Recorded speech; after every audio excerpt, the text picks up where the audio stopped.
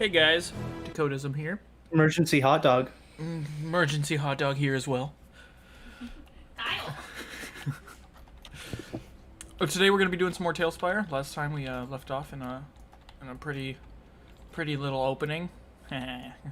Not much has changed since our last session of TaleSpire. I don't think there's been any major updates. Correct me if I'm wrong, Kyle. Oh no, they did. They recently added the Arctic Chilling Expedition booster pack. So there's new tiles and stuff. Right after I think it's just new creatures. No, they added in like a new chest, some new glowing crystals and stuff. Oh yeah. I actually haven't even looked at those yet, so I'm going to take a second to just look at those because throw some down. I'm curious. So they added some crystals, so they can be like, "Yo, do you like geology? Do you like astronomy?" I just lost my mouse. Aww. Hey, you guys just threw me out of the board. It said board update failed. Oh, never mind. Yeah, so they added in these crystals and stuff. So like our... Wow. Yeah, those are actually super cool. I'm excited to build a cave with these. It's really cute. Look at his dumb eyes. And then they added this guy. Did they add much else? Because it looks... Oh, and then the new chest. This owl. And a crystal owl chest. Which is actually super cool. That is super cool. Looks really epic. Blah. Blah. No. Blah. I didn't know you could actually put somebody in there. That's pretty cool. Wait. There might be a couple other things, but... Wait, no, that just gives me an idea now. Hold up. Move the owl out of there. A chest in a chest. Oh, look how he peeks up over the edge. That's really cute. Dude, that is so great. Yeah. Blah. Oh, that is wonderful. Cool. But anyway, so they've added in these stuff, and I swear they add in new stuff directly after you lost your jungle gym. Was the owl just in the animals? Yeah. This is like the first like bird. Oh. Yeah, they had chickens, but this is like the first. Flying one. Oh no, I guess they have bats. Yeah, I mean we've been just using bats. Bats are huge. Like everything. Yeah, they don't count. I really like the owl. The owl is actually really nice. I like it when we clip the coffins through the ground sometimes. So for the ravens? Yeah, but you can't move them, and it becomes a real pain. Yeah. But yeah, so they've added these. I don't think they've actually. I think they also added one more adventurer. Did they? I think so, but it's so hard to find like the new ones in here because you just have to kind of memorize what you've already seen. Yeah. Yeah. No, really appreciate that, though.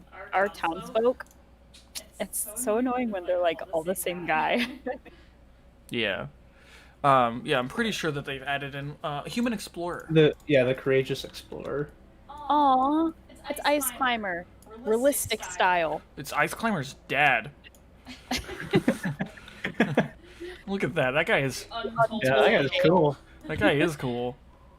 He's pretty simple. And then they also added a new Tundra music track. Ooh. Oh, let's hear it. Let's get down to business. Music. Yeah. Tundra. Honestly, like the shanty one is always where it's at, though. And then we also have made one more change, just in general to our group. We are now all using D&D Beyond. Yeah.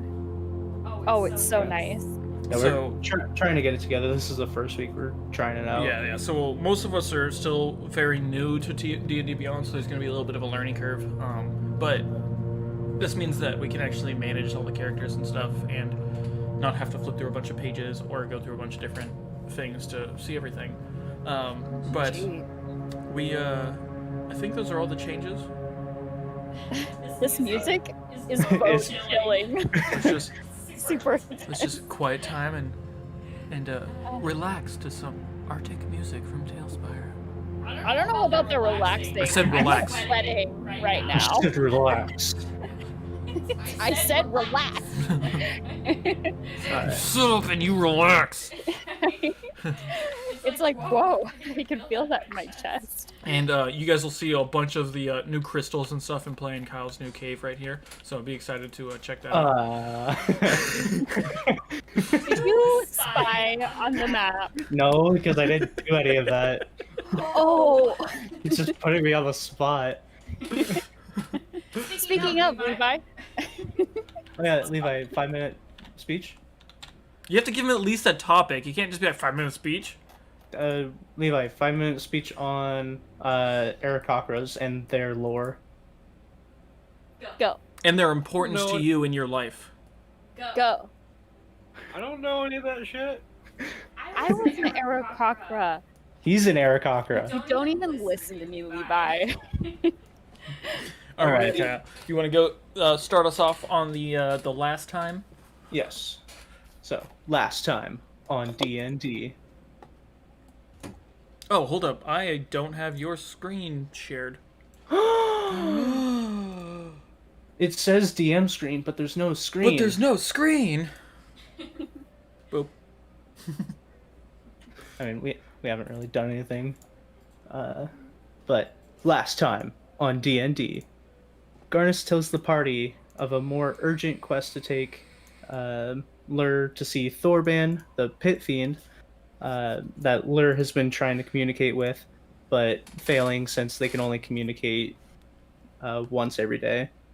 They decide to take it and head to Lur's to learn more detail. Once there, and mention the quest, Lur's ecstatic and gets all the stuff together really quick and asks if the party's ready to go.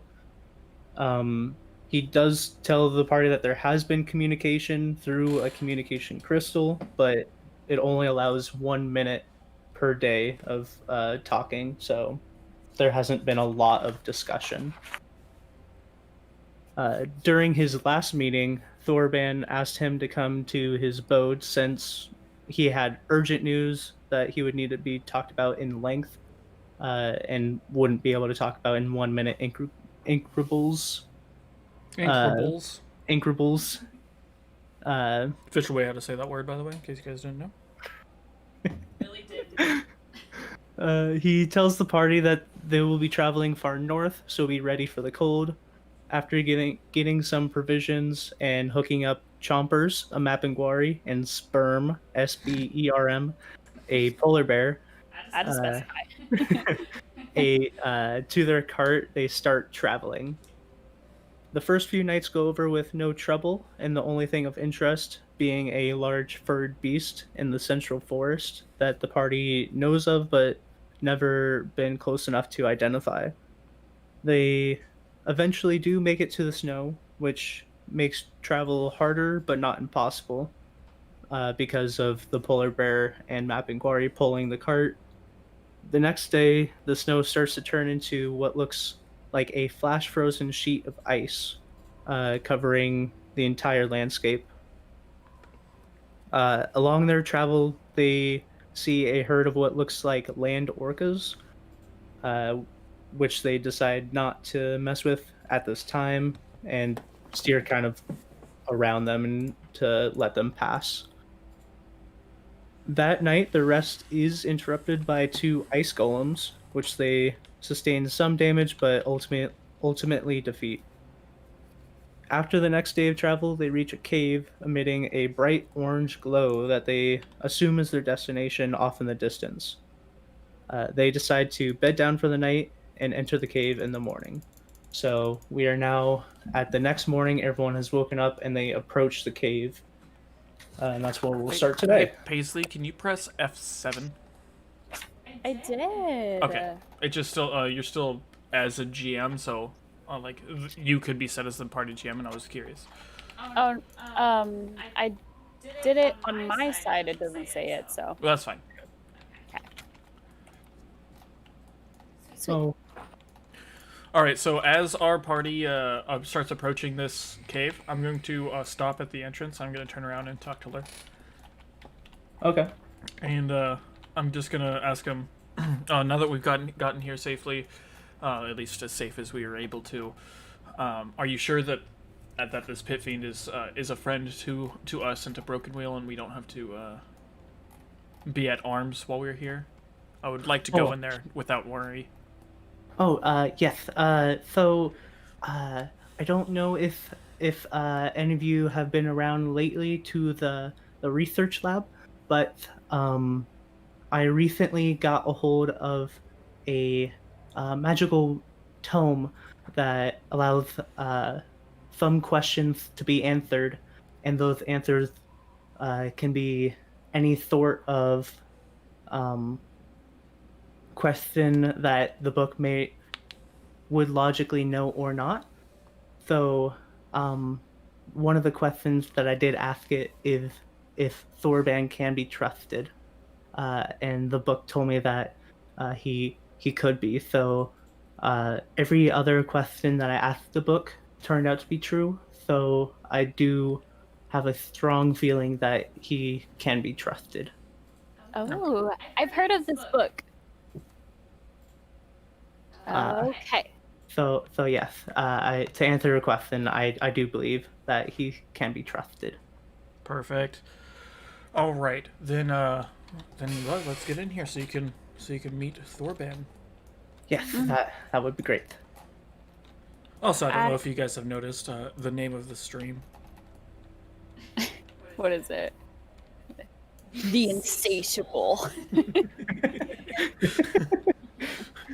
Just like for viewers, we were trying to find any way possible to make this pit fiend like hook up with Lur.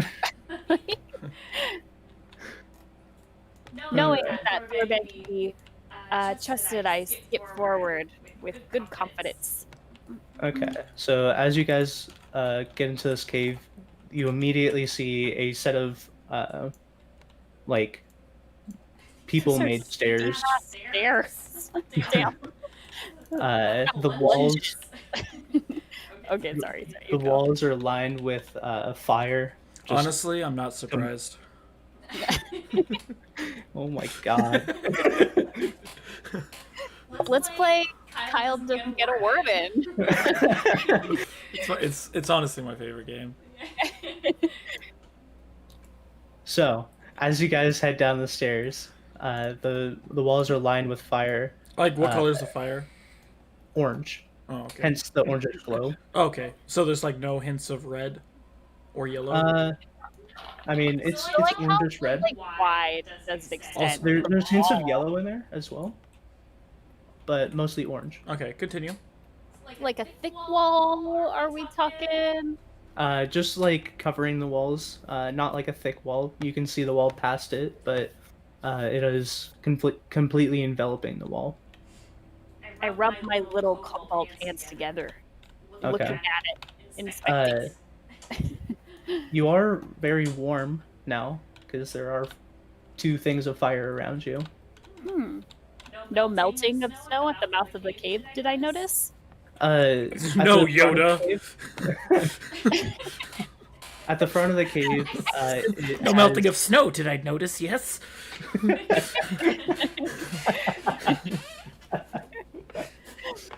God damn. As you stepped into the cave, it started to melt the snow, but pretty much after the cave, it is that same flash freeze. And it seems that directly outside of this cave is like much below 0, and then inside this cave is insulated almost. All right, Levi, what do you take of this place? That's not his name. No, I'm asking Levi. I'm not asking his character. Oh. Very flamey. Nailed it. All right, let's continue. At the end of this flame hall, you can see a large set of double doors. Oh. I reach cautiously for a handle. Okay, and there's like How the high 2 up is double. it? About like 3 feet up. Big yikes. I reached for the handle. I'm standing on my tiptoe, barely grasping No, the it'd handle. be more than like 3 feet. It's like 4 feet. Big yikes. I jump Oh, for the handle. so because we recently leveled up, there is a slight change to my character. Crom used to be a very very large human to begin with, but as of recently, he has gained how much was it? 16 inches? Yeah, like pretty much. No, it was 11 inches. He has gained 11 inches in height. So, Yeah, so whereas he was 6'9", he is now 7'8". Yeah, after your last battle with the ice golems, you guys did notice, since he did go into his enlarged form, after he came back into his normal form, he didn't shrink completely down. Like puberty. Your teens come up to your ankles now.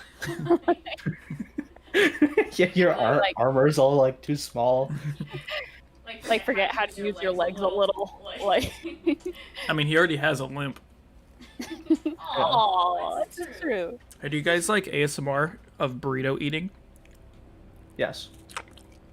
Oh, stop. Smack on it like that. That's nasty. So you guys reach for the door. Yeah. Okay, it opens. Inside, you see a large room. With a goblin bard? With the guy standing in the middle. A large room with what looks to be bonfires placed randomly around the center, and lining the walls you see braziers. And as you step inside, it's a very warm temperature. Not like sweltering, but it's definitely like I'm definitely sweltering. it's definitely hotter than comfortable. But as you walk Just in, like you, Kyle. ooh. But as you walk in, there is a humanoid standing there, half facing you guys, striking a pose with one hand, fingertips on the face, elbow out as far as he can make it, one hand on the hip, one leg like cocked and one leg straight. And as you guys walk in, he turns his head very dramatically and says, "Welcome. We've been expecting you." I cast fireball. No, stop. I'm You liking cast this new fireball? persona, Kyle. I can't even cast fireball. Okay. What tiles are these? I don't remember. I think they're just the I made this just- board like almost a year ago. I think they're the destroyed castle tiles, but with the like filter that we have on, they look way different. Yeah. Anyway, that's just really that caught me off guard.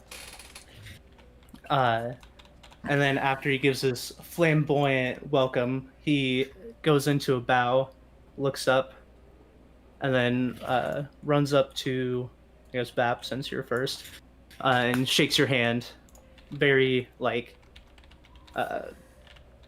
both hands collapsing one hand. It's so great to see you guys. Whew, people. Ooh. My name is Beeper Squeakers McSqueakers. Hello. I am Bap. You can call me Sneakers. Sneakers. Are we I sure we changed the same and grasped his head as well. It's so great to see you guys. Sorry, I haven't talked to people in a while. Where are you guys from? I look to Chrome. I just give him a nod. Or I give Vap a nod. Like, go ahead, continue. We are from Broken Wheel. We are with the guild here. Asked by Lur to come. Oh, I'm like, Yeah, I knew about Lur, but I haven't been given a lot of information. Broken we are from, yes.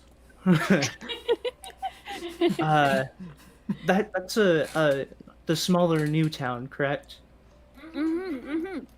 Okay. I wasn't aware that you guys had a guild yet, but a lot can happen. So wait here, and I will go get Thorban. So I'll be right back. And runs off. Well, I see him leave, and I sneak over to Lur. Okay. I'm like, so everybody in these parts can be trusted. Yes. And you can see Lur seems a little uncomfortable. Why are you talking like Yoda? I don't know. I just this is her now.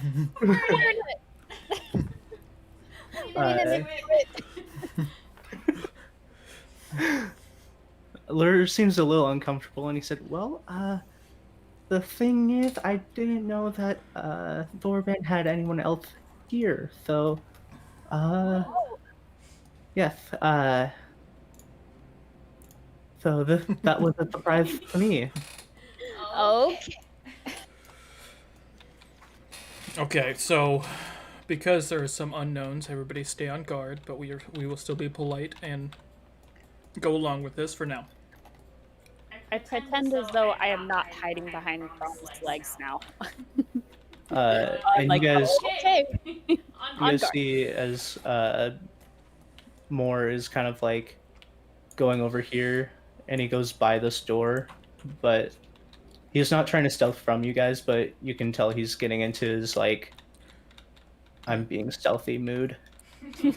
he's in one of those moods. Yeah, and then you see him come over here, and he kind of like gets next to this bonfire, and he hunkers over and puts his hood up, and then you blink, and like 1 second he's there, and the next second it looks like it's just like a second bonfire next to that bonfire. Right. Bam, and Are you doing it? Yeah. He is bonfire. there you go, Kyle. Yeah. He's just hidden there in case you need to find him. All right. Dope. I want to see him be a table next. Like, Are you guys gonna talk about anything else? He is gone for like a minute or two, so you have some time. I cautiously look around. What am I seeing else in this room than the many fires? So yeah, there's the many fires in the center, and then the braziers lining the walls. There's the now open door that he walked through, and then there's a second set of doors along the same wall, and then a third set of doors on the left side. But other than that, the initial room seems very bland.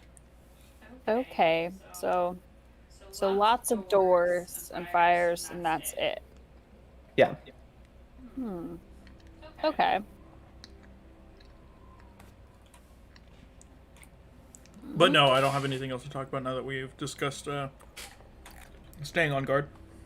Okay. After a minute, you see beepers come back through, followed by a large pit fiend. Your initial reaction is that you all know of pit fiends. They're a widely known entity in the world, though none of you have actually seen one before.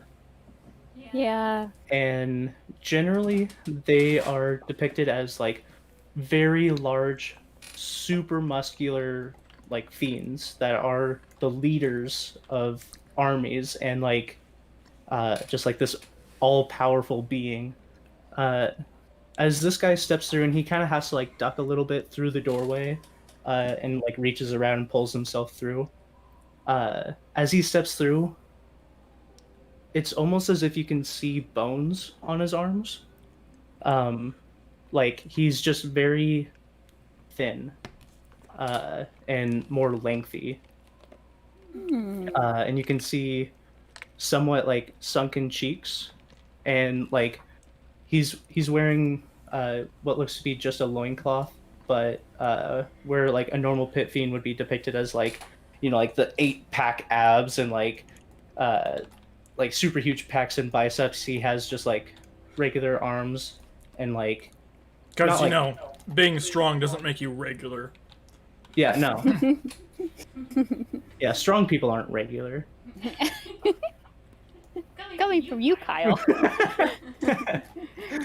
Kyle's like Kyle- 9'2", but he weighs like 120 pounds. Yeah, Oh, wrong That's- Kyle. that's a good depiction. But yeah, it's just like your expectations weren't met. He I mean, looks, I look back at Lur, and he's just giddy. yeah, Lur does seem a little bit happy, but he's obviously seen Thorban before. Yeah, he has.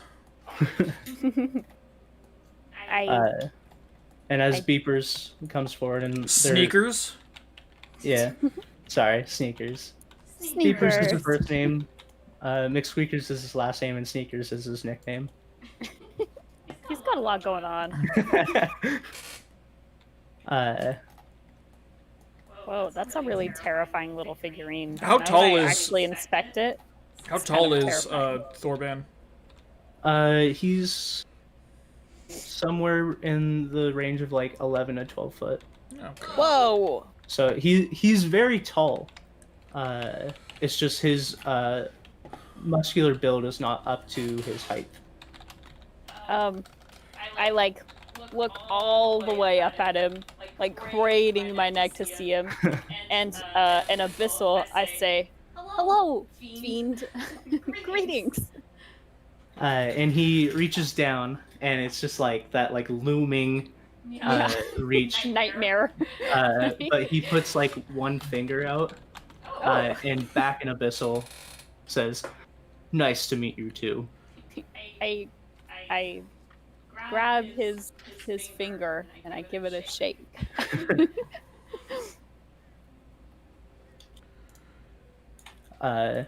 And Lur comes up and also shakes his hand. And it's just, it's great to finally meet you in person. These are my companions.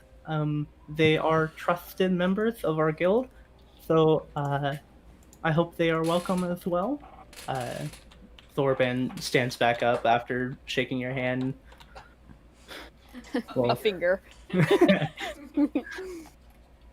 Any friend of yours is a friend of mine. Oh. I walk forward and introduce myself as Crom. Goes out and shakes your hand as well.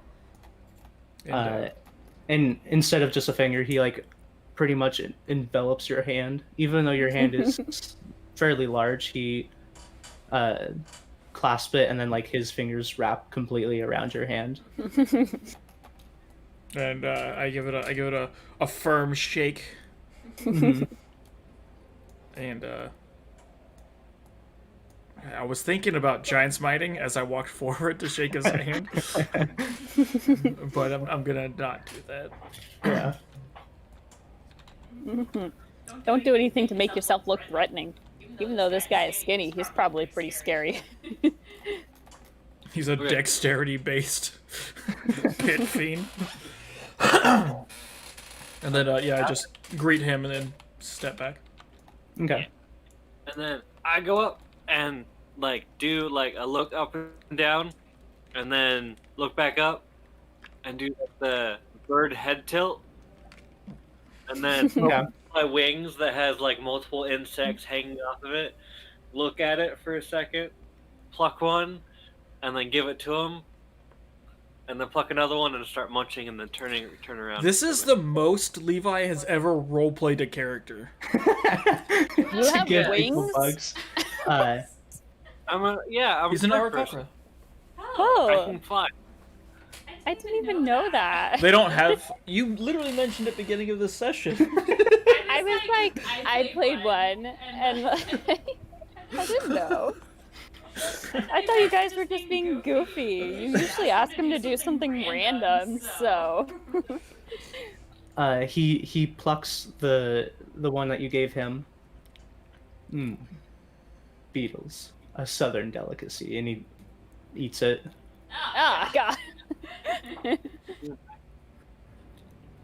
You don't get many of those up here. Okay. Well, that's fine. There's a whole thing about fiends I didn't know. Is the southern abyssal plain just like bugs? Swamp hell. That'd be cool. Lots of different bugs and stuff. Map it. Yep, now make a swamp abyssal plain.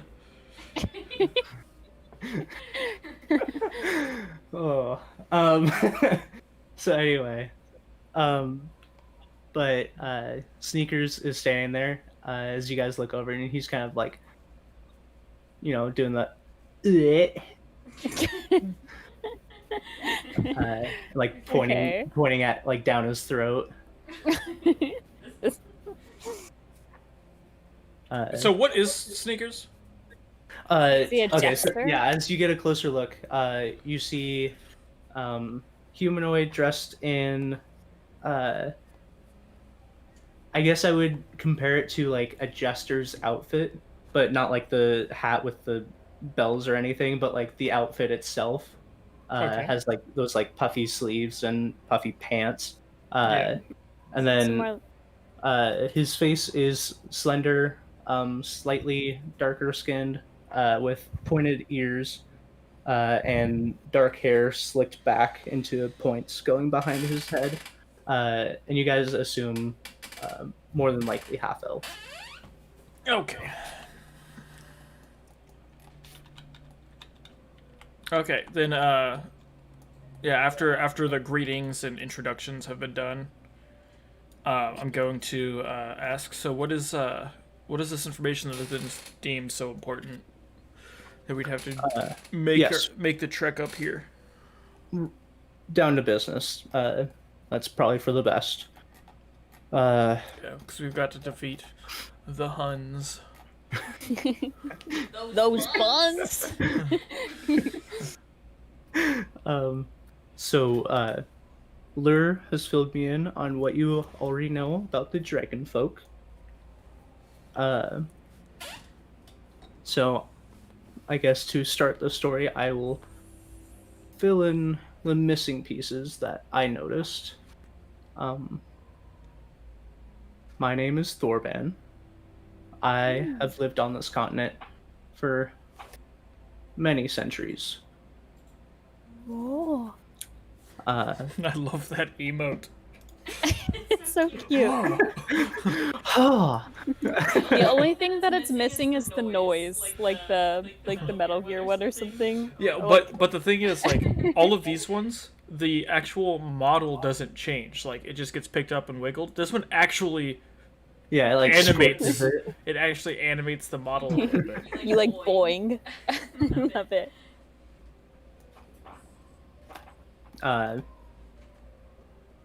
But He's been on this content for multiple centuries. yeah, been on the continent for multiple centuries. Lur has told me that you already know of the Oh. dragon. I'm sorry, I just noticed that you can straight up see its butt. God. He is only wearing a loincloth. Yeah, and you can tell.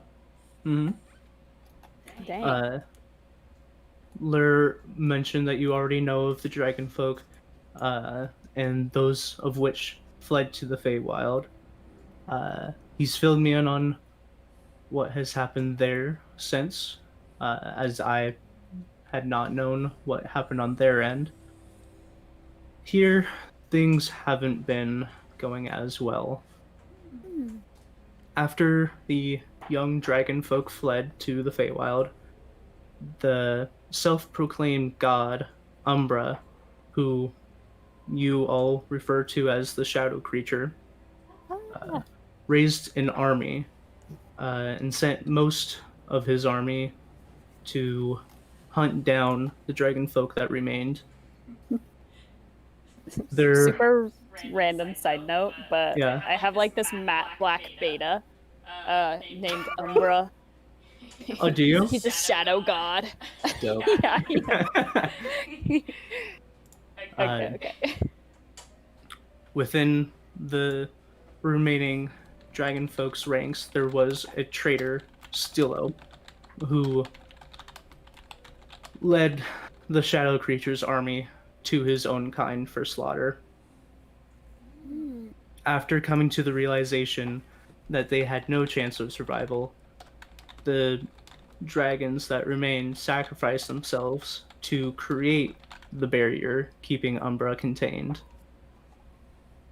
Since then, I've been using my own power to keep the barrier intact, as agreed upon between me and the dragons.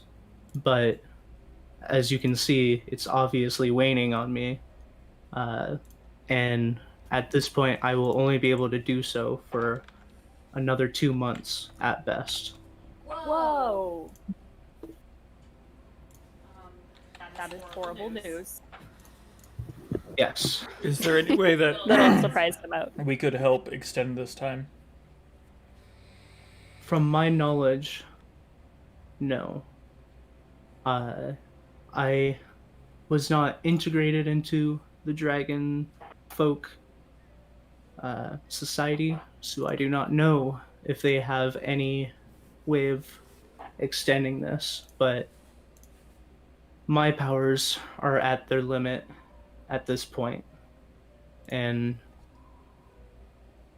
that is why I asked Lur here and for him to bring along some trusted companions that may be able to look into this or fix it. I whispered to Chrome, I was like, word is around the stables from the adventurers that went and saw them. The dragon folk are pretty hopeless about this situation. They seem pretty resigned to what's going to happen. So Well, we- gosh. How are we going to prepare for this?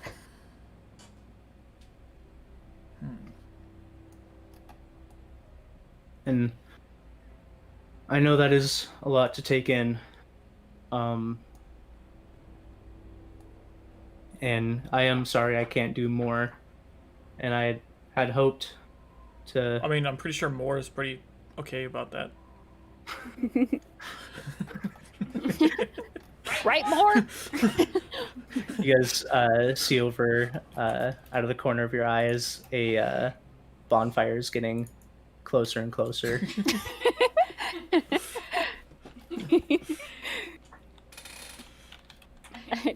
Despite this goofy demonstration, I'm like teetering back and forth on my feet and nervous, obviously. Yeah.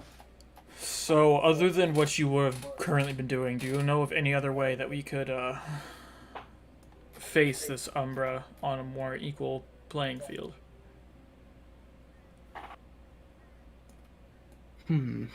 Well, I don't know of any specific ways.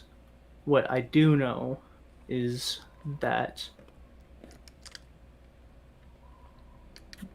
the dragon folk told me that Umbra was of their creation. So And- maybe they know how to destroy it. Exactly. If they knew how to destroy him, or if it was an easy task, they obviously would have done so.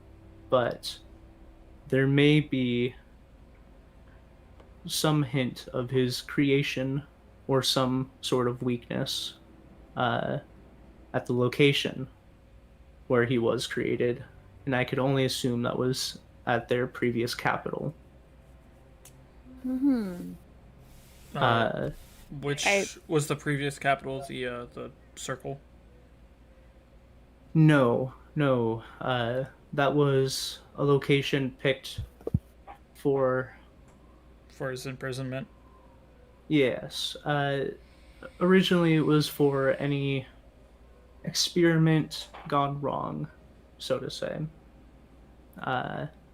And this was just another experiment.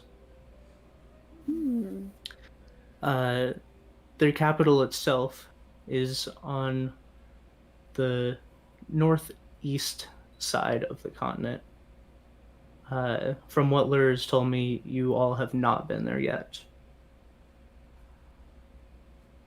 We have not.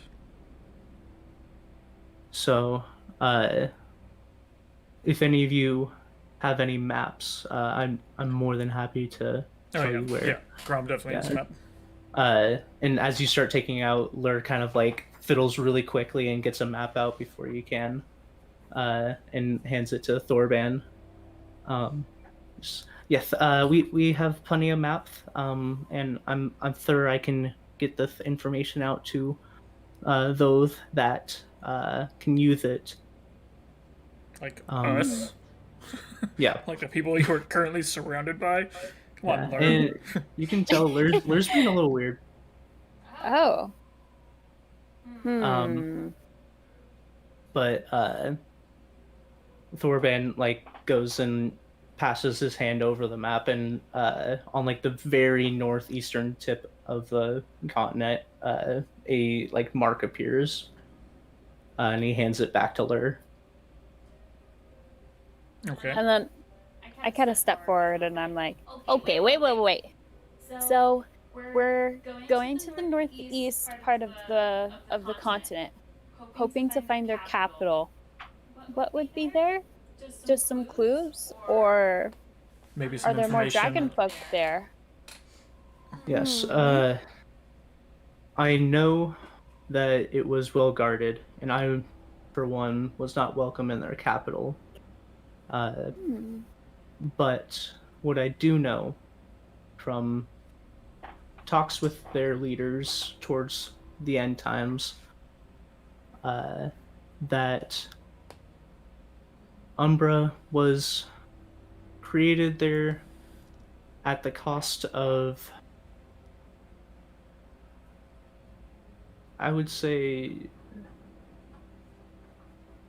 how do I put this?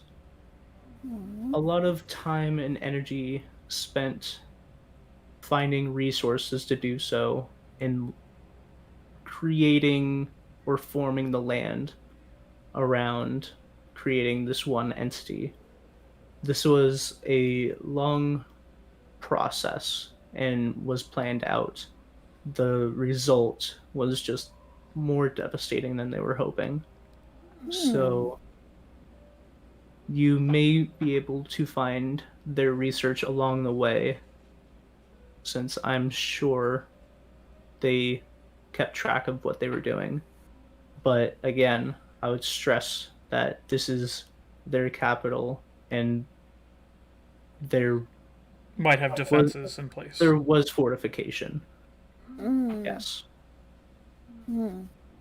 Well, we wouldn't have to penetrate their ranks, would we? Maybe we could just talk to them and let Most them know that likely we're trying these to help. defenses aren't going to be living. Based off of our experiences with other ruins of theirs that we have found. That is true. There was the Bone Men. Okay. Well, we have our objective then. Another thing that I would like you all to keep an eye out for, and I might stress, keeping this information within this group for some time, and only giving out information to those you have 100% trust in, as there was the traitor Stillo, and as this was some time ago, there are ways that his influence can still be around, even if it is not him.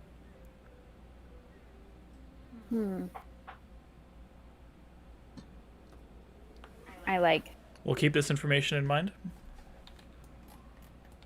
I feel like I had another question and I can't remember what it is now.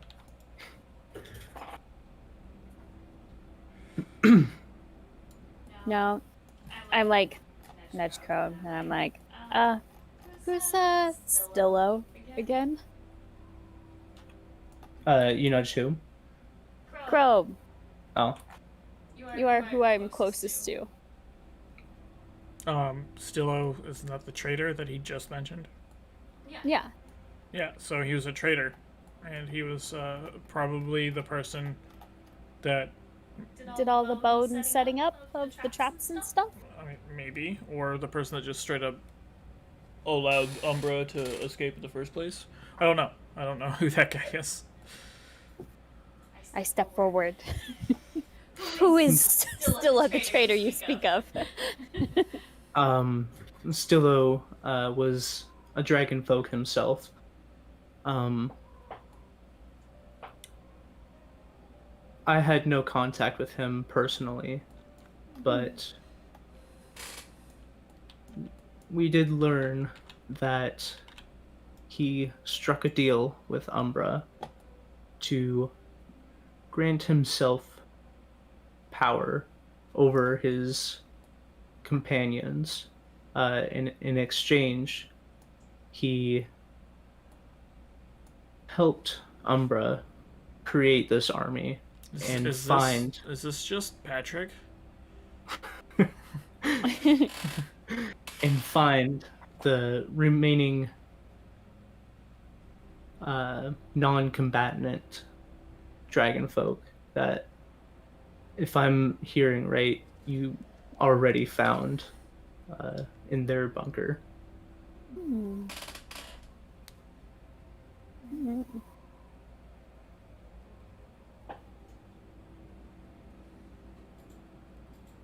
Oh gosh.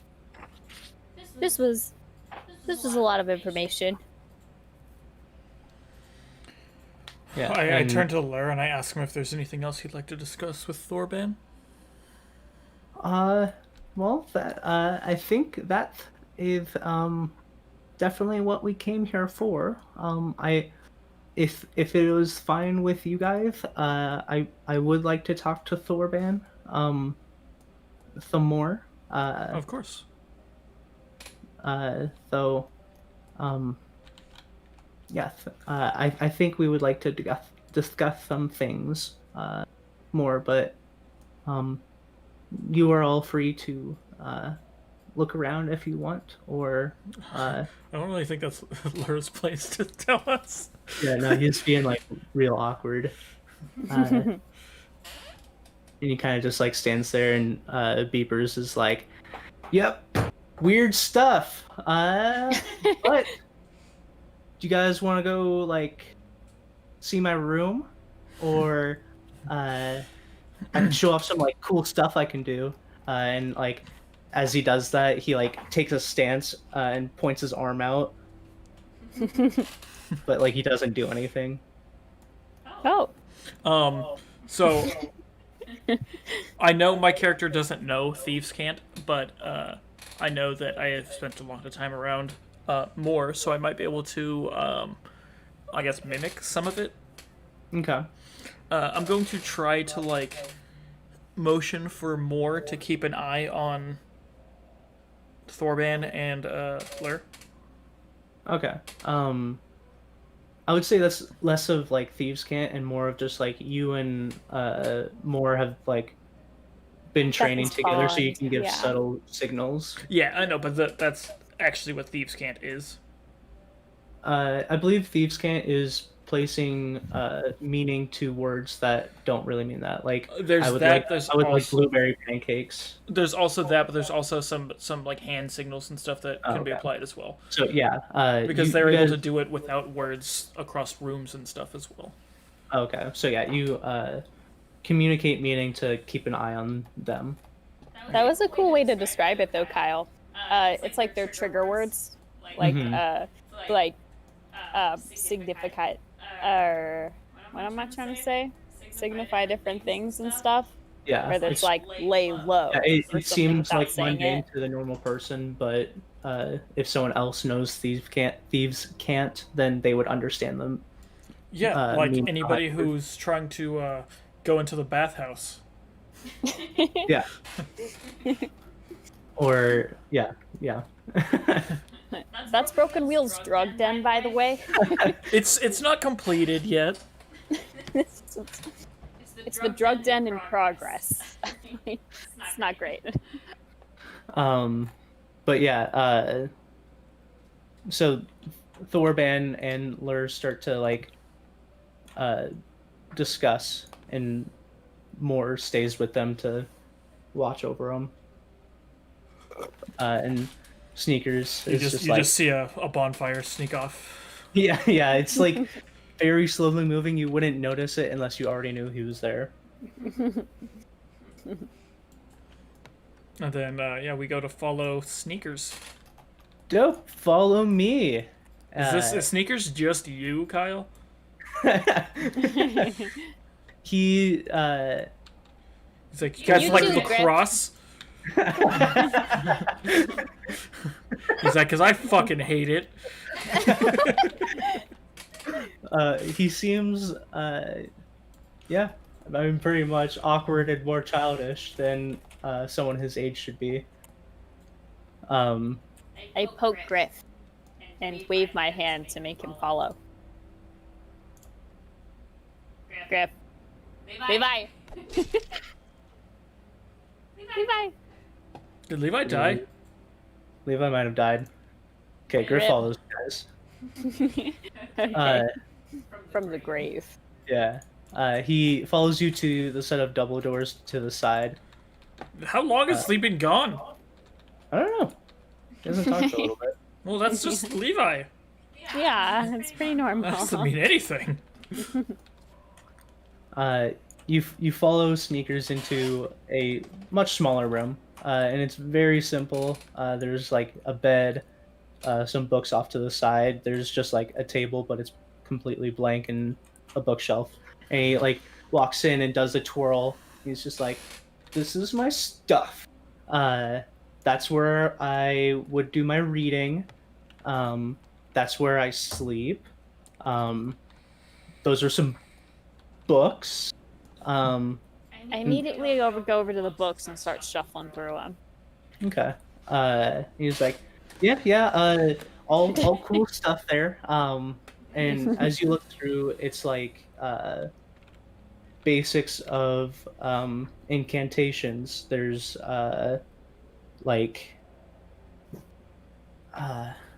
it's hard to describe. You wouldn't really recognize these.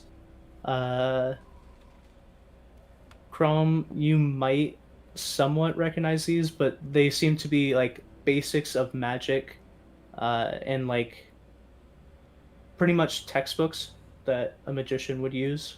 Okay. Like basics of abjuration and evocation and stuff like that. So it's just like a bunch of different books on magic. Okay. And it's all written in common.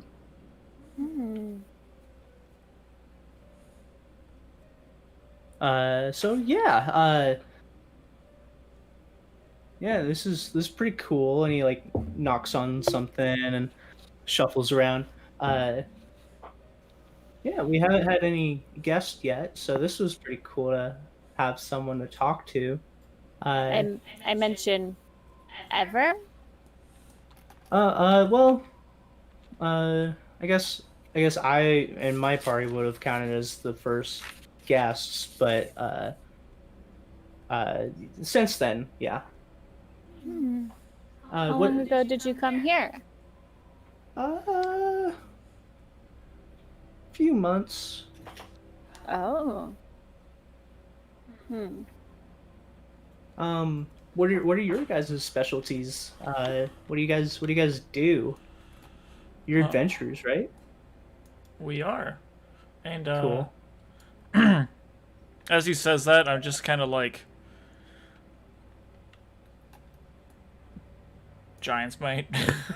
Okay. Yeah, and you grow into immense size. I can't change my character. Kind of like Griff Griff gets gets pushed knocked out of to the the way side. a little bit. And like, even though this is a fairly small room. The ceiling is pretty high up, so you're not even like having to duck very much. I can but get you would up have to to duck. I can get up to 16 feet tall. Yeah, so you're fine in this room. You might have to duck a little bit to get through the doorway, or quite a bit to get to the doorway, but the room itself Do you know is what's tall funny?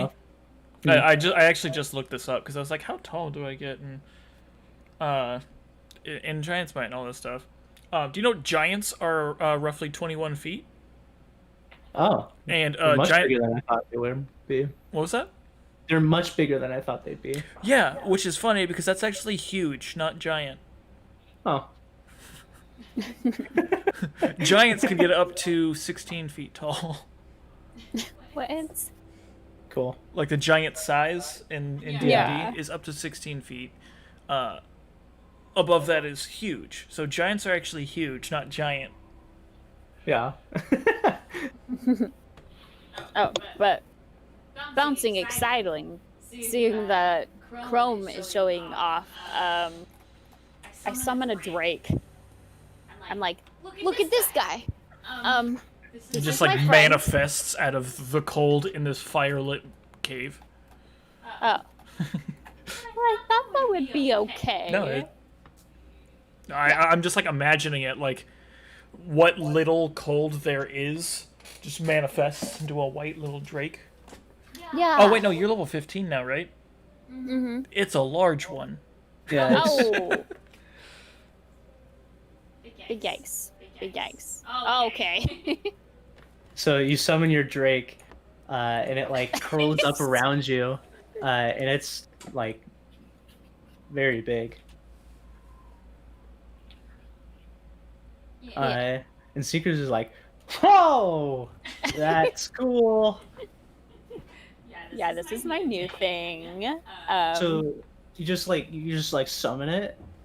Yeah. Sometime. That's This is my cool. first time actually doing it. So I'm Is glad it it like a worked. spell, or is it like something that you just do?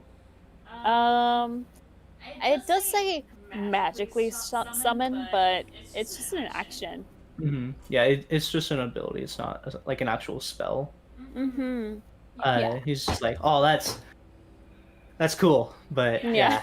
and he looks over at Crom and is just like, what about your thing? Is that like a spell that you do, or is it like an ability that you also have?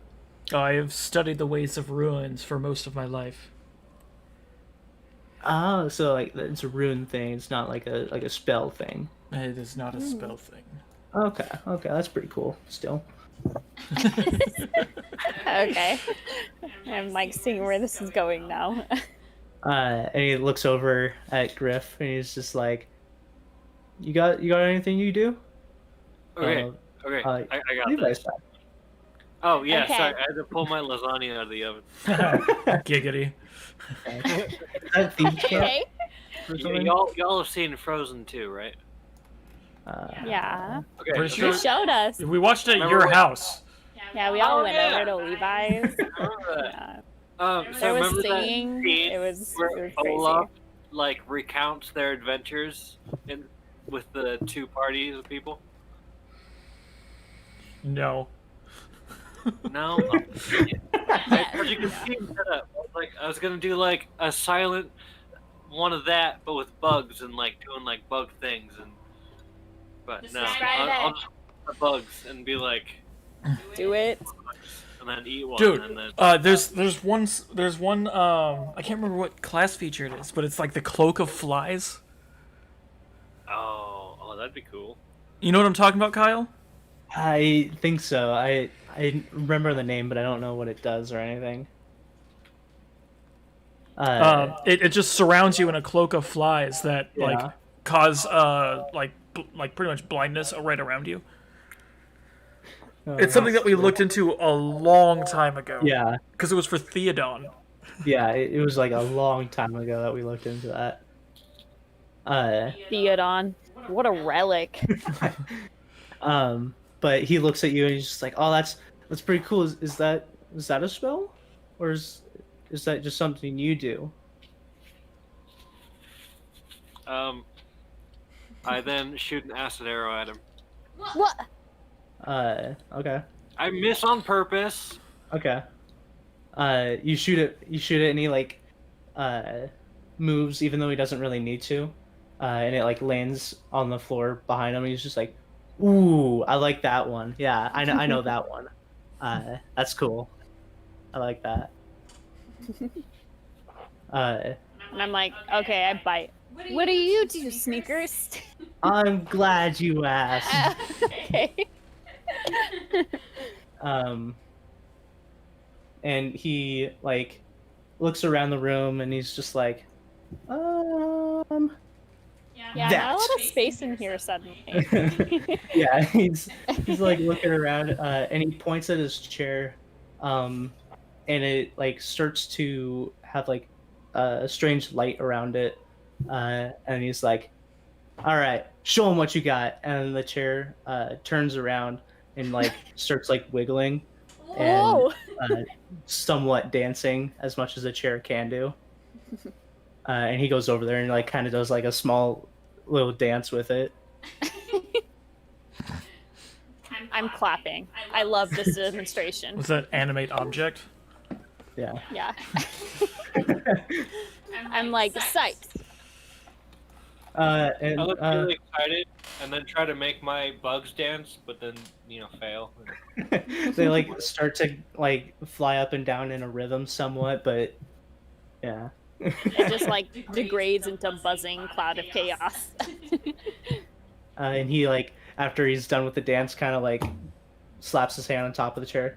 Yeah, and this will last for I think another like hour or so. So that's pretty cool.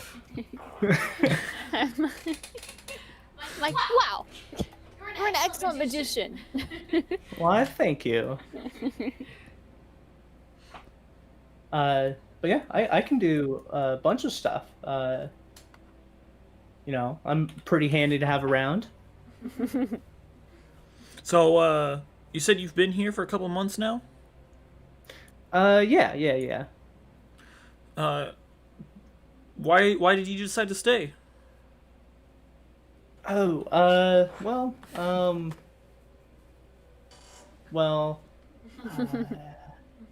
Yeah, come you on, guys Kyle. are from Broken Wheel, right? Yeah. Okay. I don't know if you would have heard about this since it's more of a capital thing. I did come here with a party some time ago, and things didn't go well for the party. Did you guys come here like on foot? Or With cart. so Oh. okay, you traveled across the whole thing? Yeah. Yeah. Oh, that's impressive. Were there more of you before, or? No, we didn't lose any members. Oh, well, that's really impressive. See, I came here with like 5 other people, and by the time we got here, there was like 3 people, counting me. And then, like we came in here, and we were ordered by Black Knight, and he was just like, "Hey, there's this cave. Need you to take care of it." And they brought me along because I'm really good at like helping adventurers, but I guess they didn't see me as an adventurer myself. So I was like helping them, and then like they came down here and they saw Thorban, and obviously they're like, "Oh my god, what a pit fiend, weird." And so they're like, "Hey, we need to kill this dude." And I'm like, "Hey, what if we just like talk it out?" And they're like, "Hey, you're an idiot." And then they threw me in here.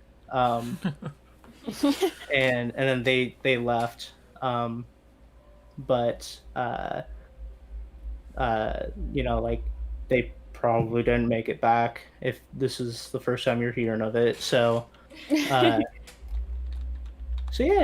threw me in here. Thorban was like, "Oh, that was a douche move of them," and I was like, "Yeah."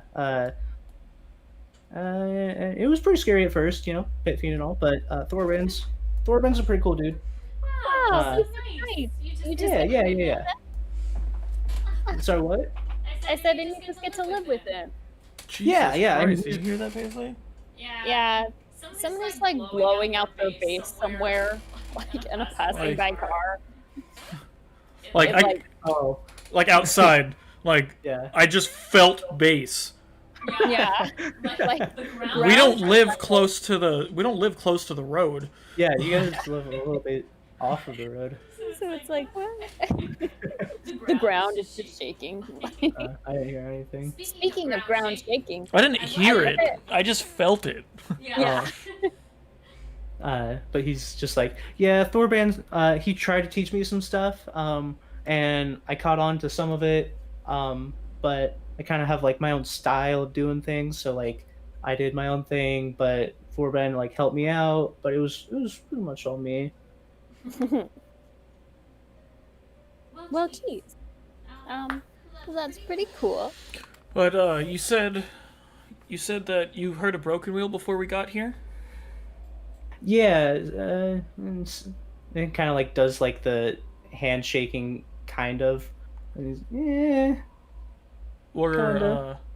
I asked him if he like was broken wheel new when you first came here. Well, yeah, it was like unknown pretty much. I mean, like we knew that there was a new town and stuff, but Hmm. not much more.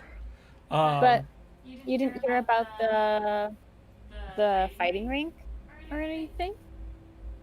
They need a ring to fight, like a ring. I'm like gonna- just I'm put on gonna- your finger, or like.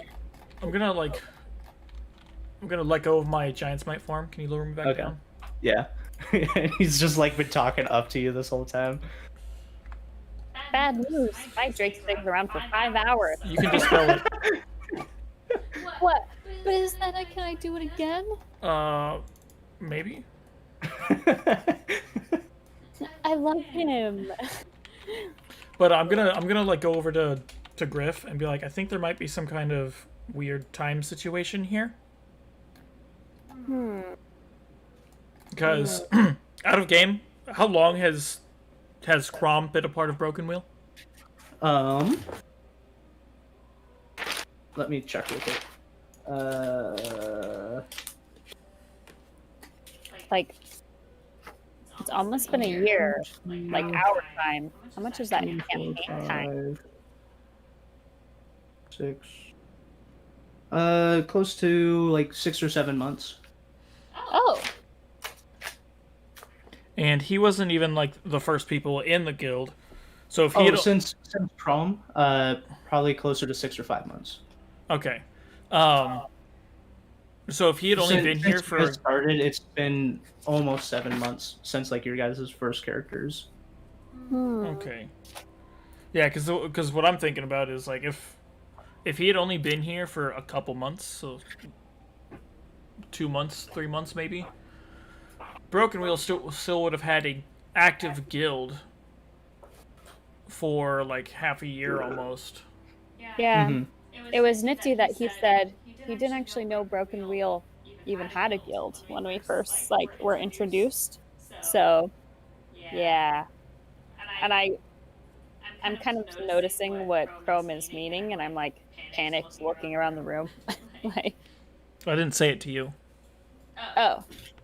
Then never mind. I'm entertaining speakers. I'm like, wow, what else can you do? Show me something, like show me another trick. Here. And he like does like a quick shuffle and then like points at you, and out from his finger a like blue bead comes around and like swirls around your head, and then like forms a little note that's like bouncing around you. Excitedly. I'm like, loving that. He's like, do something. Oh, what? Do like an attack or something. Oh, I wave my crosshead around and unload it into the chair once. Okay. And like, da-da-da, like jazz hands.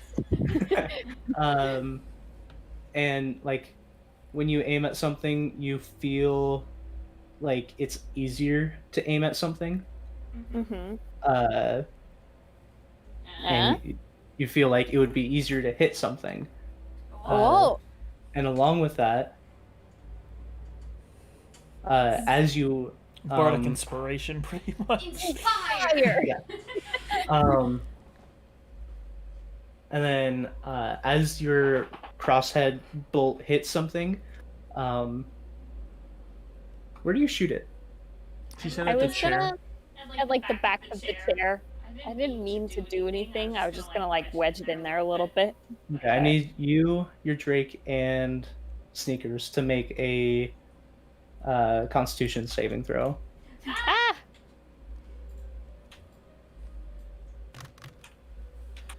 Two. Do you get any Okay. pluses to your saving throws? It's a Oh Constitution. god. Oh no, she has 11 Constitution. Yeah. Okay, so and then your Drake as well. Oh no. Give me 1 second. All right. Okay. Roll a d10 for me. Oh gosh. Okay. I couldn't. I'm trying to figure out if my Drake has any pluses, but. What's its Constitution? Well, I'm trying to find it. Oh, okay. Yeah, decoded It's the a rest. it's a DC 17, so if it doesn't have more than a +8, which I doubt. Oh, if it has more than a +8, it'll make it. But that's pretty intense. I'm just trying to find it. That's all. I know. I might have to pull up the. I have like a little Google For file. now, For let's it. say he failed it because it's not that big of a deal. Okay. And then roll a And then also- d10. Oh no. Uh. Nice.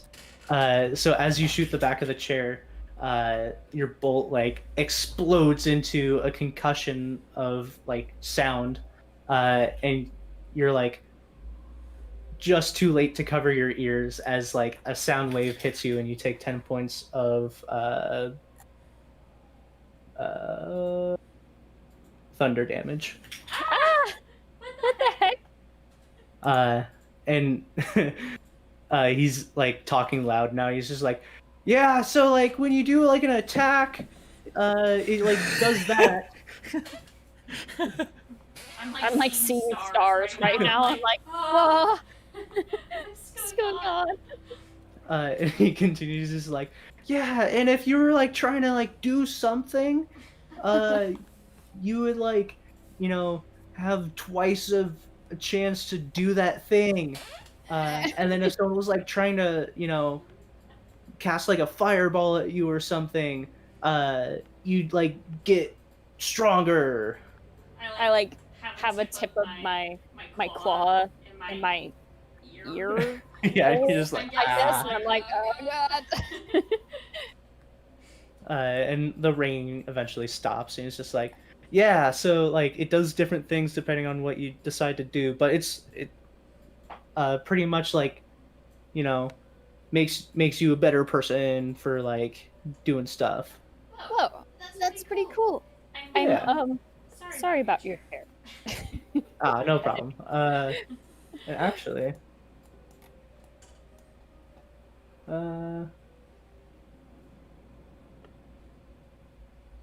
oh yeah, it's totally fine. So the Yay. chair's just like still dancing around and stuff.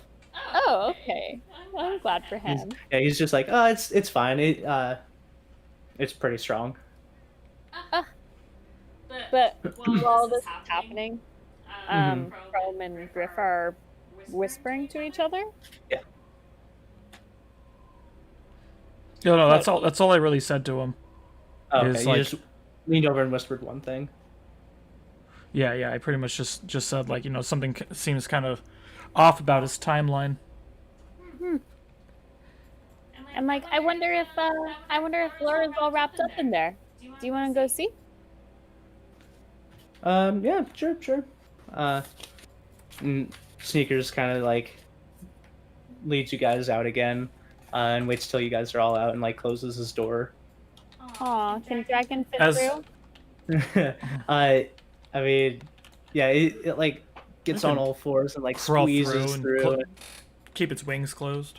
Yeah. Yeah. I'm like, As "Come we're on, walking buddy." out, I ask him, what's down that way? Oh, that way. That's Thorban's room. Oh, right. And where did you go grab him from? That's the like our hangout, like man cave lounge. Oh, okay.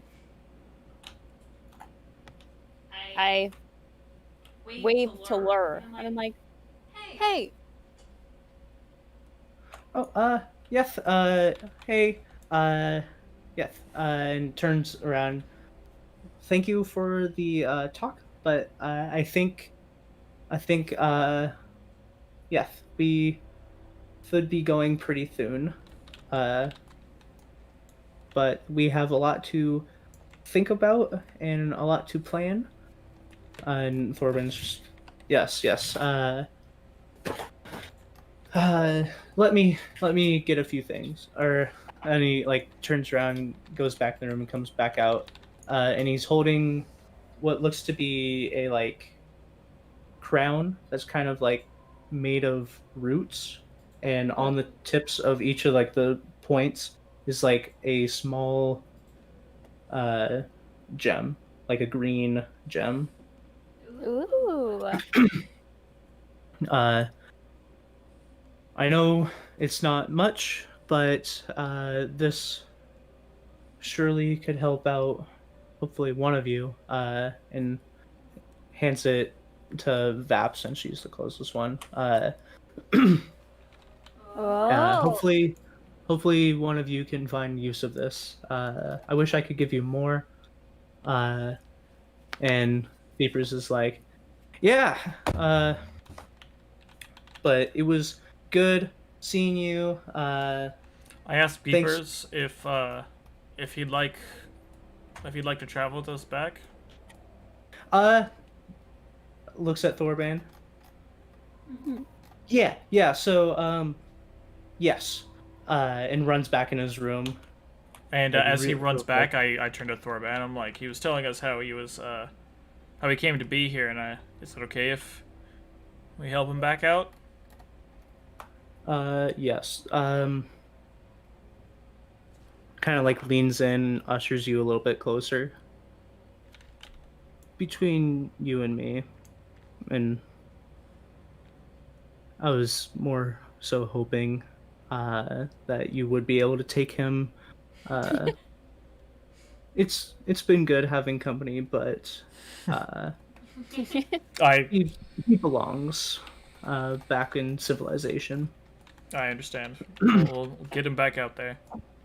I like that he talks up to him, like, or about him, like a pet he took him from the wild. You know, that you can have in the house, like a baby squirrel or something. It's like, this was fun for a short duration, but it's time to let him go back to the park.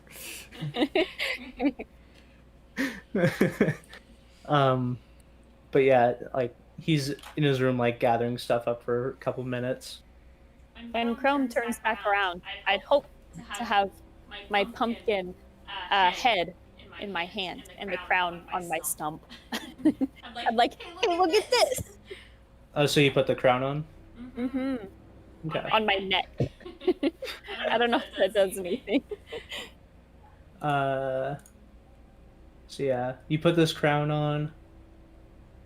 Let me pull it up real quick, so I can do that now.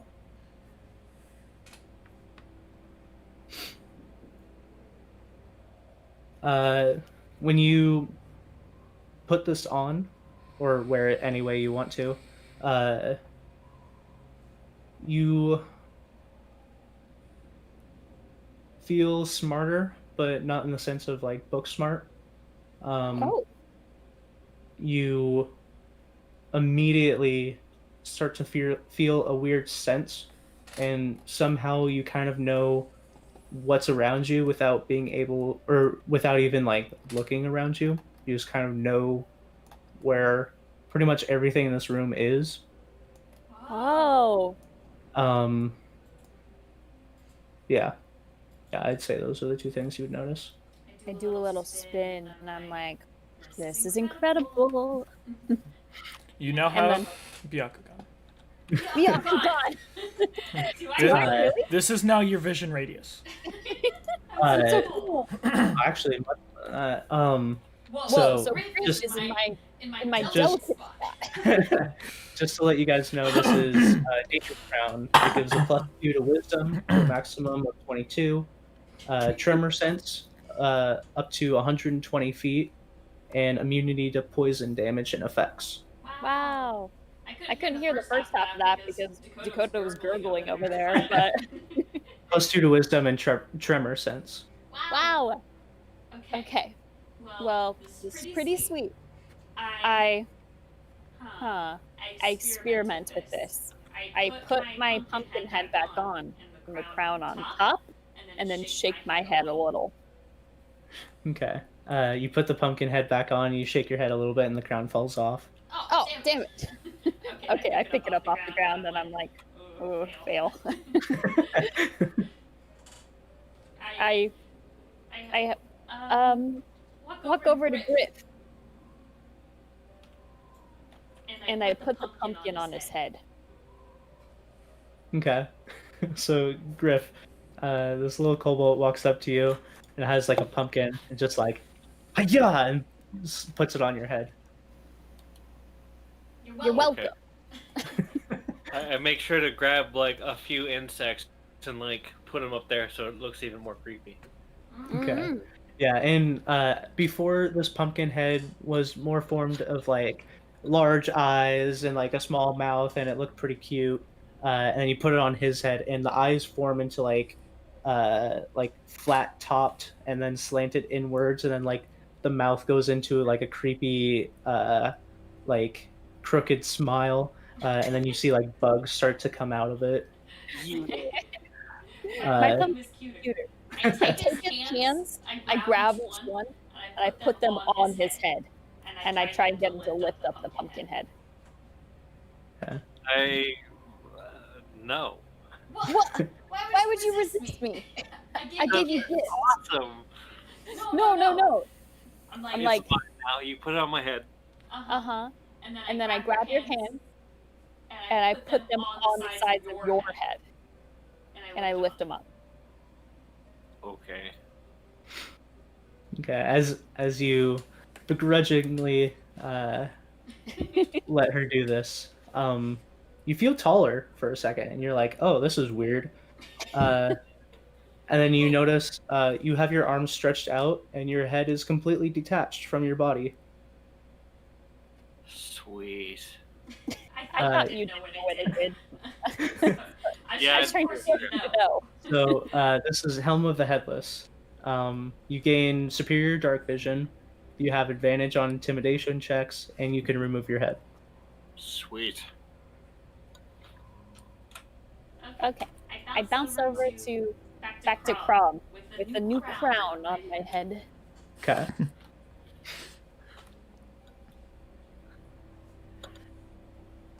And Thorban is just kind of standing there chuckling to himself, and he's just like, "Well, I'm glad you already found some use of it." I give him the okay sign. Hopefully that still has the same meaning in the Principium. Does it back? Yay! Just means like fuck you.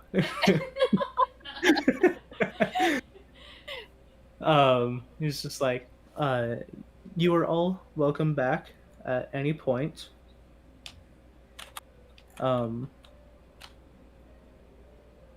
Do you all have modes of transportation that are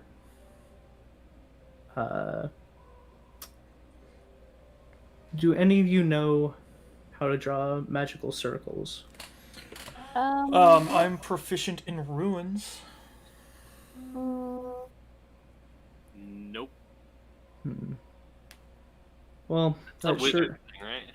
Yeah, it is. Okay, cool. What about Lur?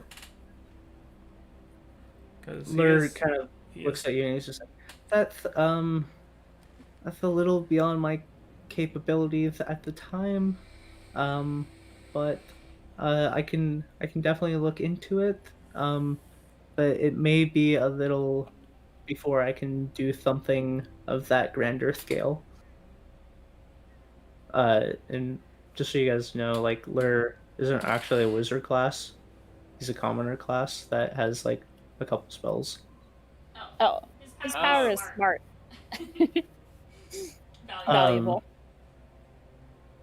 But yeah, just like, well, that is unfortunate, but I can offer you this. And he like waves his hand, and from the back room, swooping in, you see this. It almost looks like crystalline bird, but as you look closer, it's made out of ice and snow. As it's going past, it's dropping a little bit of snow. Oh, are we gonna have like a never-ending story finisher? This can guide you back on your travels and will hopefully make traveling through the snow somewhat easier on you. Oh, darn! I was hoping we could all ride him. It's pretty small. Like you each could probably hold it on your arm. Vap, you might have a little bit of trouble, but it's not. It's just like a very large bird. Wow. Well, okay. We'll follow this guy's lead. And at this point, you see Sneakers like come out, and he has like one of those like adventuring hiking packs, but it's just stuffed full of whatever was in his room. And he's just like, yeah,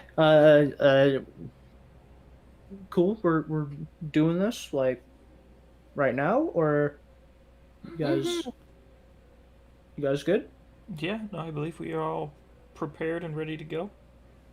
Cool. And goes up to Thorban, shakes his hand heartily. I have enjoyed our partnership. And Thorban looks back and is just like, likewise. Okay. Well, then off we go. Right. At the edge of the doorway, I give Thorban another, like, good wave and abyssal. I tell him, I'm like, farewell now while we're gone. And then I turn back around and disappear. Hey, I was doing a thing. I make sure to like look for that specific bug he like, and then give him another one, and then dash out. And he just looks similarly impressed with the abyssal and thankful for the bug. Yeah. Well, this was an excellent interaction. Okay. And as you guys start leaving, and he turns around, you look back really quick to see one of the bonfires quickly turn into more, and him like kind of scuttle to catch up with you guys. I almost forgot about more.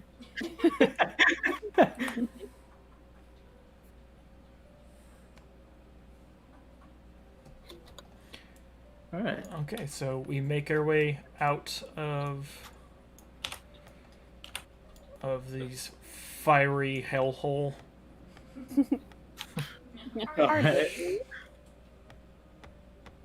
Whoa. I like how he stinks the ground. As you guys come back out, it's freezing compared to inside. Like, you kind of like acclimated to the temperature as you traveled here, but as you step back out, it's just like, oh my god. So like going from the regular pool to the hot tub, Yeah. or maybe that but backwards. Yeah. Okay, Yoda. Y'all know what I'm saying. But as you come out, the bird kind of like comes out and circles overhead, and waits for you guys to get all of your things together and back on the cart. And Sperm and Chompers have been kind of just like sitting out here waiting, next to the cart. I give them a snack. Dope. Yeah, you pull out, you pack provisions. So you pull out some of those and give it to them. So yeah, for I guess now at least you guys have the cart, a guide, and you also have a drake that you can utilize for a while. So we can really hurry back if that Drake's big enough to just like carry shit. And if it's Yeah. within 5 hours, or else we fall into our deaths. So, yeah. Did you ever find the Drake stats?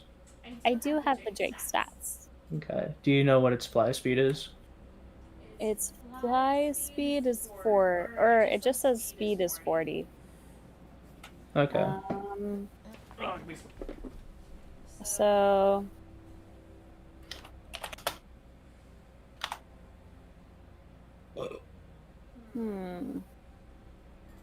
This is before it becomes. yeah, so it's like a big dragon now.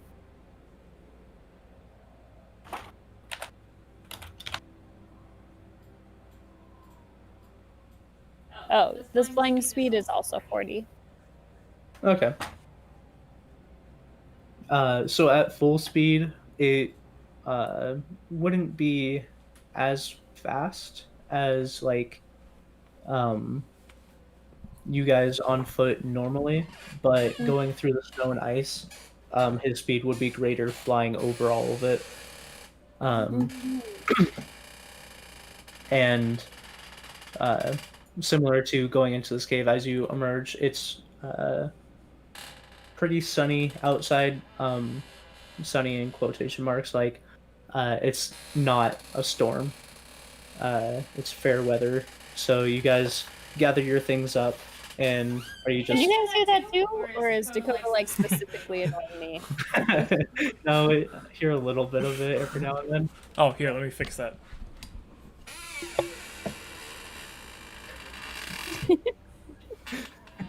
It's just my chair. I hate what you got going on. You guys like ASMR of chair? I think you're doing ASMR wrong, dude. Probably.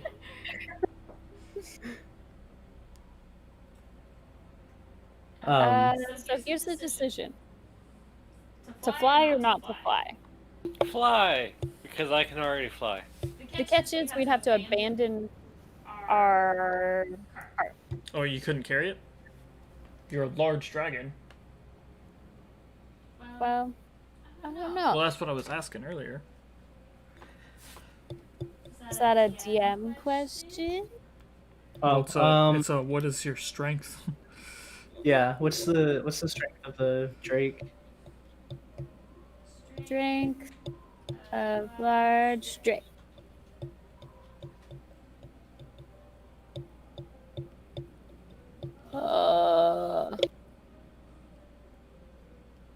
Companion? Drake companion? Would somebody give me a hint here? Nah. Drake companion. I think I found it. Strength of 16. Oh. That's a small one.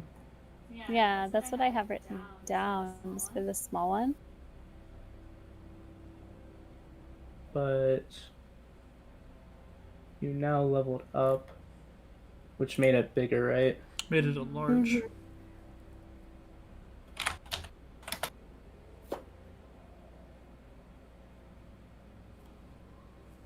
I don't know if that actually changes its stats.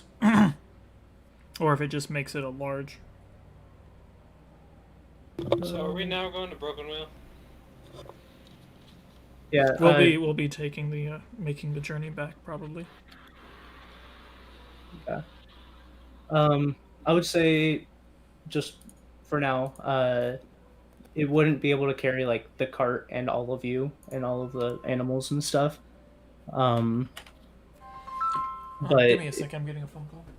Alright. Oh, But I guess I'll just talk to the rest of you guys. Well, I gotta go put away my lasagna now. Sorry. Okay.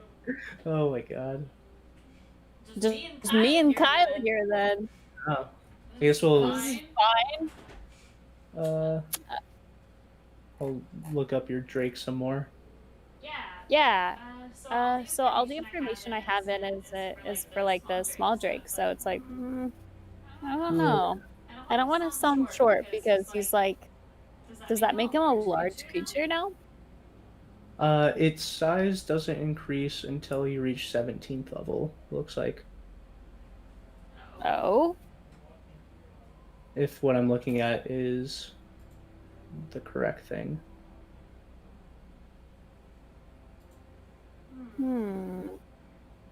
But that could be wrong. Drake Warden. Hey, yeah, because I'm only a level 15. I might have just jumped the gun on that whole thing. Oh no, perfect bond. The Drake grows to large size, deals an extra 1d6. So yeah, large size, that would mean... Oh, it's going from a small creature that has a 16 strength, and then it goes to medium, then it goes to large. I mean, it's pretty fucking strong. Yeah. So I think it, like, doubles its carrying capacity every time it gets a size larger. Yeah, what was the carrying capacity before? It's 15 times your strength score. 15 times my strength score? Times the Drake's strength score, or whatever is doing the carrying. 'Cause So it'd be that still would've 15 been times super rogue. 16. And then... Oh my god.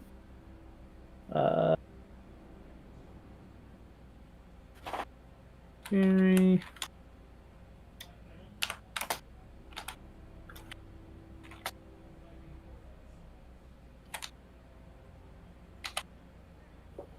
Carry capacity of a creature, strength score multiplied by 15, then a creature can push. Finally, bigger creatures get double their carrying capacity for every size category above medium. So it'd be 16 times 15 doubled. Jeez. Okay. Let's run the numbers on that really quickly. 16 times 15 times 2. All right, I am back. Like 480. So not a super lot, but yeah. It's more for writing, I guess. Okay. So yeah, the Drake wouldn't be able to carry you all. It would be able to carry like a couple people. Yeah. You guys are still on just the Drake being able to carry? I mean, I was It's doing just that. being final. Yeah. Yeah. Okay, so we're gonna have to take the cart. That's fine. Okay. So you guys saddle up the carts and get all your stuff prepared and get Sneakers a spot on the cart. And the Drake is just kind of like following you guys for a while. And you guys travel back into the tundra, going across like the slick, solid sheet of ice. And it's a nice day, but it's still kind of sprinkling with snow. And as you guys walk across, you see off in the far, far distance, as it gets later into the afternoon, another pack of those like land orcas that are moving away from you guys off in the distance. But you continue on, and eventually the night comes, and you have to prepare a somewhat sustainable place to huddle down. And you go through the same motions of like forming the igloo that you guys have before, which forces you kind of to stop a little bit before you normally would. But you form the igloo, you bed down for the night, and Sneakers kind of like speaks up and is just like, well, this is much more prepared than my party when they came here. You guys are doing pretty good. Oh no, does my dragon fizzle? Yeah, and after a while, your dragon does kind of fizzle out. And you can resummon it. It just uses spell slots. Oh, Um, dope. But along your guys' travel, you're following this ice bird, flying far above head, but it looks like it's flying, and then it'll like go ahead a little bit and then circle back around and then fly ahead, looking like it's doing a little bit of scouting. Hmm. And on occasion, you do see that it like veers off its path a little bit, and you guys kind of like turn to meet his path. But you huddle down for the night, and everyone gets their rest in. People get their watches, and the bird is constantly overhead. Doesn't seem to do anything different. So you guys each take your watch, but in the morning, you get your stuff all packed up again. You take off. Beepers McSqueakers today is like on the back of the cart, kind of swinging his legs, and he's playing a tune on a lute, which gives you guys a little bit more like up and atom attitude. Inspired. Yeah, as you guys are going, you feel more. Borderlands 2 perk. Inspired. Or it's Borderlands pre-sequel. Was it pre-sequel? Yeah, because that's when you play as the Jack clone. Mm-hmm. But you guys travel for another day, and after that full day of travel, the ground is starting to give hints of turning into snow. So you feel like you're getting to the end of like that solid sheet of ice plane. But again, you have to bed down, and you bed down, and the bird is flying overhead. And towards the end of this day, it's the clouds kind of come in, and it starts to snow again, which turns into somewhat of a blizzard, not as terribly bad as the one that caught you guys on the way in, but it is blizzard, and it's giving a little bit of hard vision for the people that are staying up and looking out over the land. But again, the bird is flying overhead, and it comes back and doesn't seem bothered by anything. Okay. Again, you guys wake up, get all your stuff together, and during this leg of the travel, you sorry, just a second. During this leg of the travel, you are like positive that you've just now gotten to the end of the ice sheet, and it's turning into that harder to step through snow, and you guys are traveling at a slower pace at this point because instead of just walking on ice, which is slippery but it's easier to walk on, you're now trudging through like waist deep snow to get through all of this.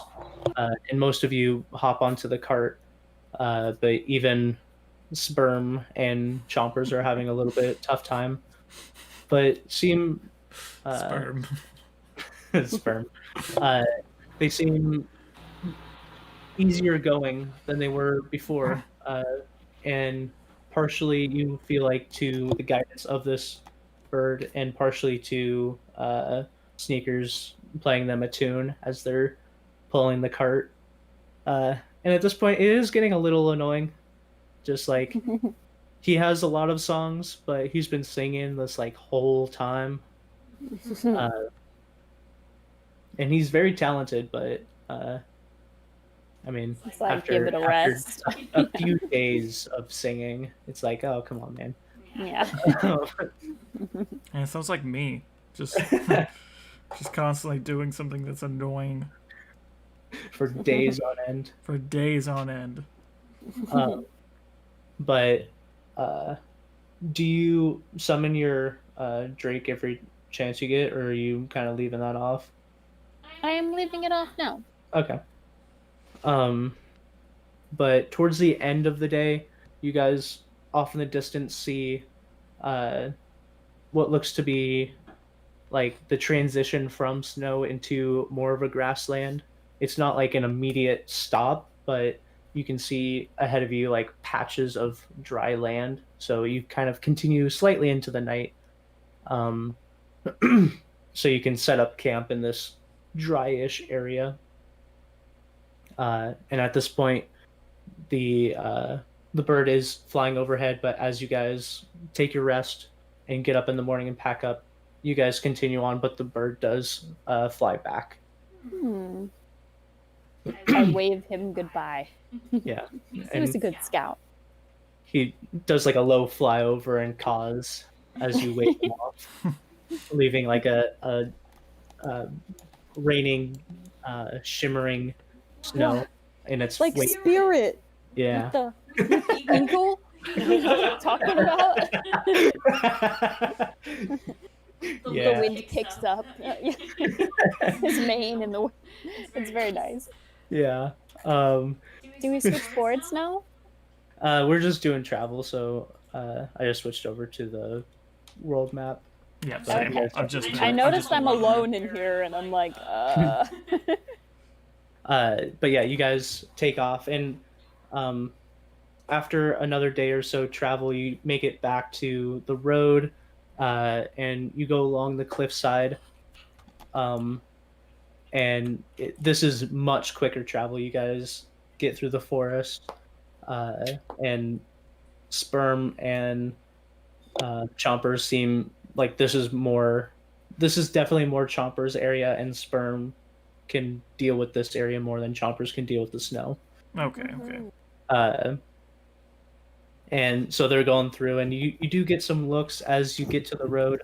There's miners kind of going back and forth on the road almost constantly, and like you get some looks, a map and glory, and a polar bear pulling a cart with like I think there's like 5 of you guys now, 4 of you guys, no, 5 of you counting more,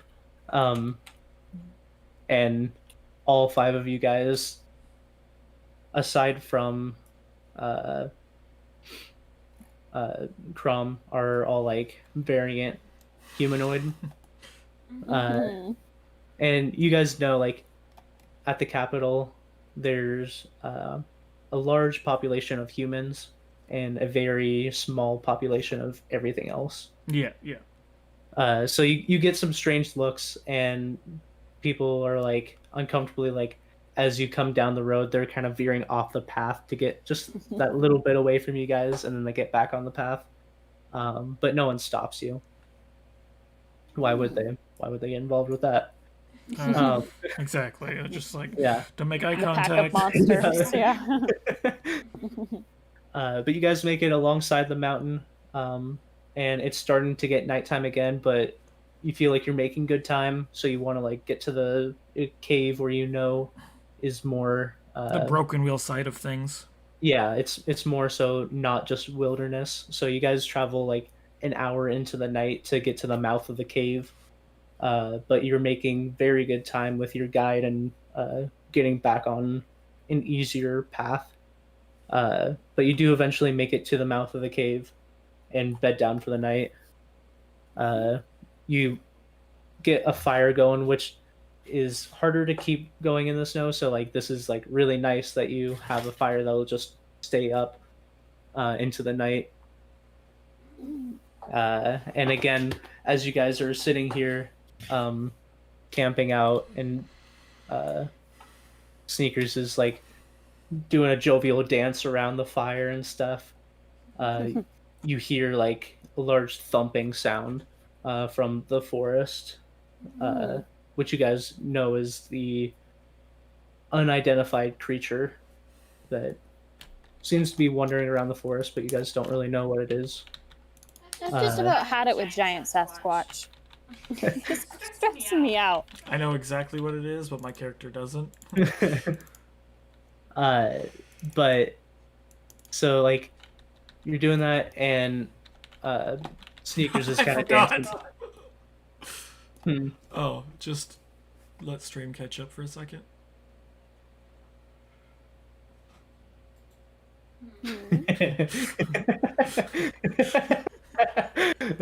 Okay. But yeah, you guys are camping out, and Sneakers is like, oh, that creature's like still around, huh? Yeah, nobody goes near it. Oh no, I get give it. him a shrug. Like, this is just how it is here, I guess. I can respect that. That's respectable. I get it. I wouldn't want to mess with it. Let bygones be bygones. But now that I have a super cool big dragon, I bet I could pick him. Not that I would. Yeah, It's, I mean, it's like a level 3. It's like it's not a threat at all besides size. it would have been a threat if you guys went to it the first thing, but I made it like when you guys were level 5. No, so he acknowledges that he knows of his existence, but other than that, you guys just have a normal night. But into the morning, you guys wake up, and you wake up to the sound of horses going by, and you know that the miners going back and forth between Broken Wheel and this cave are less so than the miners going back and forth between herbs in the mountain, but they have like an early start to the day, so like a bunch of them are showing up to the mine at this point, and they give you nods. They know who you guys are. And then you guys travel along the path back to Broken Wheel, which is a fairly easy which is a fairly easy ride since it's all on a road. Yeah. Yay. So later in the day, you get to Broken Wheel. It's not like late afternoon, but it's probably like mid-afternoon. Ooh. But you guys do make it back to Broken Wheel.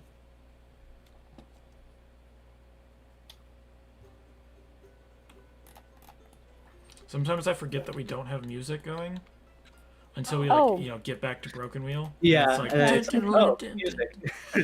And then sometimes when like you leave the board, it like turns the music up really loud for I whatever don't reason. know why that happens randomly. As you guys approach, you see Dio Softmaul, the town guard, wave at you guys as you pass through. He doesn't get up or do anything.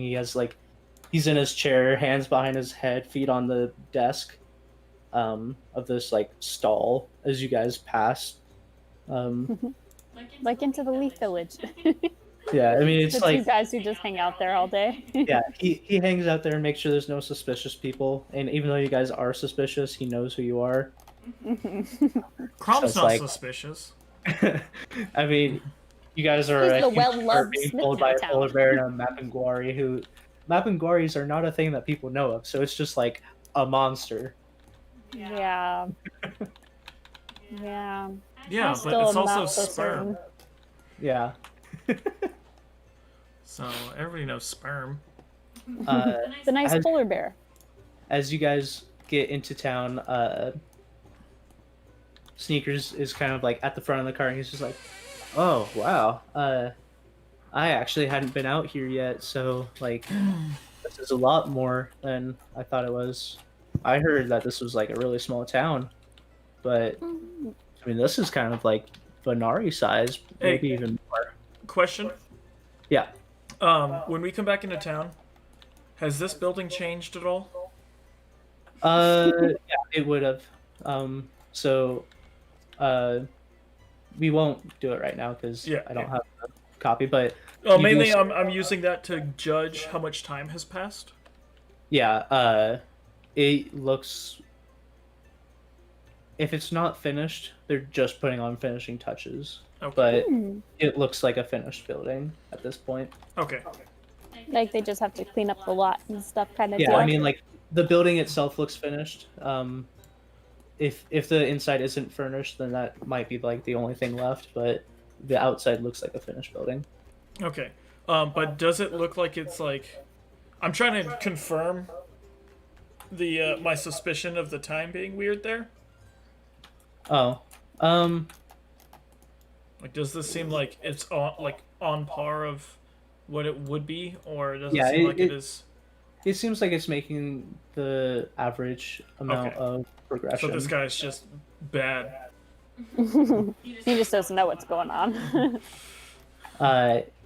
You take that he'd been somewhere without clocks for a while, Yeah. and there's no sunshine. Like it's all just When like I'm gone. it's all just gray. So maybe his thought of time passage was a little bit different. Yeah, he thought it had only been a couple months, but it had actually been like a year. He did know of Broken Wheel, so it's any Well, Broken Wheel was a town before we started playing. Broken Wheel was a town, and it had a guild, but it wasn't prominent. Yeah. And he also got some of the things messed up just because there is a guild in Broken Wheel doesn't mean that everyone in the capital knows of that guild, because Yeah, it was a small town and no one knew about it. So yeah, like his sense of time plus like Broken Wheel being kind of unknown at first, kind of like threw that off a little bit.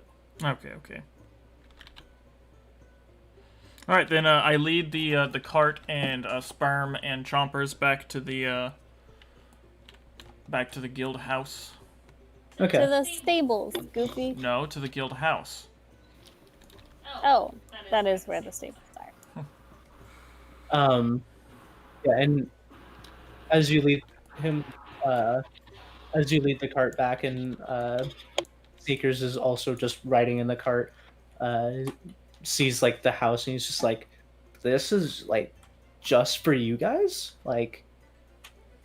This is Pretty your much. guild house? Yeah, this is where our guild members sleep, practice their professions. Oh, so it's like your guys' hall. Kind of, yeah. Our guild hall is just up the road. You have 2 buildings for your guild? Yeah. This one. I needed a place to do my blacksmithing and for our expanding guild to have members. Yeah, at the capital, they have like 2 separate sections, but we're kind of all just like there. You know, this is specifically for the guild members that are more active, and I invite them in to come take a look. Yeah, and he like looks around and he's just like, "Oh, this is nice. They don't even give us living space." Like, Yeah, me and Moore, we live down here. I have my own blacksmithing station. We can help And he's, take like- care of everybody's tools, and like running around doing laps around the tables, and we've got our own stables. I'm over here. I fuss with Chompers and Firm, getting them into their dens again. okay. And he walks out there and kind of like looks at all the different animals. There's Sperm and Chompers, and then Rez the giant weasel. Rez the giant weasel. There's what Also, Crunchy. Crunchy, yeah, giant Crunchy centipede. I mean, Bo Daniels might be back here. He lives here in the mean- stables. No, not the centaur. Not the centaur, but the horse. Actual Bodaniel. horse. And I mean, John might have moved his. There also might not be all the companions. Yeah, so you see Lola here, the like Fae, or not Fae, but celestial cat. You also see like Ben the raven, with a bell on its head for whatever reason. You see Hoofenstein, the war, which is it's a boar. And then you see Coco, the what's it called? The Pangle. Pangle, yeah. Which is a pangolin. And then you see a blue, like fox-like creature. I also forget that one's name. That was yours, Paisley. What did I name that guy? 1 second. But there's a blue fox-like creature. Yeah, there's kinda just like, he just sees that there's a bunch of there's just- strange animals and not, Yeah, there's and not like just like one horses. Yeah, there's one horse and then like just like a bunch of weird Wild animals and monster-y monsters. creatures. Yeah. That Carbonacle is named Shukuku, but I just Okay. Oh, remember. Shikaku Yeah. from the tailed beast. Yeah. Yeah. But he's just like blown away by all of this. Okay, at this point, Griff is gonna poke someone on the shoulder until they like turn around and look at him, and when they turn around, he has like a little stage and with some bugs, and basically is gonna convey a message saying, "Y'all are taking too long. I'm gonna go find a roof to go play with my bugs," and then flies off. Okay. I was So- I was thinking he was gonna try to eat Crunchy, the giant centipede. Crunchy will put up a fight. He has poison. Just saying. That's where I thought that was going. Like, I thought you were gonna like poke my shoulder to like have me move out of the doorway, and you're holding a knife and like a fork, and you're like, "Get out of the way." Somebody help! I lost my character. Oh, I'm on the roof. Never mind. Oh wait, no. So That's great. Levi. I'll pull your character back. Yay. So after we get done showing him around the guild house, I tell him it's time to go to the guild hall. Right. And he's like following you, and he's like doing that like half skip, and you're like boop be doop ba doop be doop.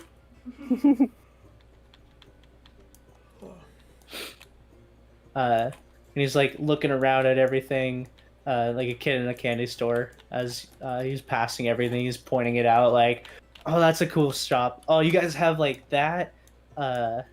What's that over there?" And you're just having like this conversation with him as he's going by, pointing out all the different buildings.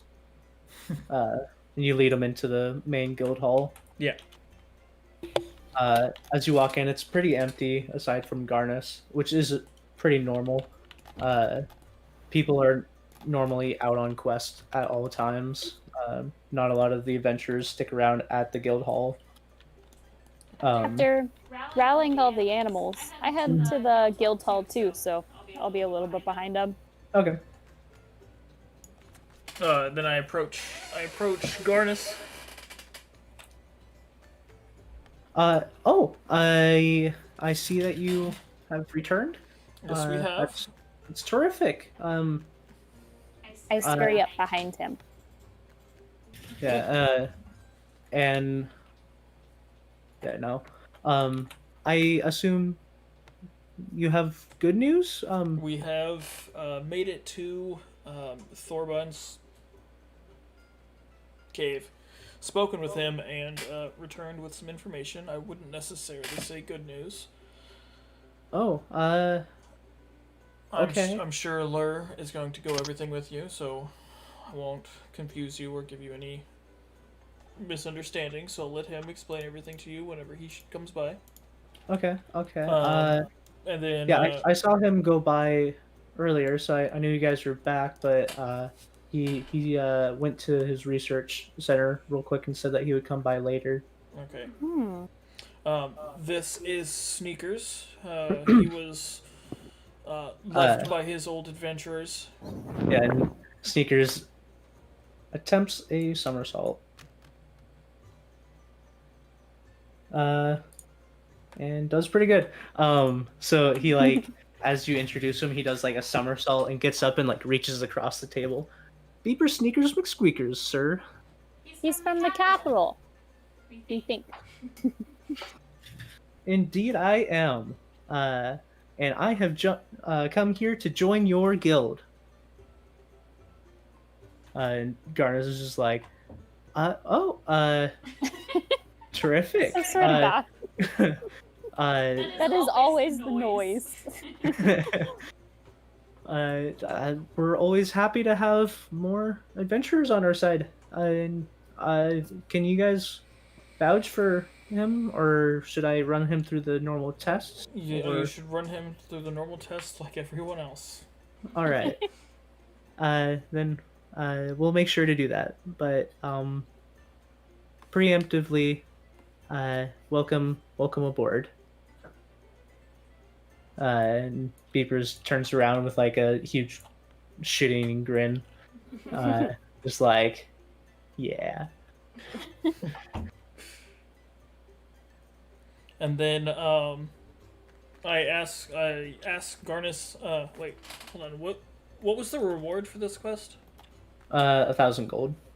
Okay, Mm. that's not that much. What? That's a lot to me. I'm a humble stable master. Our last one, we each got 1350. Yeah, that was nice. Yeah, That was it really depends nice. on if you're getting gold from finding it or getting gold from Garnus, pretty much. Mm-hmm. So I collect the reward and I split it between everybody.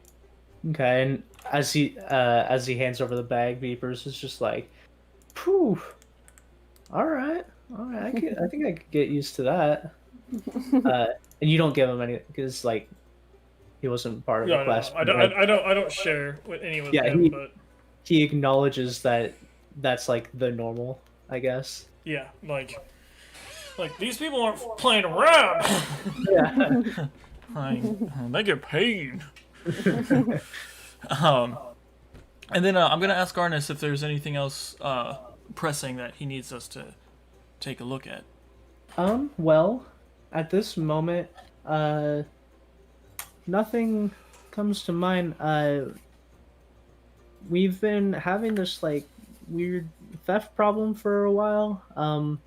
I wouldn't say it's extremely pressing. I don't know if I would want to put that on people of your skill level, but our guards aren't really making much progress with that, so that would probably be the most pressing thing at the moment. And I have been hearing about this for quite some time now, so Yeah, it's maybe been a we problem should for a while. maybe we should take the time and take a look into it ourselves.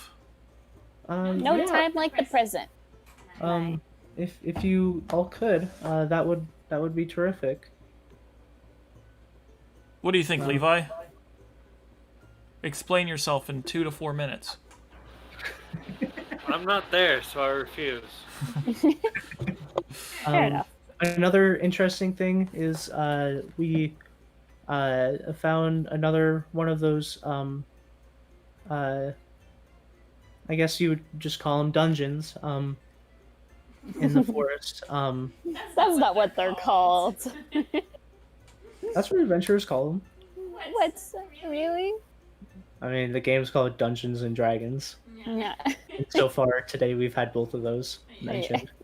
So, Oh, that's true. We're covering good covering good ground here, honestly. but he goes in. He's just like, and I know that probably would be more your speed, but it's not as pressing, I would say, since it's just there. Other than that, there's not a whole lot that's pressing at the moment. Alright. Things seem to be kind of settling down here. I would ask if he can give us any more information about these thefts. Well, it started off just as like a couple people mentioning that they weren't able to find like a ring or a precious amulet, and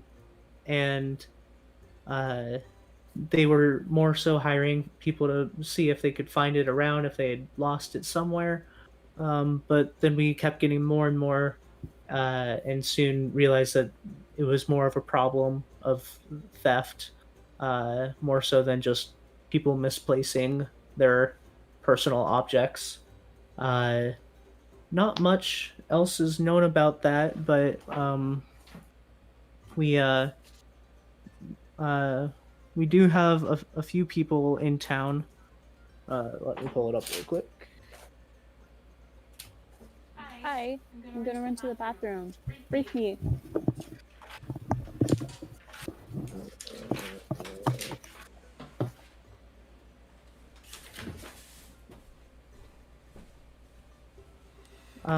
So our leather worker, Darissa, had a necklace stolen at our general store. Morris and Poppy had their rings stolen.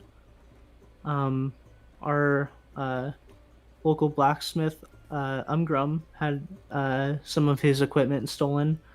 and Arth had some of his gems stolen. And we don't know much more than that they've been taken, but they might have some information. Okay. Other than that, you might just want to ask around town. The inn would probably be a good place to start. See if anyone passing through has any information. What about the guards that have been looking into this? Do you think? Yeah, they might have something. They haven't really found a whole lot, but you I'm might sure want they've already to. talked to the people and. Yeah, that's true. So you might want to talk to Stio or oh. Come on, Kyle. You named him. I know, it's been a while. It's been a while since I could just come over here and. Oh, you never named him. You just named him Dragonfolk Warrior. Yeah, I never. Wow. Wow, Kyle. I know. I'm We flailing. have Commoner Cook in here. You, We you have could Commoner Carpenter. you could talk to Primulus, the town head guard. She might know some more things. Or you could talk to the newer guard, Didon. Dedon. Yeah. That's what you- D-E-E. That's what you named him? Yeah, Deedon. All right. I'm sure they should have some information as well. All right. So yeah, we'll start with Primless. Do you know where she's at? I think today is one of her days off, so she would probably be at her home. It's in the living district. It's the house with the anvil out front. Oh yeah, she's married to Umgrum. Yeah. Yeah. Crom and Umgrum are friends, Yeah. so he would know where she lived. I thank him for the information and start heading out. All right.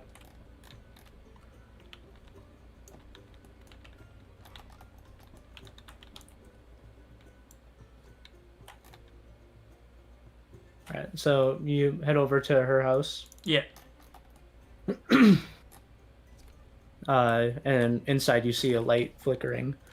Yeah, and I Okay. As she opens the door, Primulus greets you, and you guys know each other because, yeah. like I said, you and Umgrum are friends, so you know each other. Grom, what a pleasant surprise. What do you need?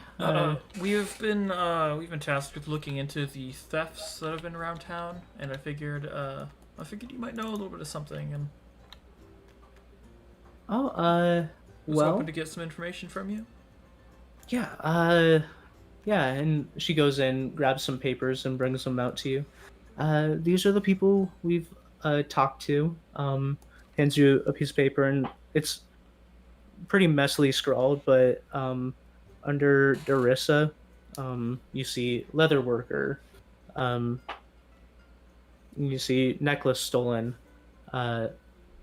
Last known place, last known location would be worn while shopping in the town center. You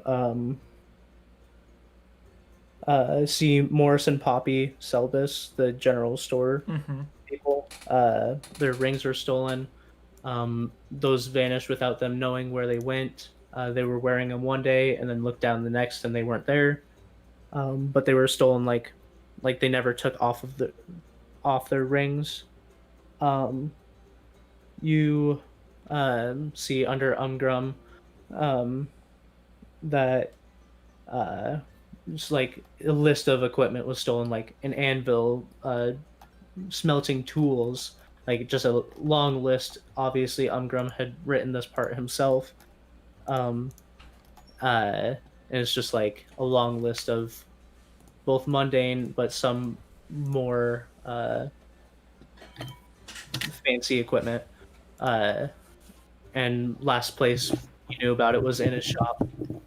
And then you see Arth, the woodworker, having gems stolen.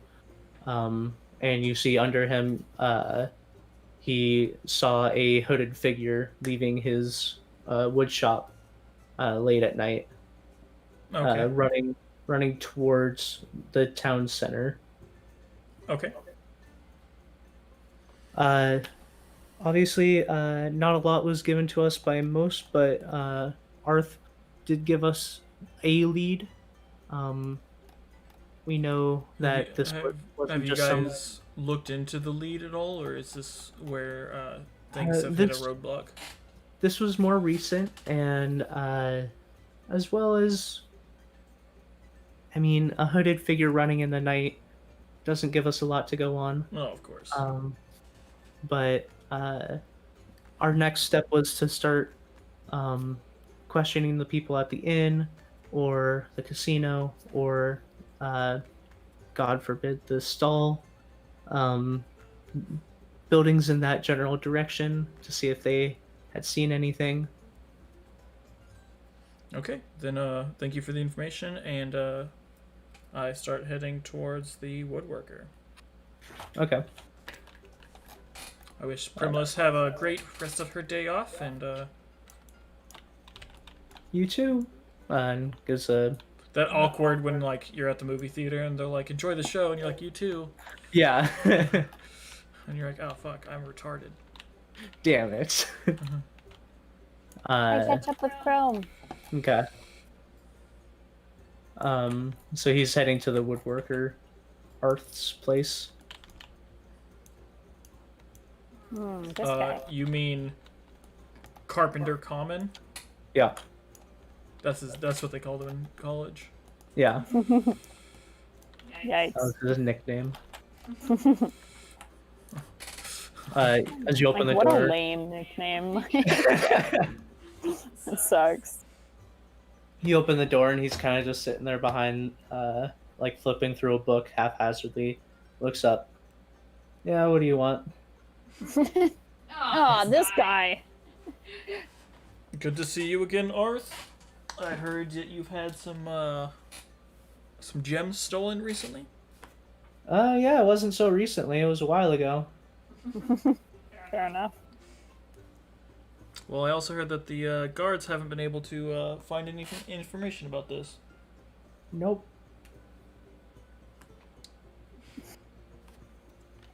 This guy's like talking to a wall. I turn and start talking to the wall.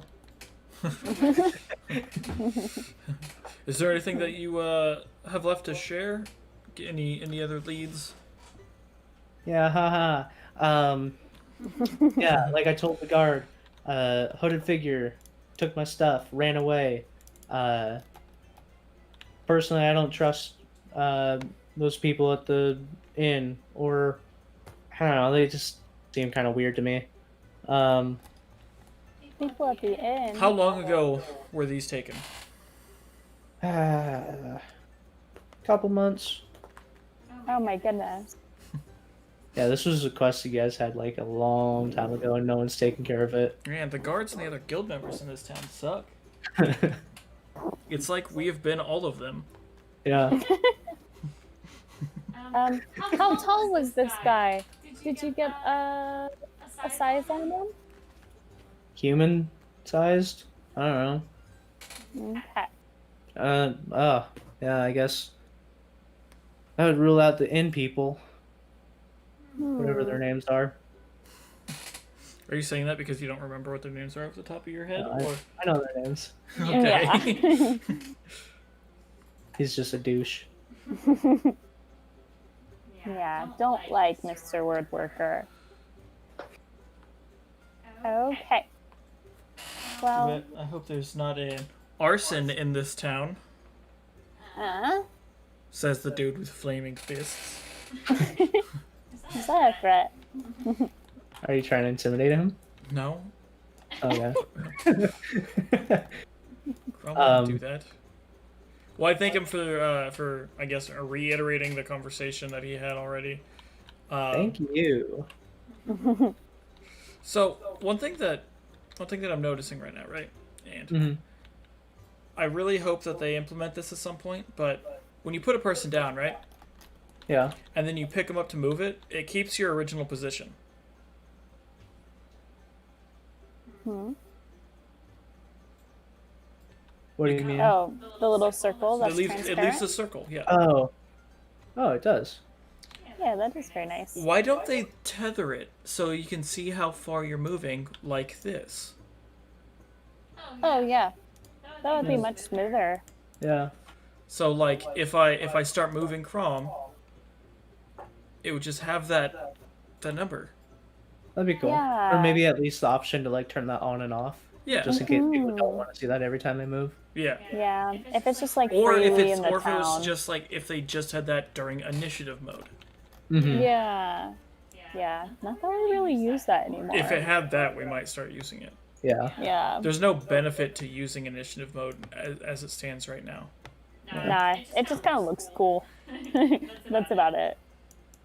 But no, I just like saw that it leaves the circle, and I obviously it's probably done that for a very long time. I just never paid attention to it. Mm-hmm. Because usually once I pick up my character, I'm moving him somewhere. It's not just. But no, I just wish that they would tether. No, it does make it slightly easier to count the spaces as you go. But I don't know. I mean, I usually count the spaces before I move. Yeah. Anyway, that was a side point I would just brought up. All right. So this was at night, so it Yeah. probably wouldn't be them. And at this point, it is getting later in the afternoon. I'm gonna ask Vep if she can see any, like, maybe they ran through the dirt and left any tracks or anything, any signs that something abnormal or rushed had left this place. Obviously it was a while ago, so I don't know if she's gonna be able to find anything, but she would be our best person to actually look into this. I start some tracking. Okay. Give a survival check.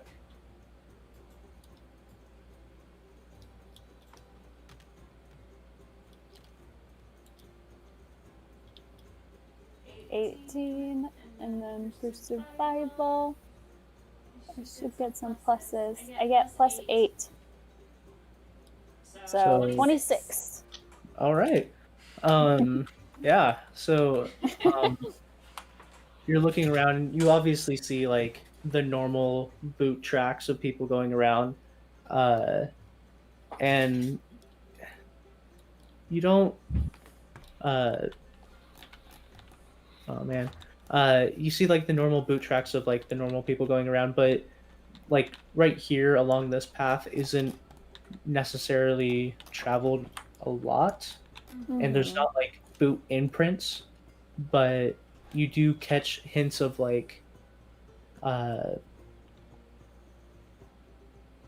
not boots but more like flat-soled shoes that normally wouldn't be picked up, but you're like, oh, that's weird because people normally wear boots around here. And you start to follow them, and they're very faint, and the only reason you actually even see them is because you rolled so well. They travel along here, similar to where they said he was going, and they go somewhat across the courtyard. And then you're like, oh, it's just going to the inn. Maybe we should check there. And then it goes past the inn and more towards like this area. Like, do they go to the well? You seem to lose the tracks at the well. They stop here. And Paisley, remember, if you're tracking somebody and they're on your favorite enemy list. This fella doesn't happen to be a goblin, fiend, or giant, are they? You don't get the sense that they are. Okay. Hold on, because I don't think.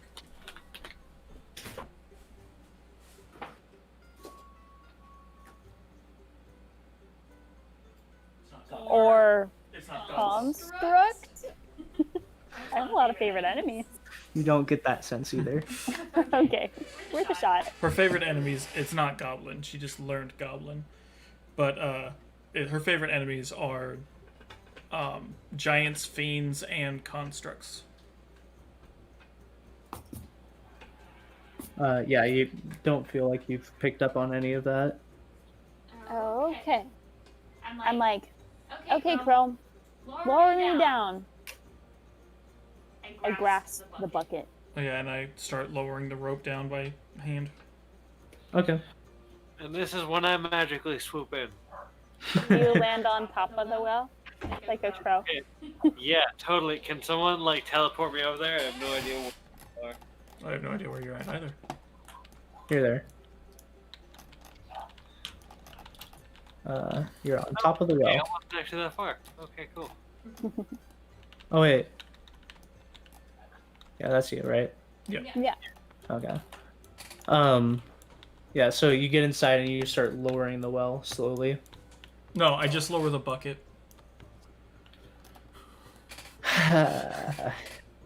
All right.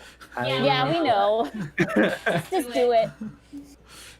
Start pushing the entire well down. But you're lowering the bucket. I mean, like, back you're looking and it's like, oh, this, I mean, you're just getting lowered into water. I mean, you can also just look down there, Veb. I have dark vision. You have I do superior too. dark vision. I have superior dark vision. No, not anymore. You have. Oh wait, crown- no! I got this. I motion for you to roll up the bucket. I just start doing the exact same thing I was doing, but in reverse. All right. Okay, cool. I'm So that- still looking down there, though. Okay. Is there anything that I see? Make a perception check. Okay. Hey, this is our first roll. Roll for survival. Yep. Oh, that's right. That's right. And it's super good. Oh. Plus 8, so not natural 20. Okay. You're looking down there and you see something below the water, along the wall, that looks like an indent, but you're being As pulled up, so you do get to the surface. Okay. As I'm getting pulled up and I poke my head out, I'm like, anybody have water breathing? Nope. Yikes. Nope. So I think I have polymorph. That's the same thing, right? Yeah, be a fish. Uh, Is that what polymorph is? yeah, kind of. Just have to. I don't remember if I actually took polymorph. I did. Aren't you a druid? Yeah. So You we have, can like, just wild shape. Oh yeah. Totally forgot about that. I'm gonna like jump in and turn into a fish. Okay. Any type of fish or just like a normal fish? What's a normal fish? Like a goldfish. Wait, no. What's an amphibious insect? A water beetle. The ones that hold A their lobster. legs when they swim. What? Really? That's not. No. It's a crustacean. I know. What is a crustacean but a big bug? What is anything in the water except for bugs? True. I mean, fish. Okay. So you jump down there and you turn into like some creepy bug-like thing. Yeah. Okay. And jump down and it's a pretty far drop and then poop into the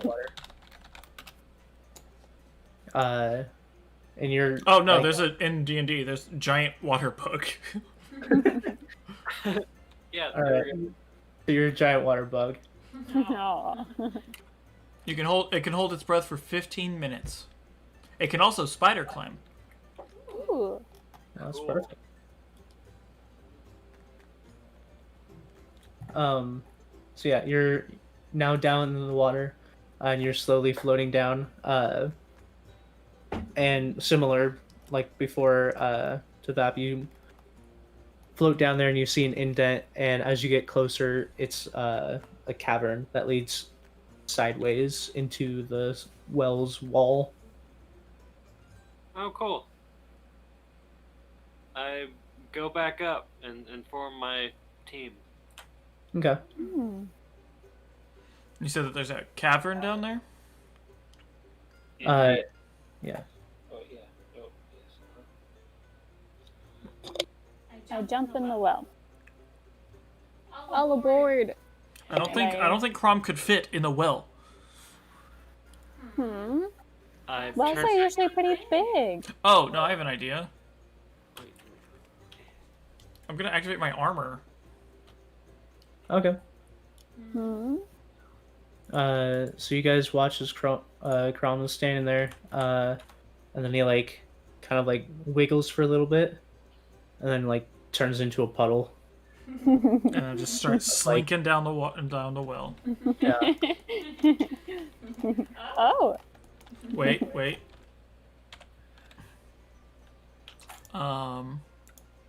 Is there just like a puddle figure? Oh, you're a slime. Thanks, give me Crom. a second, because I don't know if I actually Made this. like I didn't actually hide anything. Oh, and I'm gonna turn back into my bugfish thing. Okay. Wait, okay. Well, you only have so many uses of that per day. I know. I don't use it anyway, so I may as well. Okay.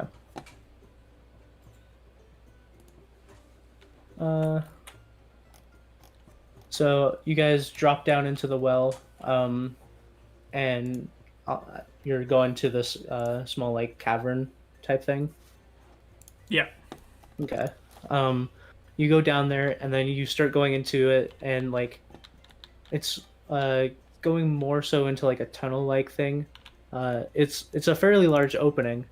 I guess cavern was the wrong word. It's a tunnel that's leading underneath the water, and you're swimming along for a little bit, but nothing too terrible. And after a while, it slopes up a little bit, and then you come out of the water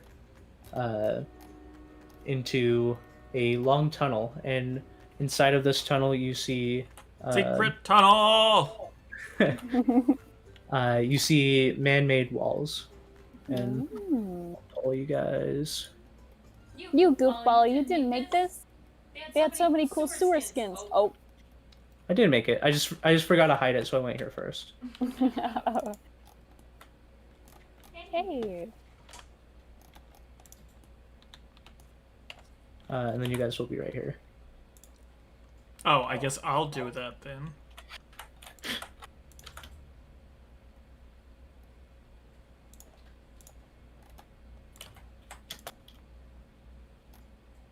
Hey. Here I am. Again on my own. On down the only road I'll ever know. Why are these walls backwards? Because they weren't flat, and I wanted them to be flat. Wow. So where'd we come up from? Is there like a...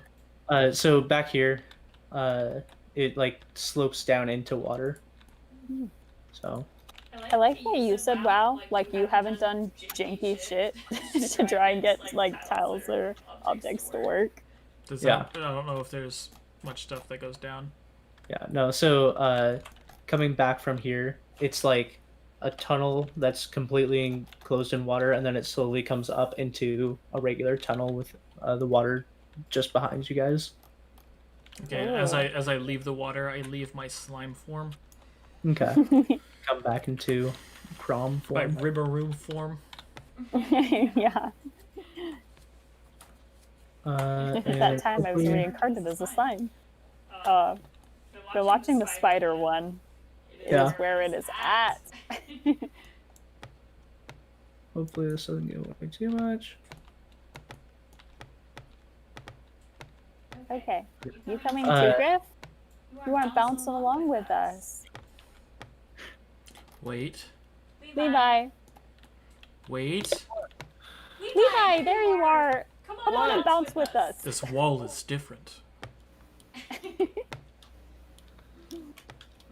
Kyle sweats, trying to find a reason that is the case. Oh, hey, there's a little statue thing. You can't see that, Goofy. I didn't hide it very well. Oh, I actually didn't even see the statue there. Because I was moving zoomed in, and I just noticed that this wall jutted out a little bit. Okay. I mean, you can tell me if my character didn't notice that, obviously. Yeah, I mean, you're going along, and it's a different wall, somewhat. I run my hands over it. It's brick. I try to apply some Got it. force to it. Okay. You like lean up against it. Step back. It's a brick wall. Okay. I want to search for any kind of mechanism that would open this. Okay, give it an investigation. What the god? Pachow! Hit Paisley in the face. Oh no, in the water. Investigation is 9. Okay. It's not in the water. You lied to me. What? Where is it then? It's on top of the water. Got it. Oh, because there's stuff here hidden. Oh yeah. Kyle. So we just gotta pitch dice out here, and we can figure out everything about the dungeon. Figure out the layout. All right, let's see. What's in front of us? Okay, there's a wall right there. Most likely a door. Okay. Yep. So if I go, yeah, no, definitely a door there. Okay, you just gotta bring it out a little farther now. What's behind that? Can you guys not see that door? No. No, it's invisible. On my screen, I turned it visible. What? Okay, stop with the dice. Stop it. They're glitching. Can you see it now? I can't see anything besides dice. It's not good. It's not good. Oh no. There, Hey. Okay. Oh, there's a giant wall here. Yeah, that was like not seen before. Oh, there's a banana, and that's a cheese wheel. What? Okay. Okay, if I can You're see this cheating. gate at the end, I'm just gonna Yeah. approach the gate. Yeah, Okay. I don't know what that's up to. Yeah, there's a straight up gate at the end. Okay, Uh, see, that makes a lot more sense. I'm like, this just goes on. Oh, hey, that's not a statue. Stop but metagaming. as you reach Yeah. the end, you can see the rest. Oh. But you look through this gate, and it's an open gate, or like, it's a barred gate, so you can see through it. Inside, you see what looks to be archers shooting at targets like right in front of you. And as you approach the gate, they like all look over, and you like make awkward eye contact. Okay. While they're looking at me, I'm gonna try to open the gate. Okay, I duck over to the side really quickly. it opens, Oh. and it's just like super awkward. Like they have like their bows drawn, and then just like look over at you, and then one of them like lets go. Oh. We're here.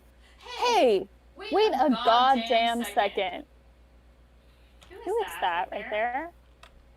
All the way over in the corner? Rogue Nimble. Is that your character? I mean, it's probably the same model, but There's not a lot of models. We had this discussion. TaleSpire, get more figurines. wait one goddamn second. Is that Patrick? No. Yeah, I No. saw that. Do all nimble halfling rogues look the same to you? Yeah, Oh, wow. no. Wow. Now it's a racism. So does he thing. let go of the arrow at me, or just like at No, the no, target? he's like aiming at the target, and he like lets go at the target, and it like hits the ground and just shatters across the stone. He's just like dumbfounded. Yeah, and they're just like don't know what to do, and they're all I just- standing there. I just give them a nod and start walking in. Okay. The one of them just is like up, up, up, up, up, up, Bum Trixie, bum bum bada bum bum bum bum bum bum bada bum bum. I tentatively walk in behind him, just like rubbing my little hands together, like, oh, okay, I'm here. two of them are like, just stay right there, and nod over to one of the ones behind him, and he like runs off. As soon as he says stay right there, I'm gonna put my hand on his shoulder Okay. and just start gripping. Okay. And he like tenses, and he's just like, I wouldn't do that right now. And tell me why. I'm There going to are attempt one- to intimidate. Okay. Roll for intimidation. And since you're using like your brute 20 not strength- net. Okay. I was gonna Before say, whatever you say.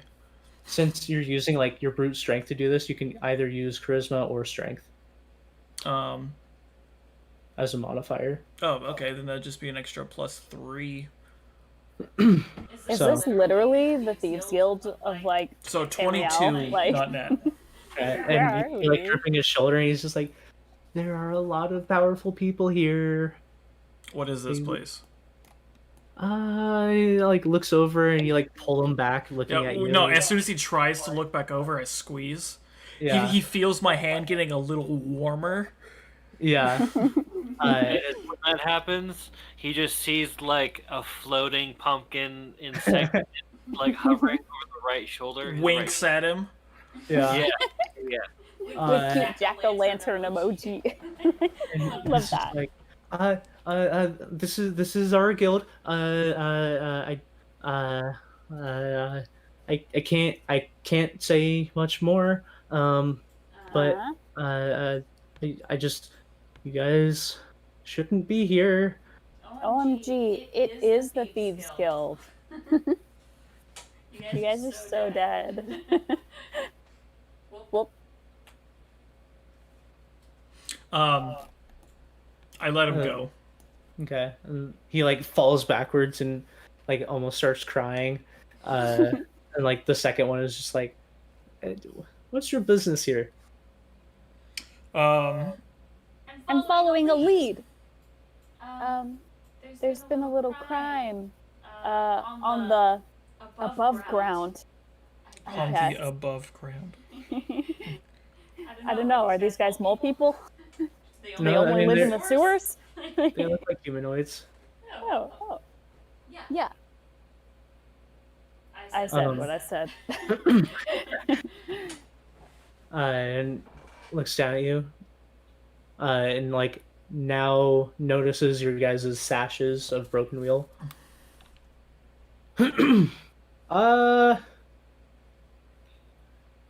Turns around. Broken wheel! And once he does that, I'm going to grab both of them. Okay. Can I take this second to summon my Drake? Or like, what do you think? Yeah, I mean, like, you go to summon your Drake. I need you guys Because to if roll they yell initiative. like that, my skin will be crawling, and I'm just gonna like poof in here. Do you want me to roll for grabs before or after initiative? You can grab them, and then like as you do that, they're yelling. So Okay. Yeah, So just- this will be my initiative. okay. That is +2, so 13. Can we get some bar fight music? And Like, then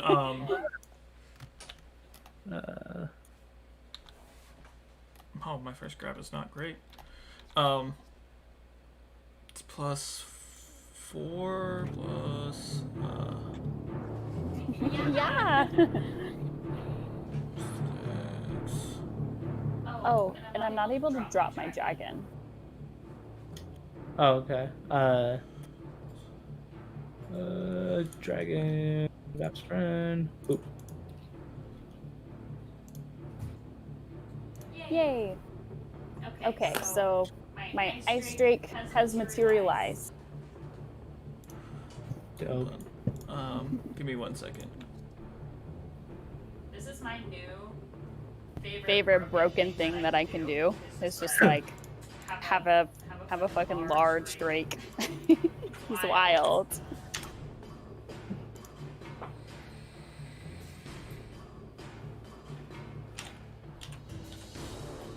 What are you doing, Griff? We have an instance to prepare. Are we going to like wait for them to come to us? Or Oh, we... I messed up something on my character. I need to change something really quick. Oh no. No. But so far, Chrome hasn't actually tried to attack these two guys that are like yelling for the rest of their friends. And I'm also haven't attacked. I'm just kind of like preparing. Oh, okay. Yeah, so it's like, if you want to be the first guy to hit, you can, but technically, we don't actually know what these guys are up to. The only thing they've said is that they're a guild, and which is kind of weird because we're a part of the only guild here, we thought. So. Okay. Then I'm going to.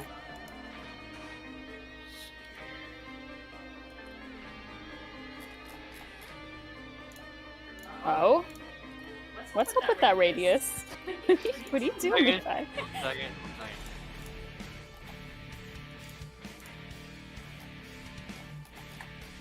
Yeah, so Kyle, Yeah. I'm going to cast a spell called Spike Growth. So in this 20-foot like circle right here, it's gonna be a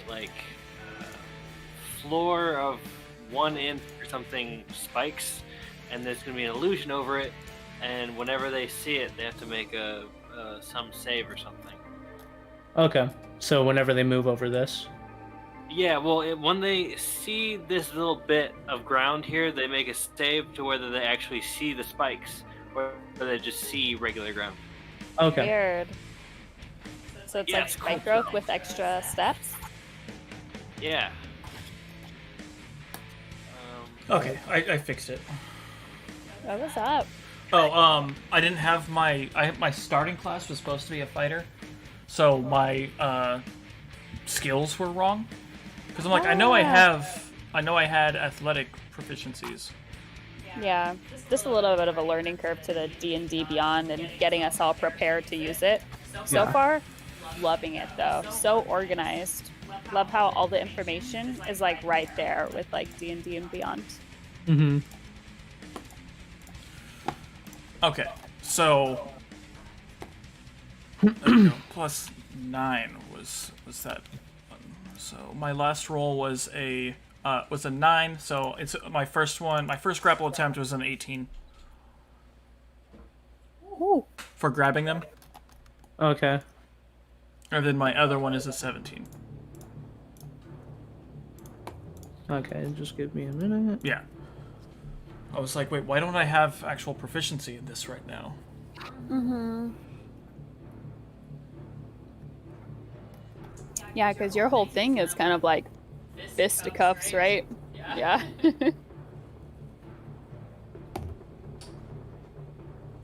But like without being a monk. Love that.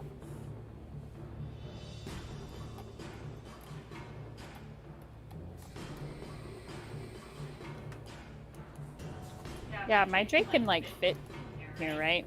He'll just be kind of crouched. Yeah, I mean, he's crouched down. It's a pretty narrow space, so he won't have full range of movement. Okay. But yeah, he can fit. All right, so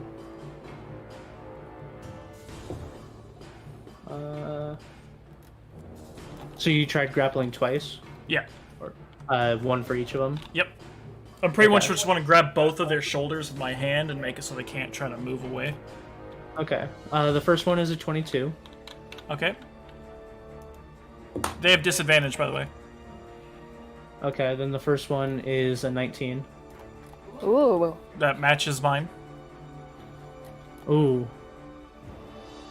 I don't know what to do about that, because it's Well- a versus check.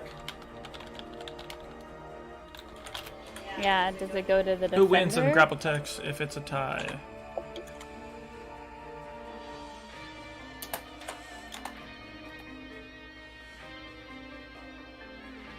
The grappler loses the tie. Oh, okay. So yeah, you grab on and you feel like you got him, but he slips away just barely. Okay. And then the second one is a 10, so you get the second one. Okay. So I tried focusing on both of them to grab them both. One of them slipped out of my hands, but the other one...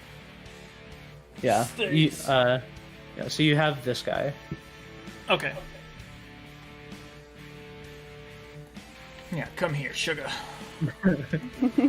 Alright, then everyone roll initiative. Mine was a Tom, 13. I got your 13.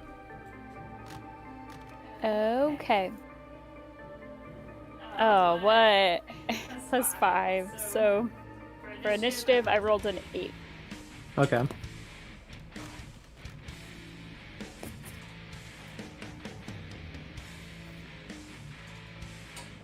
Whoa, we are sucking. That was 7. Alright.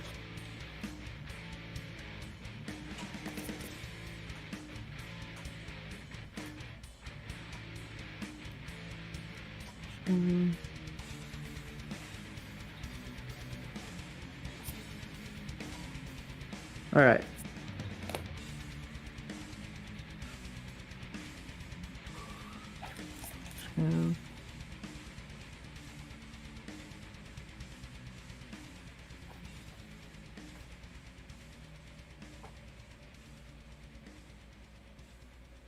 Okay.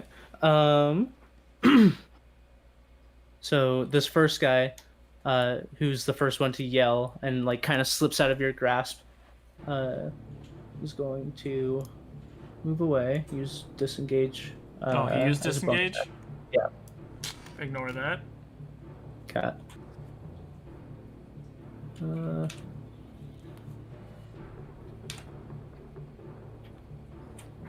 Wait, is there someone going over that area? Yes. So they need to make a roll. They need to make a DC 17 perception check to see if they even see the thingamajigs. Okay. So he sees it. Okay. Then it is 2d4 piercing damage for every 5 feet it travels. Okay. So he would get 5 feet into it, start taking damage, maybe move a little bit more. So I'll say he moved 15 feet before he was just like, fuck it. He's just 15 walking. points Ow! damage. Ow! Shit! Ow! Fuck!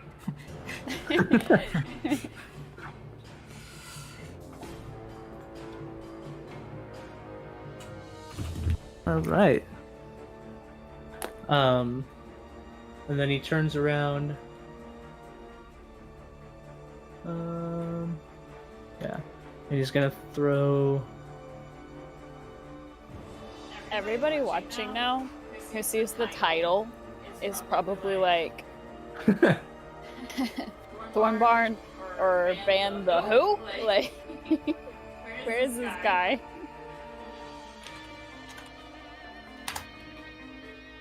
What? The title. Oh, I get that, but like, if you're just watching not a joined TV in. show or something, Yeah. like, the title of it doesn't necessarily mean the entire that episode is about that one thing. Yeah, that's true. It's kind of weirder that we're squeezing in 2 missions too. Kind of nice though. It's 1.5. 1.5. Look at this bunker. But I'm saying, the other mission that we did, we had already completed half of it. Oh, that's true. That's true. Okay, Kyle, back to you. So he's going to reach his arm out.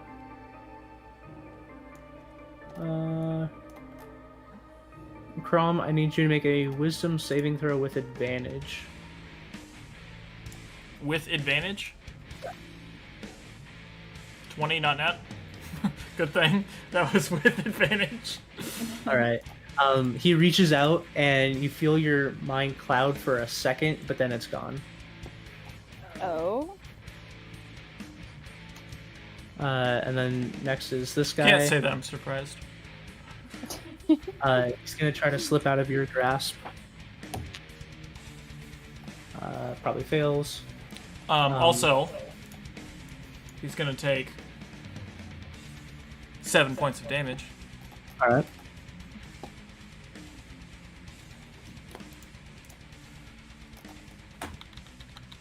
Because he started his turn in my grapple, and I just like sucker punched him in the face. Yeah. I'm like, oh, it's your turn? So he tried to slip out and rolled an 8 to try to slip out. That was cool. Yeah. It's a +9. Oh, so yeah, it wouldn't even matter what you rolled. I'm supposed to have advantage as well, so... Yeah. So yeah, he's stuck there. So he's going to take his knife or dagger, I guess, and just attack you with it. God. Is trying to break out of a grapple, is that a bonus action? It's an action So how is he attacking as well? with his bonus action. Why does he have a bonus action attack? It's a thing they have.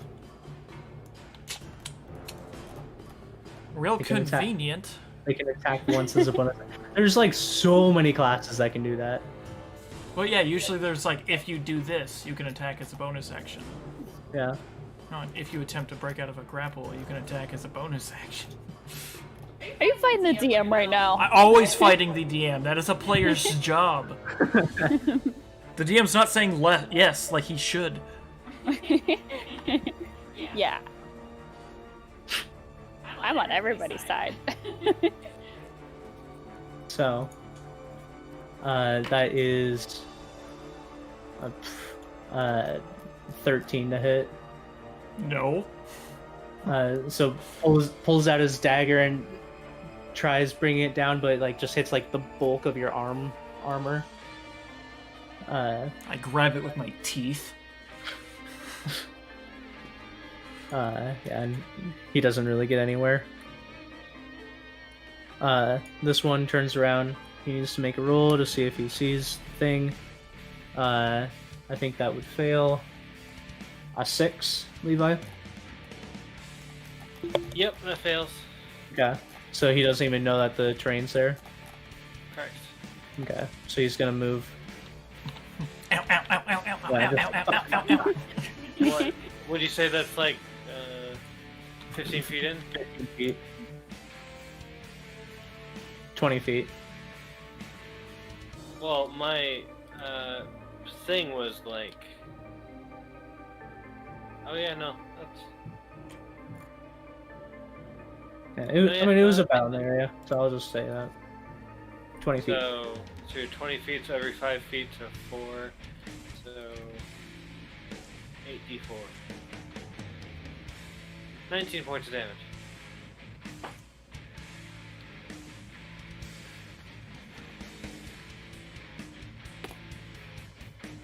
Alright.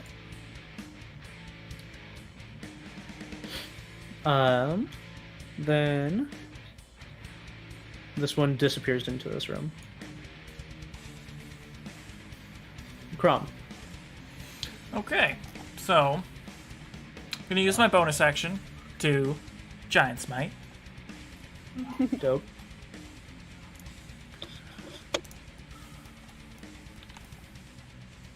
I'll try and not get stepped on. The world shakes. As I do this guy just gets like lifted off the ground. Oops. That's pretty sweet. And then I'm going to inflict wounds on this guy. Alright. Does he need to make a save for that? Technically, it's a spell attack. Okay. So roll Oh, to attack and then add your spell attack. do I get any bonuses for him being grappled? No, that would be more of a restrain thing. So, but it's a touch. So, like, the spell to attack is to me touch him. Mm-hmm. It's It's weird, but yeah, it would still just be a normal roll. So that's 16 then. That hits.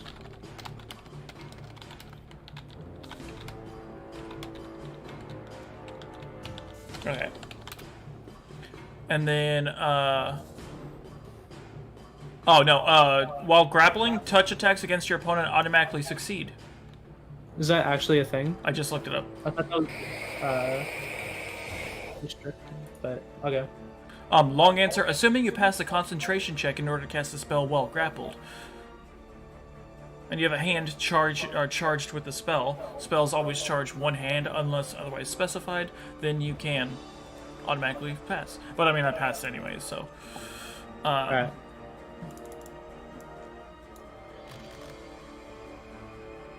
14 points of necrotic damage.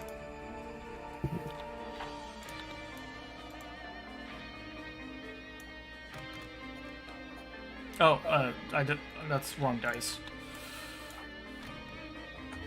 Plus an extra 3 points. Anytime I do a one attack Yeah. on my turn, and an extra d8. Dope.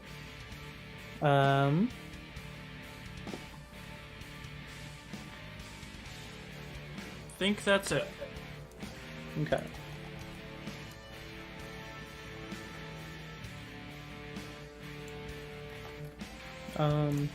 This one steps forward over here.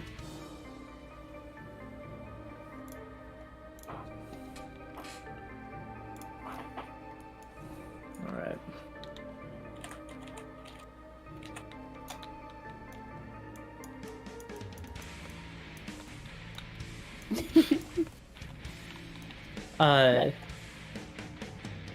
He's standing here and he puts out his hand and he says, "Two can play at this game!"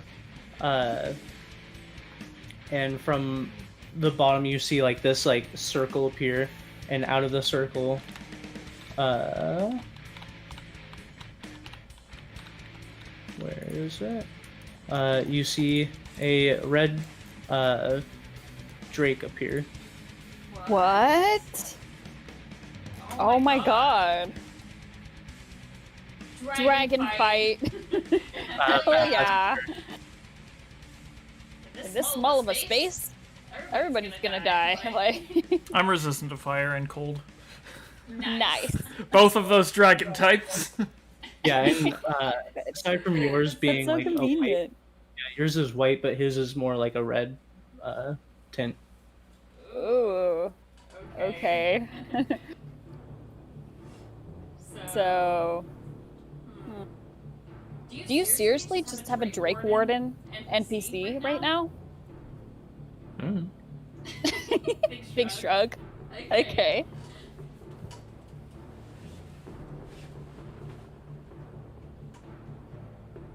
Okay, so is that all of his turn? I know it takes an action if he is a Drake Warden. No, that's the end of his turn. Okay. So it is your turn. Well, geez. I sidestep this way. That's like 10 feet or so. And Okay. I unload my crossbow into this guy. All right. Roll to attack. Okay, so I'm gonna use all 3 of my crossheads. That's just one d20 roll, right? Yeah, it's Okay. one attack. I always forget. Yeah, it's a pretty much all or nothing attack roll. Oh So- my god! So you go to shoot it, Not and Who are you one. attacking? I was attacking this guy. Oh, whoop, that guy. I thought your flashlight was my flashlight. Chipped me up.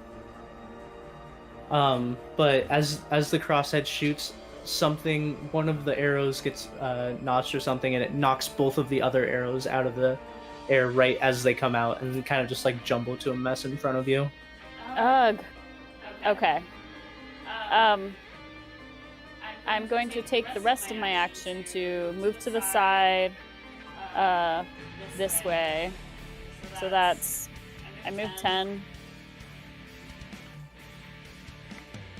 Let me count this out.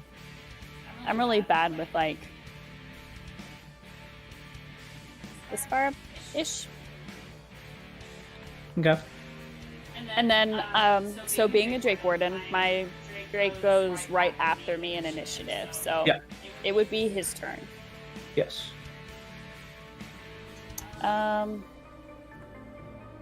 Let's see here. So I guess he's gonna move. I can't actually move him, but I'd like do you not him have- to go this way. Okay. I'll give you clear Permissions. permission. Sweet. You should be able to move him now. Okay, so he steps over here. Whoa. I can't get him facing. Right. Alt and then click him. Uh, If you hold Alt and click on him, you can just turn him. Oh, sweet. Okay, so this being a showdown, I guess he is going to use his cone attack or breath attack in a cone 30 feet. Oh, I can't actually reach him.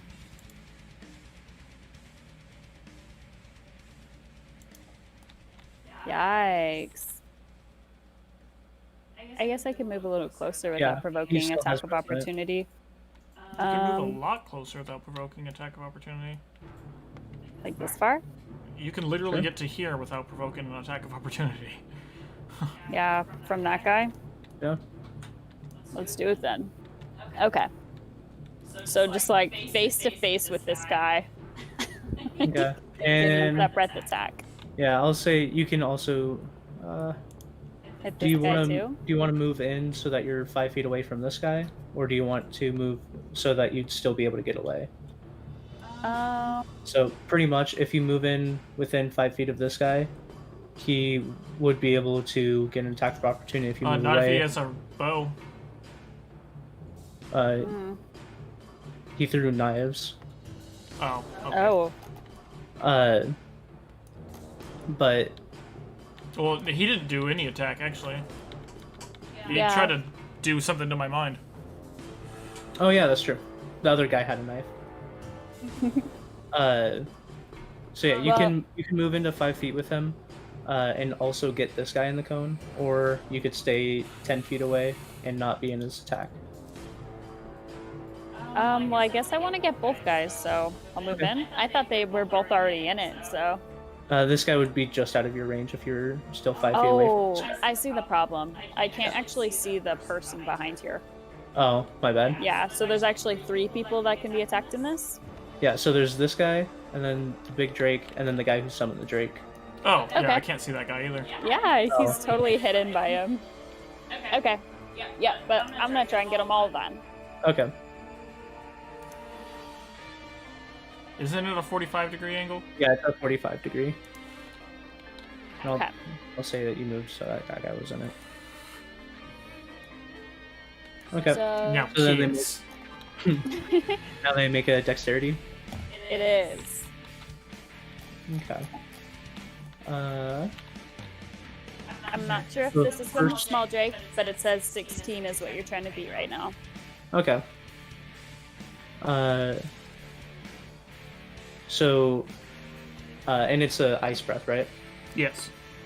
Okay. So the Drake rears back, and its icy breath comes out, and the guy right in front of you does like some like acrobatic move and like dodges out of the way. Doesn't seem like he's taking really any damage from that. And the guy behind the other Drake does a similar flip backwards and just barely gets out of the radius. And then the Drake in the middle. It's really strange because you do this cone attack and it seems to go right through the Drake. What? Okay. It's an illusion. Mm. Well, he flees. Or, I guess no, he doesn't, and it should be okay. That's my turn. Okay. Can you get rid of the cone? Oh yeah. Can you? Let's It's see. weird. 'Cause it's my cone. Oh. Get rid of it then. Okay, so that was a total flop of a turn. Like, literally nothing happened after all of that.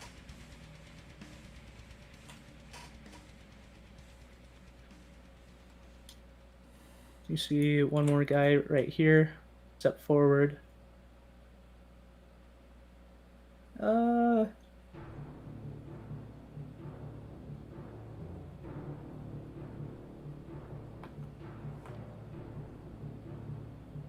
Yeah, no. You see him step forward, and then he like looks around the room and sees that there's a drake and multiple people behind the drake, including like a giant. And he like waves his hands really quick, and you can see him casting something, and then the next second he's gone. Okay. Hey, Kyle, this is like your first caster. Yeah. Proud of you, bud. I'm kind of proud of him.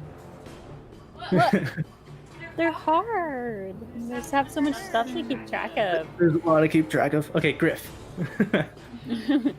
Yeah, alright, so I'm going to cast a spell. Whoa. Whoa. What are you up to, dude? He's casting triangle. Oh, that's weird. You Oh, clicked on wow. dragon. You clicked on the dragon, so it went up. I need a 40 foot or 20 foot. There we go. 20-foot triangle? Square. Right triangle. Oh. I don't know if he knows what a square looks like. That's obviously a rectangle. There we go. Okay. Alright, That's so that is not a square. It's a square enough. Way to geometry, Levi. What is happening right now? What are you doing? If I have to find the area of this shit, I'm gonna be so mad. That clipped weird. Alright, Okay. so that little square thing, wait, in that square, how many people is there? Because I can't fully see everyone. You see a drake. That's it? That's it? That's in that square? That's it? Okay. You sure? Yeah. This has really become an object. Spider-Man has been here. Ow, ow, ow, ow, ow, ow, ow. It's cool that you can actually like click on them. Yeah, What happens if you kinda move 'em? cool. Okay. Alright. How many people are in that square? There's a drake and the person who cast the drake right here. Who Okay, cast I'm the gonna Drake? do- Is that the spell? The Drake. I cast the Drake. I'm going to cast Erupting Earth in that 20-foot square. So Okay. they're going Whoa. to have to be, or at 5th level, by the way. So Okay. DC 17 Dex save. Okay.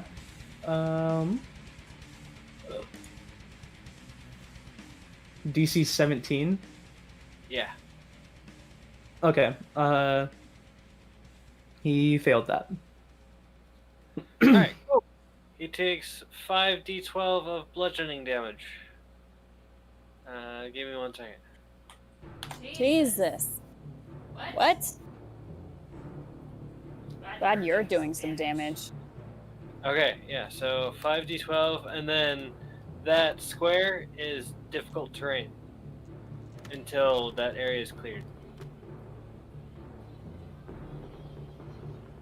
So 39 points Oh. damage. Okay. And as he's trying to dodge, he tries to leap out of the way, similar to the cone attack before, but it seems to clip him. Doesn't do a solid amount of damage, but it seems to get him.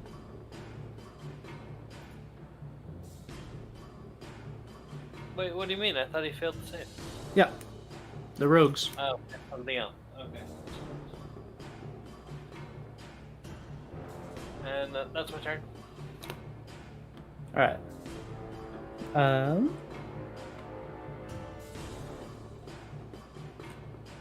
Whoa, I can talk with my dragon. We both speak Draconic? You're a kobold. Yeah, you speak Draconic. It's just kind of nice that we can hold a conversation together. Okay, so this one, who's right in front of your Drake.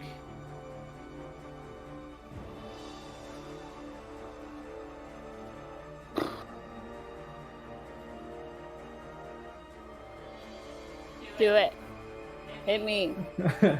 I don't know what to fucking do.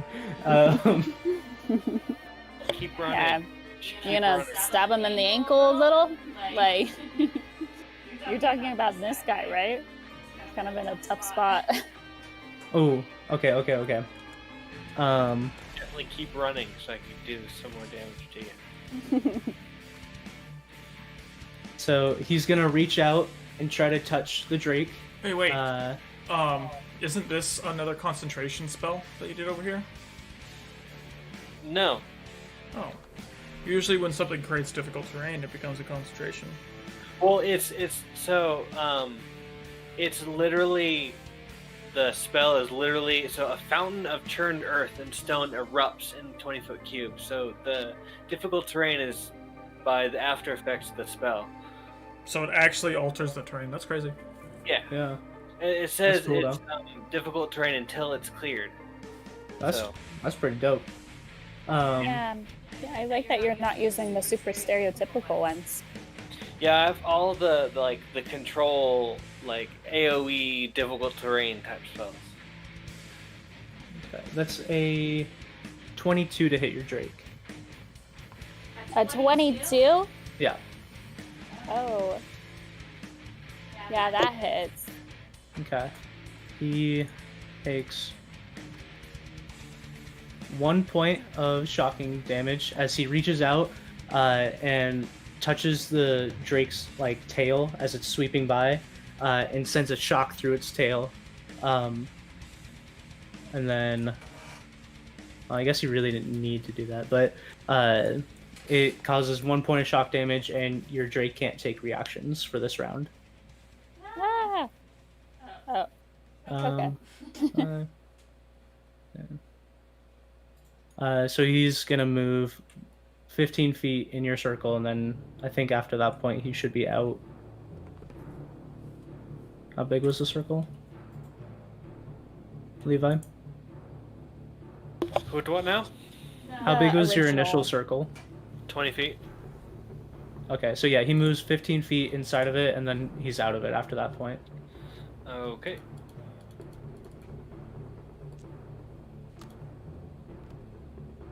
$15 points of damage. All right. This is why I like that spell. Yeah, it's pretty sweet. That's really good. Yeah. Okay, so it's this guy's turn. That's in your grasp. 7 points of damage. Okay.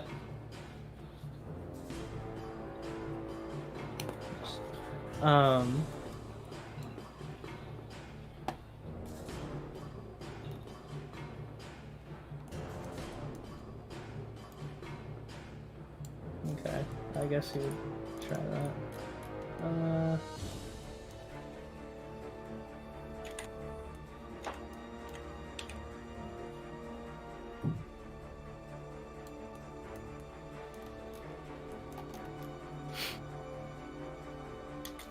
Oh no, that's not gonna work. But he's gonna try it. God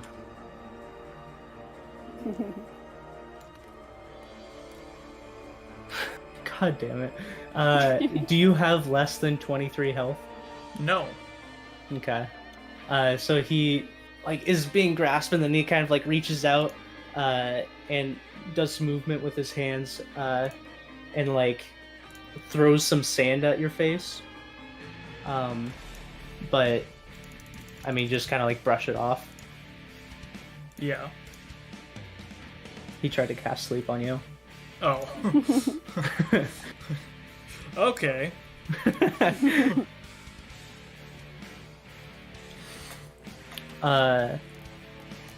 From the back room, you hear, "What? Here?" Sleep is really good, lower levels, Yeah, but it really sucks late game. yeah, I guess there's like unless there's like a horde of like goblins. yeah. It's good against hordes. But, Really early gamer hordes. That's really all it's good for. yeah. I mean, and then you can cast it at higher levels to do Even more. still, like the amount that it increases isn't that great. It's 2d8 for each level. I know, but So, yeah, minimum of 2, maximum of 16 for each level. But yeah, from the back room you hear what here? so even at max level, if they rolled average, they wouldn't knock me out. Yeah. If they rolled perfectly, maybe.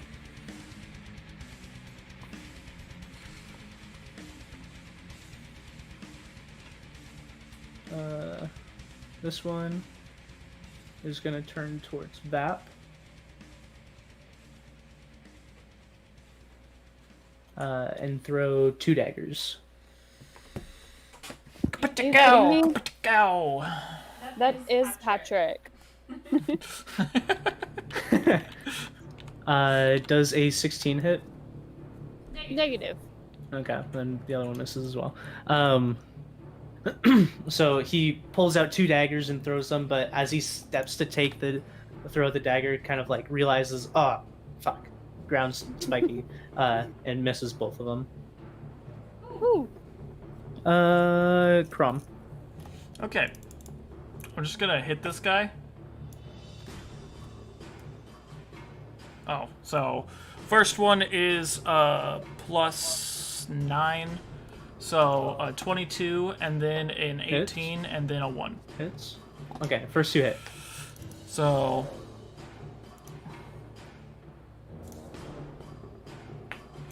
this is for the first 2 damage. And each one of those except for 1, oh no, 2 of those get plus 4, so an additional plus 8 on top of that, 26 points of fire damage. 26. Yes. All right.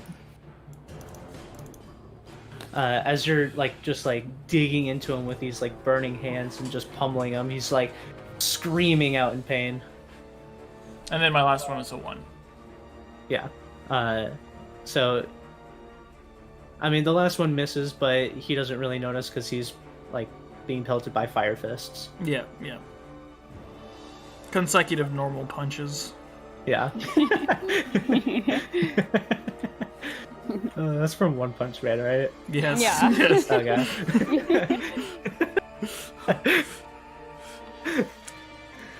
When I do my serious punch is when I use my smite fist. Yeah. That's my serious punch. One punch. One punch. Okay. And then as my bonus action, I'm gonna hit him with a fist. That's a 21. What? Can you hit Are you as a bonus crazy? action? Yes. That's well. You can just like hit as a bonus action? Yes. I can use my bonus action to make 1 attack roll. Oh. So that's a 7 plus 4. 13. Or Okay. not 13, 11. End him. End him. How much? 11. 11. Alright. He's looking bruised and burning. What? He's not dead right now? No. Oh. Is that your turn? Yes. Okay. Oh, hold on. No, reduce, take away that damage. Because that one's not supposed to be a D8. That one's a D4. Okay. So it's 6 points of damage instead of 11. Okay. That's the difference. Yeah, now he dies. Just kidding.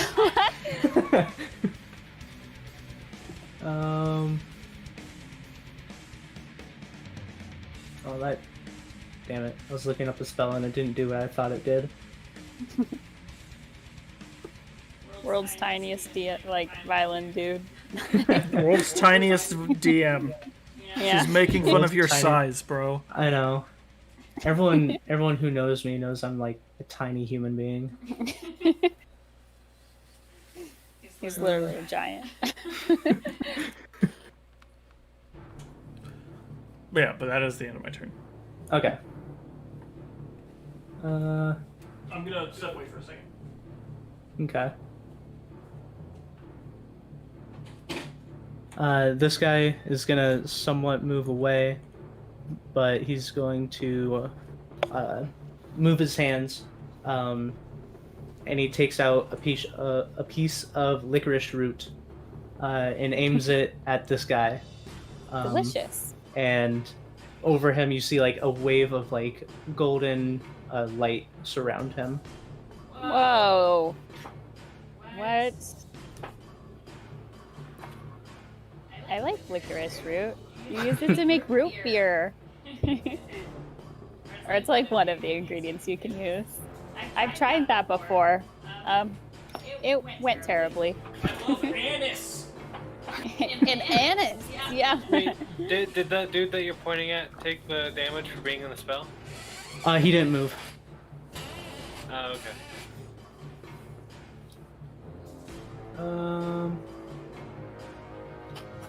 Okay, so is he gonna come full throttle at me now that he's glowing? Like, I mean, he's glowing with a light, but then this guy is gonna start backing up a little bit more. okay. Okay. I don't like the distance he's getting. That is your turn. Okay. I reload my crossbolts. Okay. And Are you taking a bonus action to load all three, or just load one? I'm just gonna load one. Okay. And then for my bonus action, I'm gonna cast Hunter's Mark on this shiny fella Okay. right here. And yeah. And I think that's a no check. It just happens. Yeah. Yeah, it's just, he's now marked. Okay. As long as he's within range, I think. Yeah. I And think it the has a range is pretty pretty far. nasty I think it's like range. 5 miles or some shit. Yeah. Yeah. Well, it's 5 miles to know where they are. I think it's like a pretty long range to cast. Oh no, it. I think it's just a certain time. I don't know. She has the whole thing in front of her right now. Yeah. Yeah. Or she can in a second if she wanted to. Yeah. Filling it up. Okay, so gonna use Hunter's Mark. This just adds 1d6. Yeah. It's 1d6 and then you know where they are. Yeah. Okay. On top of that, I'm gonna hit him with my one crossbolt. Oh, That's damn a plus it. 12. Plus 12, so 16 hitting ya? 16 hits. Oh, nice. Okay. I don't know, they've all been so agile. Like, having trouble hitting people. Okay, so plus my d6. Yeah. Oh, but that's plus 5, so 11 points of damage. All right.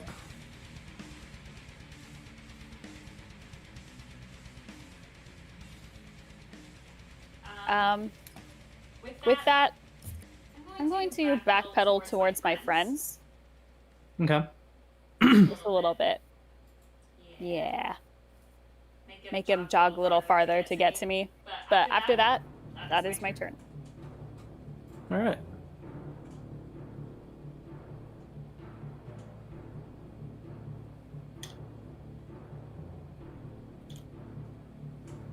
Be right back, guys.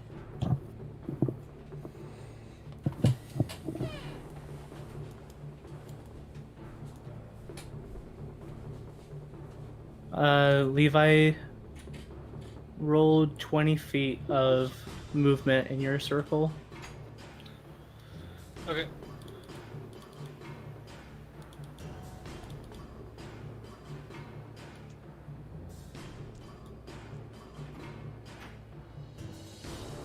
$16 points. Okay.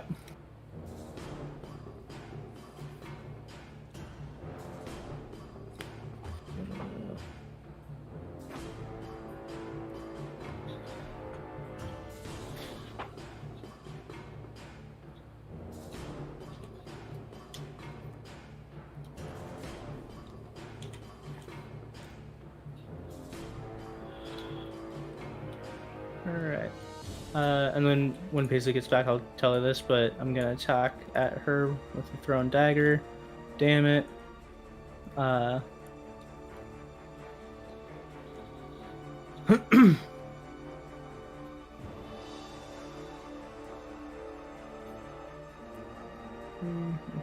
No. So this guy appears out of nowhere as he's throwing a dagger towards Vap, but it doesn't reach. So he's gonna just take another normal attack at that point. I believe that will hit.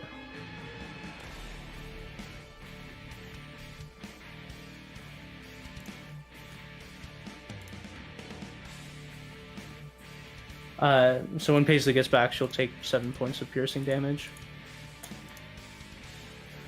Griff. Yeah. Paisley's AC is 15. It's 15? I don't know if all of her stuff is added in here, actually.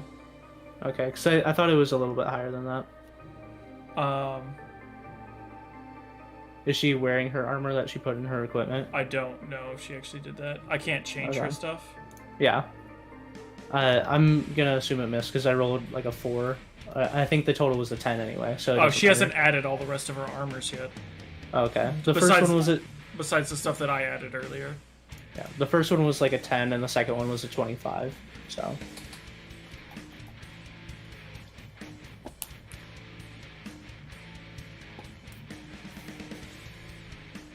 Oh, cool. So the two people in the sphere yeah. have to make a DC 17 Wisdom save. Wisdom save. Yeah. Confusion. That's a 10, and this one rolled a 17. All right. So it affects one of them, and when I do that, the spike growth goes away. Okay.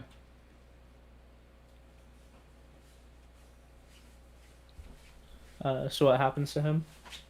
Let's see here. Hey, I am back. Hello, you took 7 points of piercing damage. Ah! Okay. So, an affected target can't take reactions and must roll a d10 at the start of each of his turns to determine its behavior for that turn. Oh, And there's a whole chart thing. that's really good for that. He was hasted. Oh, cool! I got the hasted one. Yeah. Cool. Do you want me to read the chart, or can you pull up the chart? I'll roll, and then you just tell me whatever the chart says to do. What? Is Mordecai here now too? What? This really has been. The Roby guy. That's Mort? Mort. Jeez. The gang's all here. Is that your full turn? Yep, because I moved too. So yeah. Okay.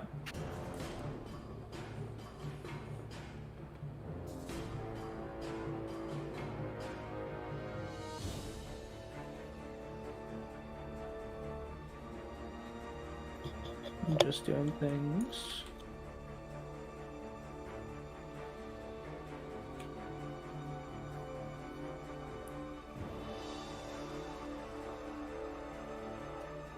Alright.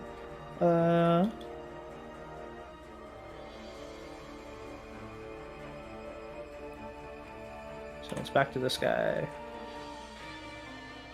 No, back to this guy. Comes out.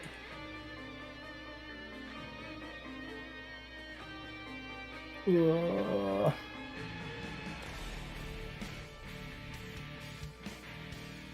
He's also going to wave his hands, and then he disappears.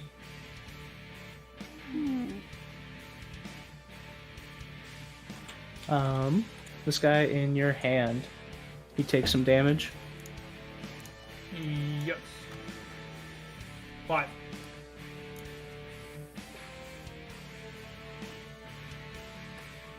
All right.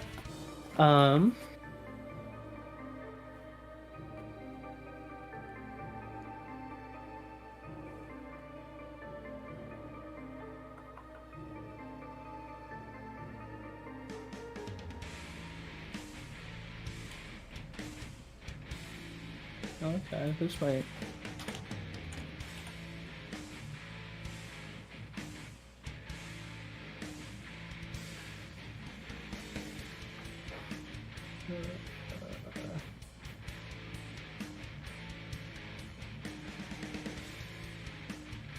Make a wisdom saving throw. Me? Yeah.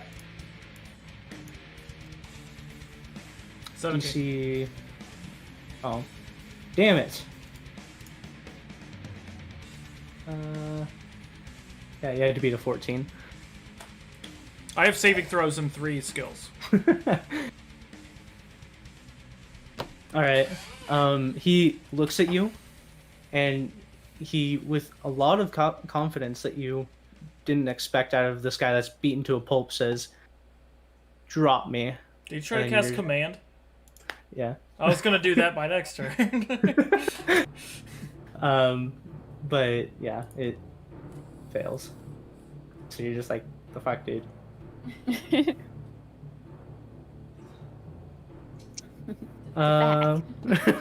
It's like what? At this point, you guys see as Primless? it's the same thing, but it's not Primless. A very well dressed and armored woman step out behind them, and is going to.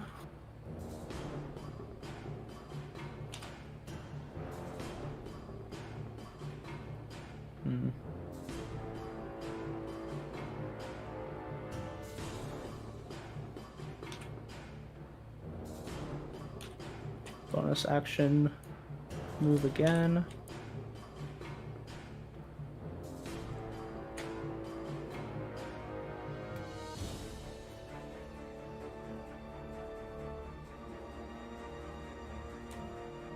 And it's gonna throw 2 daggers at Crom.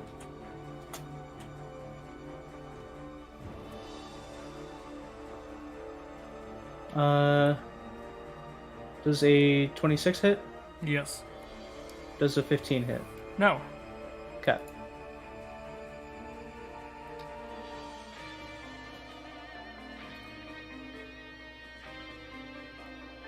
Okay, so that's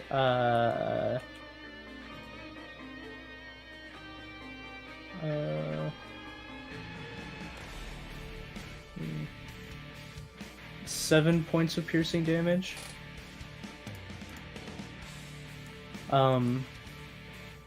And you're like feel strange.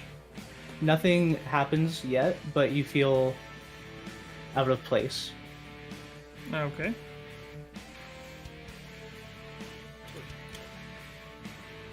Well, I can't really say that I'm surprised.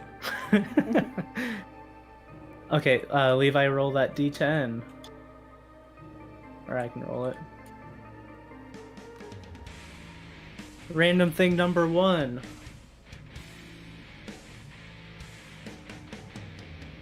What? Levi? Levi. Wait, you said you rolled a 1? Yeah. Okay, 1 second. Still trying to find the stupid thing. Oh, there it is. The creature uses all its movement to move in a random direction. To determine the direction, roll a d8 and assign a direction to each die face. Okay. The creature doesn't take an action this turn. 1, 2, 3, 4, 5, 6, 7, 8. 1, 2, 3, 4, 5, 6. He's now pouting in this corner. Dope. Crumb. Start with a punch. That's a 21.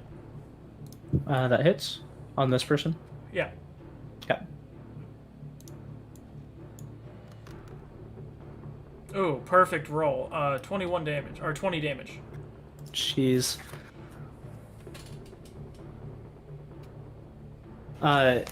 You pull back your fist and like a bunch of blood and guts come with it, but his jaw seems dislocated and he's looking bad, but he's still not down.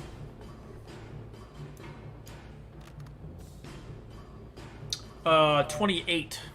Yeah, that hits. 5 points of damage. Okay. What type of damage was that? Fire. Okay. And as Ignore you deal this the roll. fire, okay. As you deal the fire damage, he erupts in flames and screams out one last time as he slumps over in your grasp. I'm gonna discard him off to the side Okay. And slumps over. as I walk up to this person. Okay. With a 19 to hit. That misses. Ooh, this one's gonna be a fun one. Then, as I miss, and I'm actually confused as to why I just missed, Mm-hmm. I am going to activate one of my runes. Okay. I'm going to activate my frost rune. Okay.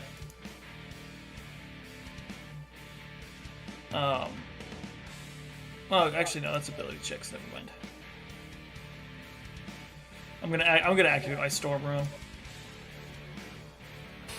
So as I miss my attack, I look up and you see lightning start to crackle around my armor. Okay. For the next minute, I can. Anybody that I can see, I can give them advantage or disadvantage Okay. as a reaction. Yeah. And that is the end of my turn.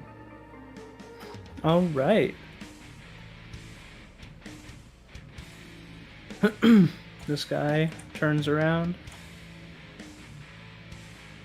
And similar to his friends, he's going to move his hands a little bit and disappear.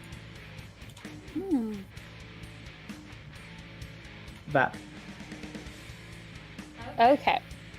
I used my reaction to reload all 3 bolts. Okay. I sidestepped a little bit, and I unload all 3 into this lady. Okay. Roll for an attack. All right.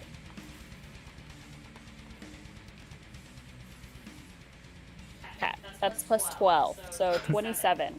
Yeah, that hits. Yay! Okay.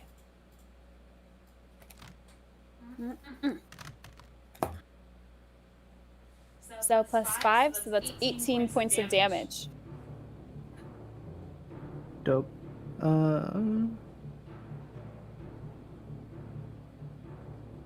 Yeah, and as all 3 pierce her side, she screams out and looks over at you, and then looks back at Crom.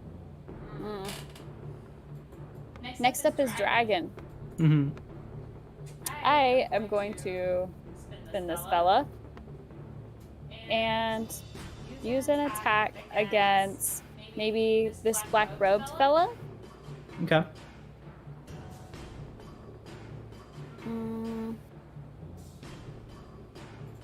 Okay, I don't have everything on D&D Beyond, but I'll use bite. Okay. So roll to hit him. Yeah. You would have to move in a little bit. Okay, I was wondering about that. Ah. Okay. It's a +3 to hit. Does a 12 hit him? No, a 12 does not. So as he's coming in, he bites down, but it just like barely dodges out of the way. Man, It seems like sucking right now. maneuvering in this small room is really hindering your dragon. Okay. That's all I got. All right.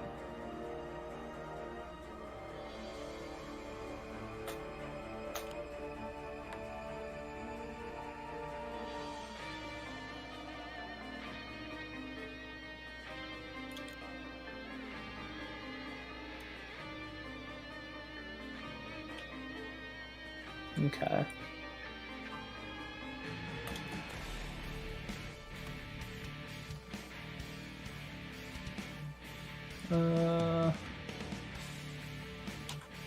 Dang.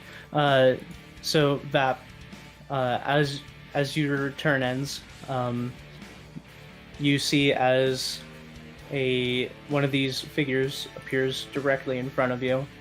Ah! And comes down with a dagger. Does a 16 hit? Let me double check. Her page says 15, Oh. but she doesn't have her armor or anything equipped. Yeah, Oh. my What does I your know paper it- say? Yeah, I'll go with your 19. paper. Okay, so yeah, you have an armor class of 19. so big no on that hit. Yeah. So yeah, he brings the knife down and you kind of just like sidestep at the last second. And out of frustration, he's gonna come up and try to attack again. Does a 24 hit? Yeah, it does. Yeah, it does. That's only 2 points. Or no. 5 points of piercing damage. Yikes.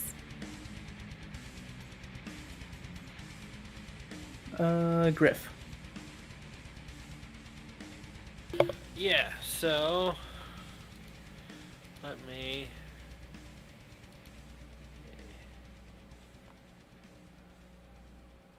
Hey. Are you trying to make another square? Yeah. This is like a rhombus. Just imagine it's a square, alright? I was never good at that art shit. Alright, that square is gonna erupt at 4th level, which is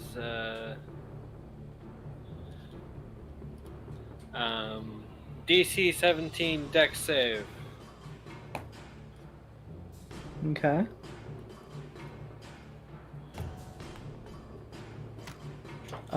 They both succeed. Oh, that's bullshit. So they take half of 11. Wow. Yeah, Half not of great. 11 damage. Okay. And to add insult to injury, as you assume they would take half, they jump out of the way and seem to take none. Oh, well, that bit is still difficult terrain now. Okay. Is that your turn? Yeah, that's my turn. Okay.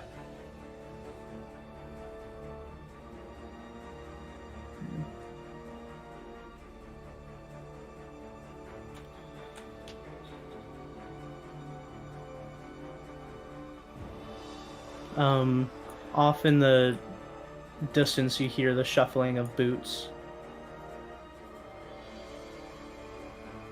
And quite a lot of boots.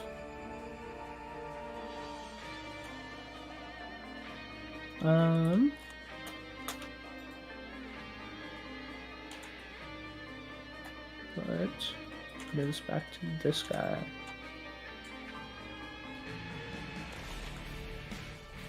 So that. Damn it. Again, another one appears directly in front of you, brandishing a dagger, and brings it down on you. But that is a 15 to hit. So, again, you dodge out of the way of this invisible attacker. Get good. Damn it. And he comes up for a second attack and just misses. These guys are rolling shit. Same Z's. I know, like, I haven't needed to impose disadvantage. She is going to look at you, Crom, and make 2 attacks.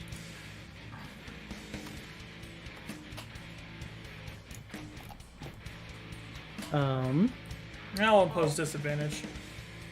On both of them or just one? I can only do one. First or second attack? First one? Okay. Okay. Does a 16 hit? Nope. Okay, and the second one was a 1. Oh, So, she reaches for 2 more daggers and tries to stab you with both of them, but they don't seem to make purchase. Oh, yay. And she curses under her breath and is going to take a disengage.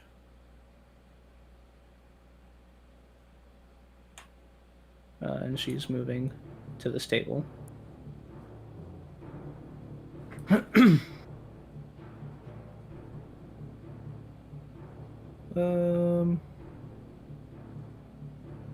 Oh, random guy.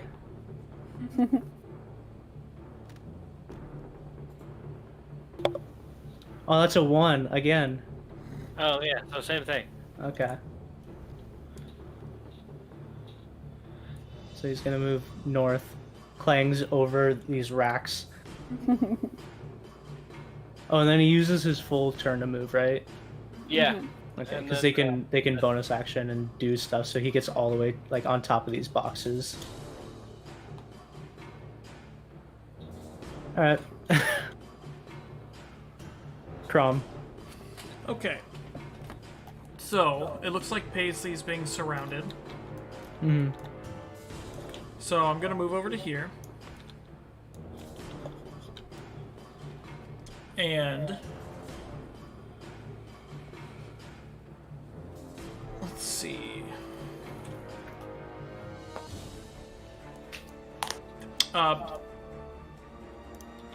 yeah, I'm gonna swing at this guy. It's an 18. Hits. As some giant dude just comes up to the back of your head and it's just 17 points of damage, punches you. Yeah. And grapple. Ooh. Ooh. Oh, I have advantage. Oh my god.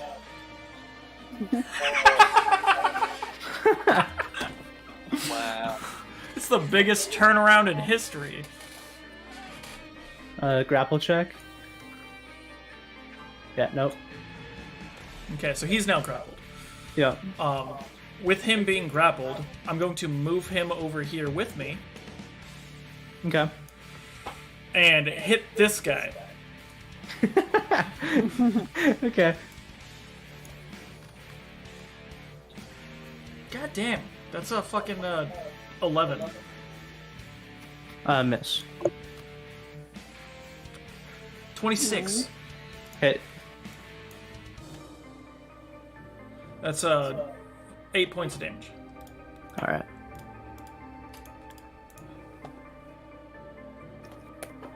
And that is my turn. I came Alright. over here. I punched this guy, picked him up, took a couple more steps, and hit this guy. So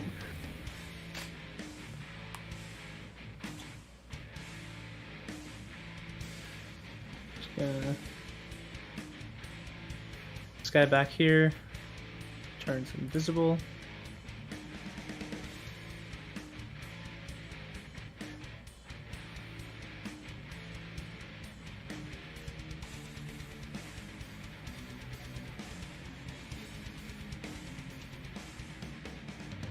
Right, that. Okay.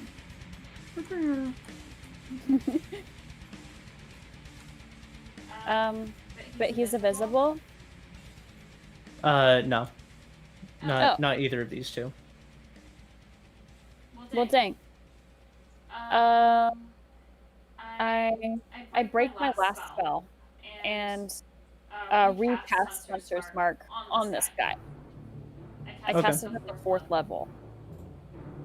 So he's really tough Hunter's Mark. Okay. I use my bonus action to reload all 3 crossbolts or crossheads, and then I unload into him. Okay. And crossbow master makes it so even if you're within 5 feet, it doesn't matter, right? Correct. No detriment. Plus 12. Yeah, that 20. hits. Yay! Okay. So.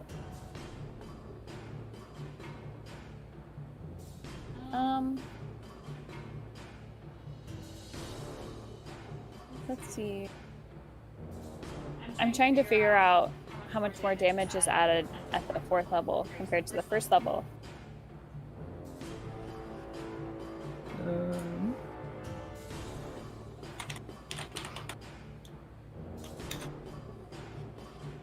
Hunter's Mark.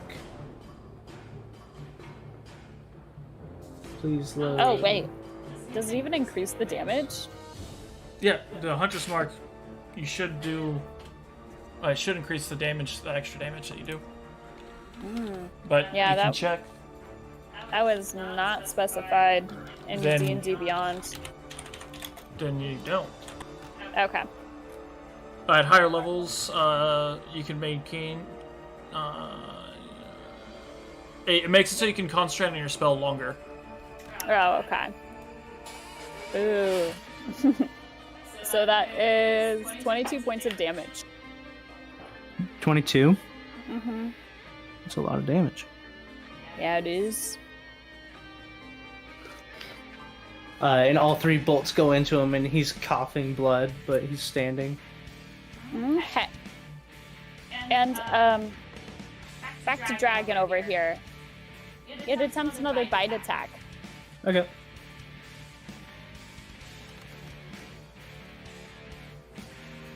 So 15 plus 3 is an 18 hit.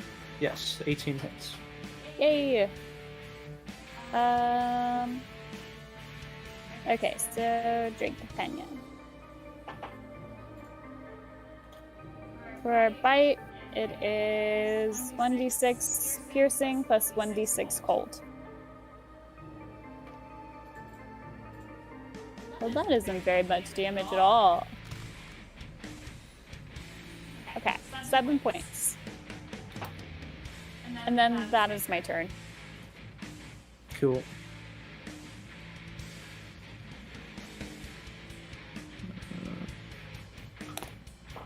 Alright. This guy is now grappled. So,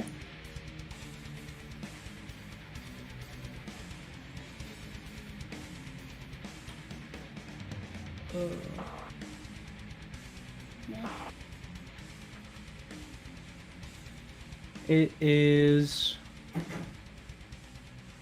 going to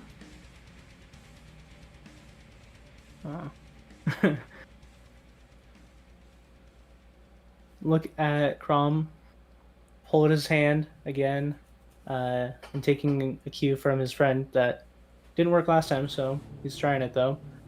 He says, "Let go," and I need you to make a Wisdom saving throw.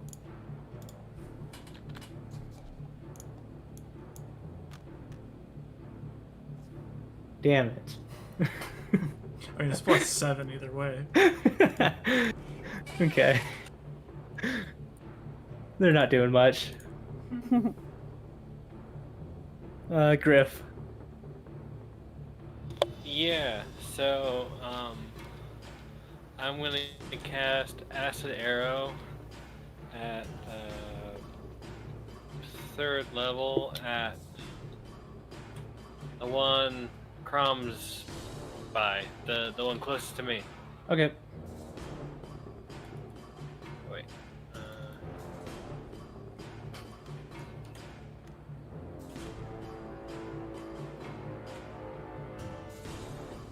Oh shit. 11 to hit? Misses. Yeah, alright. Yeah, but that's the one that still hits if it misses, just not as hard. So 6 points damage.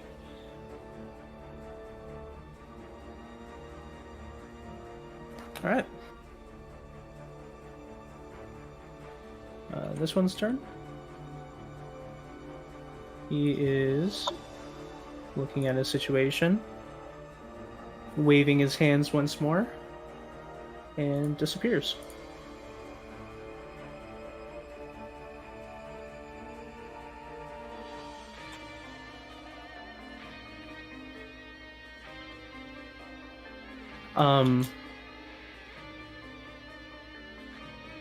Ooh, that's a good.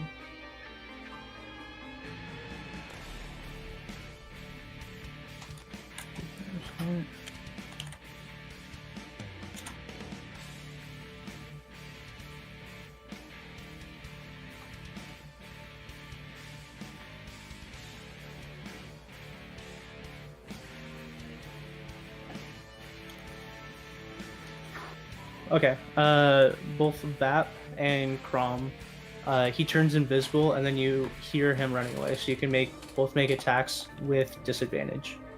Nice. Okay. I'm gonna use my thing to give myself advantage. Okay, so it's just a straight roll. So So do I get 16. any pluses to attack? It's just your normal attack, whatever you would normally do. So 13. No, you do add your bonus. Your Oh, plus okay. 12. Because it's Yeah. still an attack. Yeah, it's what you would normally do. Sweet. So that makes it 20. Oh, 25. Okay, 25 and 16. 16. Okay, those both hit.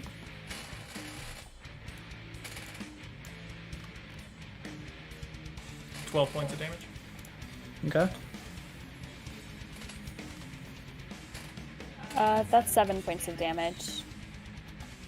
Okay. He remains invisible, but as you both find purchase, you hear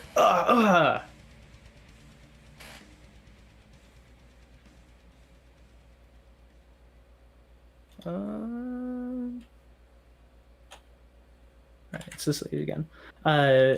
She is now looking at Crom again and throws 2 more daggers.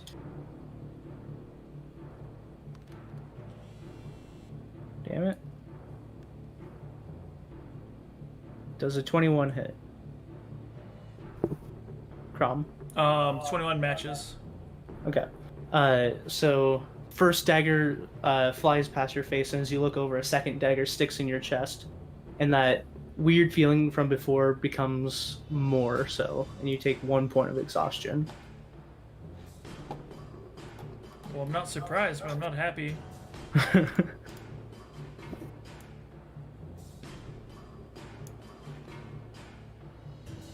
Random guy.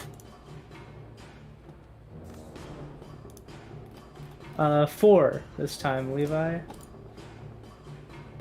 Oh. Oh. This creature doesn't move or take actions this turn.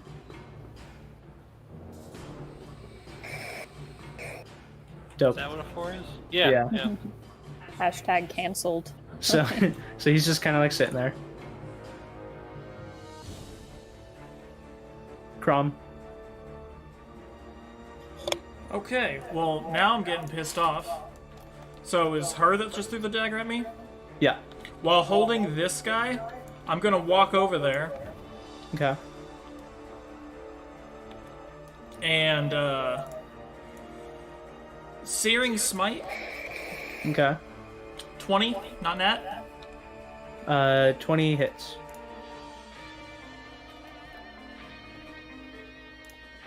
So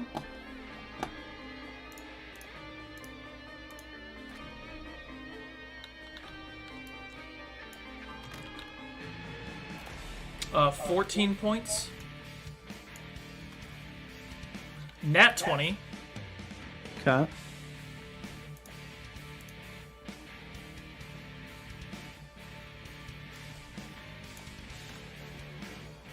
So 12 plus 4, 16 points.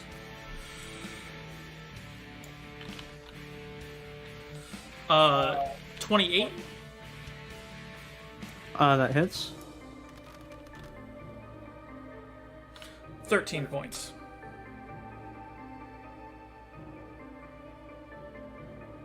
All right. Yeah. Just consecutive hits. With that one.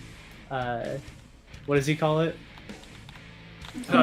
Consecutive normal, or that's his serious punch.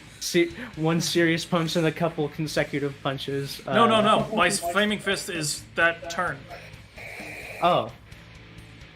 Then just large serious hit.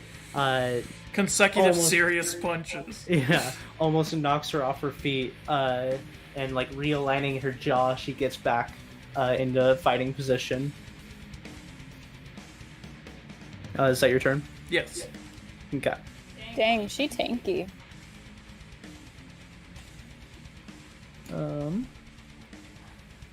I like guy? really unloaded into her just a second ago, and she was like, "Dang."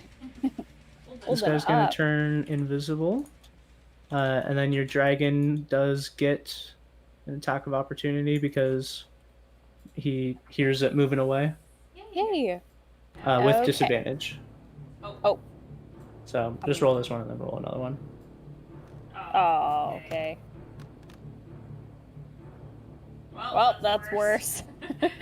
Okay. 9 hit? So he lashes out but catches air. Oh. Good try, buddy. And then this time, Griff. Yeah, so let's see. No, it's not your turn. Oh, okay, what? I'm hitting you. Oh, you suck. Does a 19 hit? Yeah. Okay.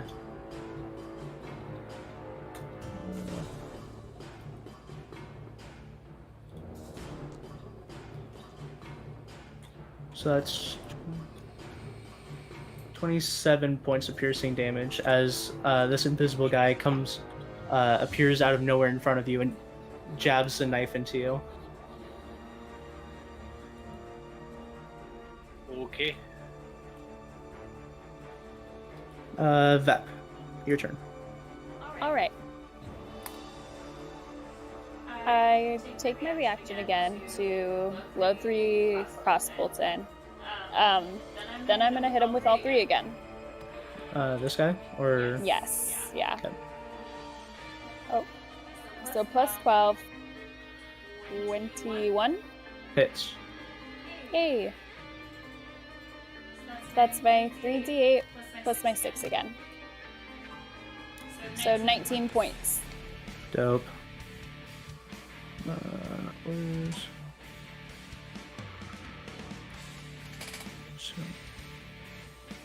he is looking Rough? Yeah. real bad. Okay. He has like blood trickling down and he's kind of like stumbling a little bit. But he's like still trying to be in a fighting stance, but he seems to be like almost nodding off. I'm gonna like wave a small cobalt fist at him and be like, "Die already!" Is that your turn? It's it's Dragon's turn. Oh yeah. He's gonna. I should probably measure this out. Let's see. He's gonna move over to the guy trying to attack Levi over there. The line one isn't working, so. Okay, so it looks like I could easily make it. Yeah. And he's gonna go in for a bite. Okay. Yay! 21. Yeah, that hits. Yay! Jeez. I'm having pretty bad luck, so that's really good for me. So a d6 and a d8. One of those is cold damage, the other is piercing. So 12 points of damage. Alright.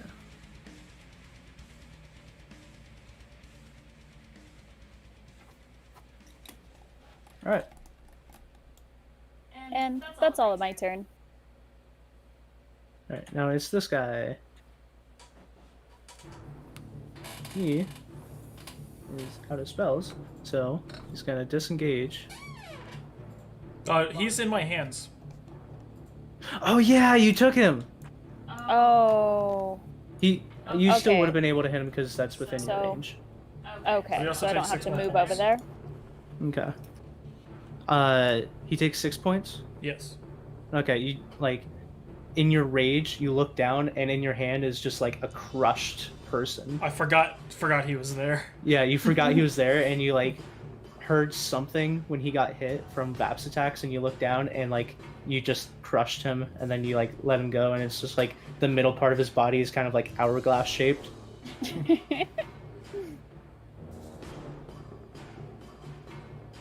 Sweet. Dope. Griff, it's your turn. Yeah, so Yeah, I'm not in DM mode, so I couldn't take him with me. Oh yeah. I'm going to cast Thunder Wave at 4th level. So there's a 15-foot cube around me, so it hits the dude, the black rope dude. Okay. It also hits the dragon or the Drake.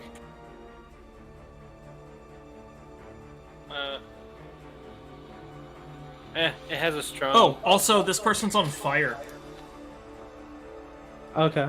causing the target to ignite in flames. Okay. So I need a con save from both of them.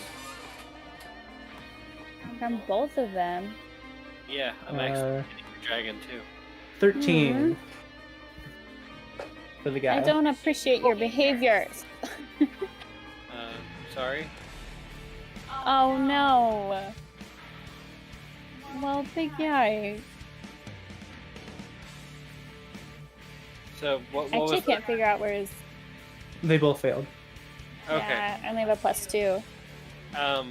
They're both pushed back 10 feet and take 20 damage. Jeez.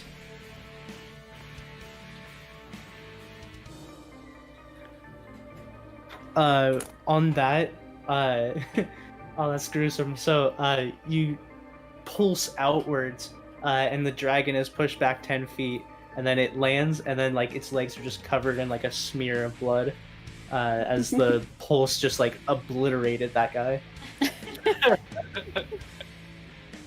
Dragon, like, licks lips. Or chops. I don't know what they have. It's more Alright. chops. That's fine. Okay. Again, you guys hear, like, the sounds of boot shuffling off in the distance. Hmm.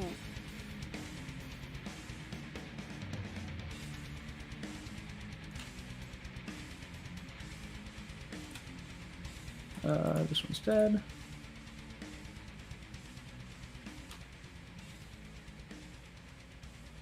Okay. Boss's turn. She is again gonna throw 2 daggers at Crom. Does A 21 is your AC, right? Me? Oh wait, Dakota. She's within 5 feet, so she has disadvantage, right? She's hitting you with daggers. She's not throwing them. Oh, I could have sworn you said throwing. Well, if I did, I meant hit, because daggers can be thrown. Well, she's gonna have disadvantage on the first one. Okay. And 21 is AC. Okay. They both still hit.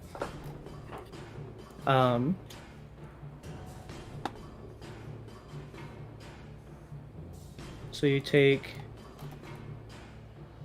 13 points of piercing damage. And as the first hits, you feel a little bit more lethargic, and as the second one hits, you take a second point of exhaustion. Okay. Random guy again. Oh, and then this Drake fades Oh wait, away. so hold on. Her turn. She has to make a saving throw. A Constitution saving throw. Okay. Fuck, and I forgot to move her and stuff, but that's my bad.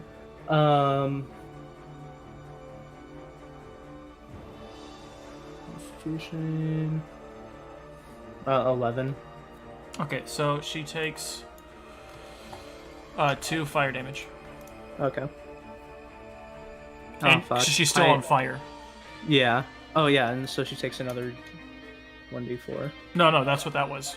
Oh, okay. Normally it's just a 1d4. Yeah, it says on a failed save it takes 1d6 fire damage. On a successful, the spell Okay. ends. Oh, fuck. I screwed her because I didn't move her or anything, but what else?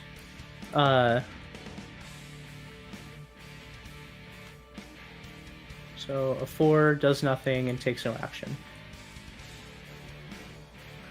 God, confusion's really good if they don't roll an 8. Crom. Okay, so I'm going to would taking my shield and weapon out be any actions? It's a free action to do it once. Okay. So yeah, like both hands you do one thing Okay. as a free action. Then yeah, off my back I'm going to pull off the shield, and off my hilt I'm going to take out number 5.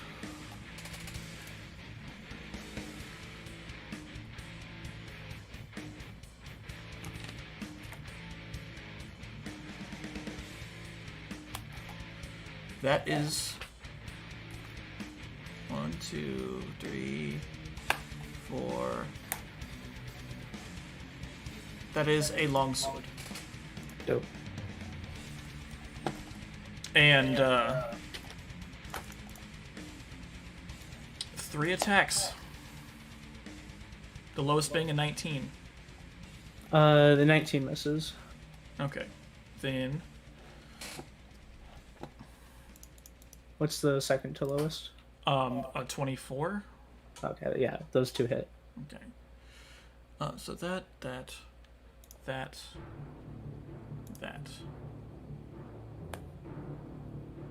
Oh wait. Oh, I forgot to do something the entire time I've been doing this. Okay.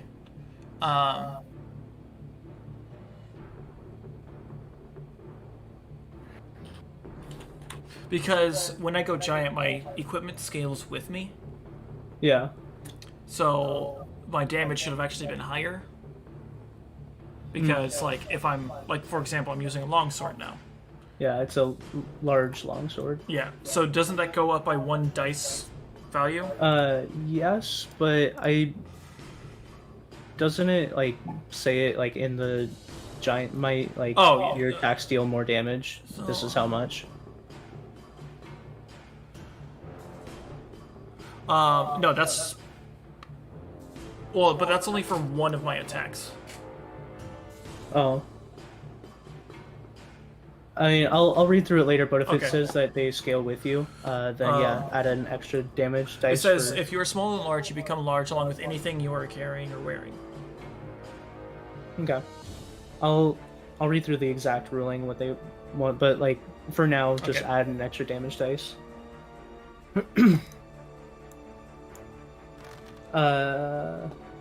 And she's gonna have the first damage of the first attack that hits. Okay, by so then using let me uncanny do it. dodge. Let me do that.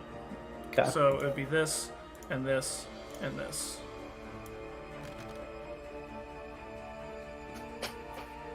So 12 plus 4, Okay. so 16. 16.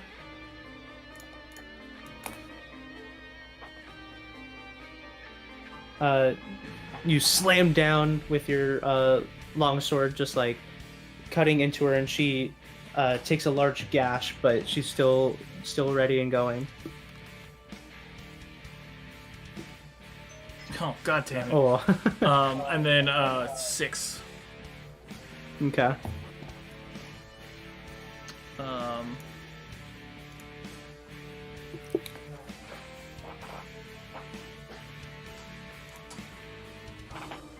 Okay, be right back again. Alright. And then for bonus actions, do I have anything else? Nope, I'm going to raise my shield. Okay. As my bonus Your action. tower shield or whatever. Yes. Tower blade shield. Cool. Oh, then it's BAP.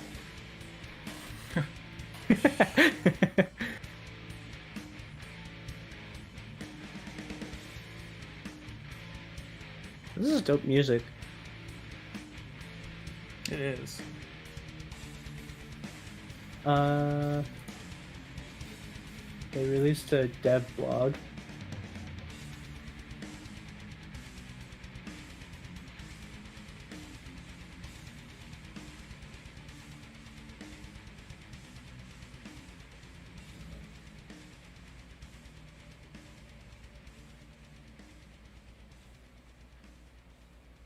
Oh.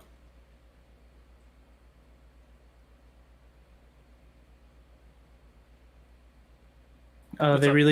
released a dev blog, and like the last paragraph says, one data set I haven't talked about much recently is the non-unique creatures. We want to remove their data from the database to support more of them, which means they need to be stored somewhere else. I'll work out how I want to do this for early access release, and then I can get coding. Oh, sweet. So they want to store them somewhere else so that they can just like add a shit ton of them, I guess. So that's cool. Hey, I'm back. Hello, it's your turn. Alrighty. So, I'm thinking that Crumb has them covered, so I'm gonna move over here. You've been at it a while. I'm sure you'll figure it out. Okay, and as you move over there, you see that these tables are now empty, and then there's one dude sitting up here, Okay. and he's kind of just like sitting there in a daze. I reload my crossbolts and hit him, regardless. Okay. So I'm gonna get a little closer. He keeps disappearing for me. Is that better? Yeah. Hey, plus 12? Yeah, that hits. Okay.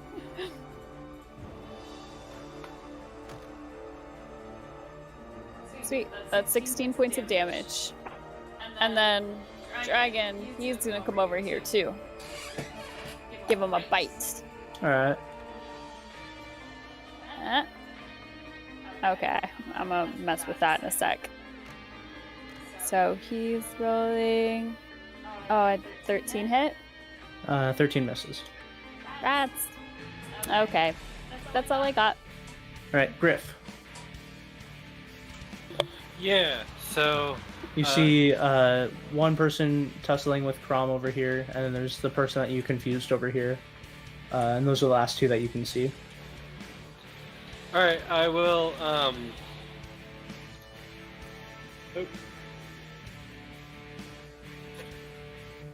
Wow. Let's see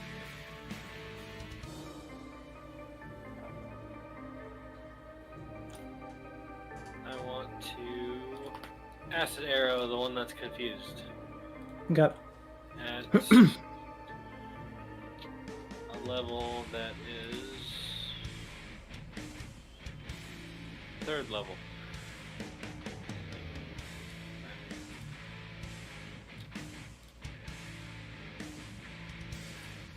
Oh shit, is it a 13 hit? No. So you shoot the acid arrow and it takes a little bit of splash damage. So, like 5 or 6 damage. Okay. And that's my turn. Wait, no, I'm gonna move, like, right here. Okay. Should be, yeah. Okay. This boss is going to take 2 more stabs at you, Crom.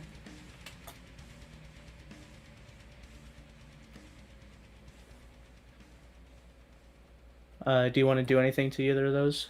The first one's gonna have disadvantage. Okay.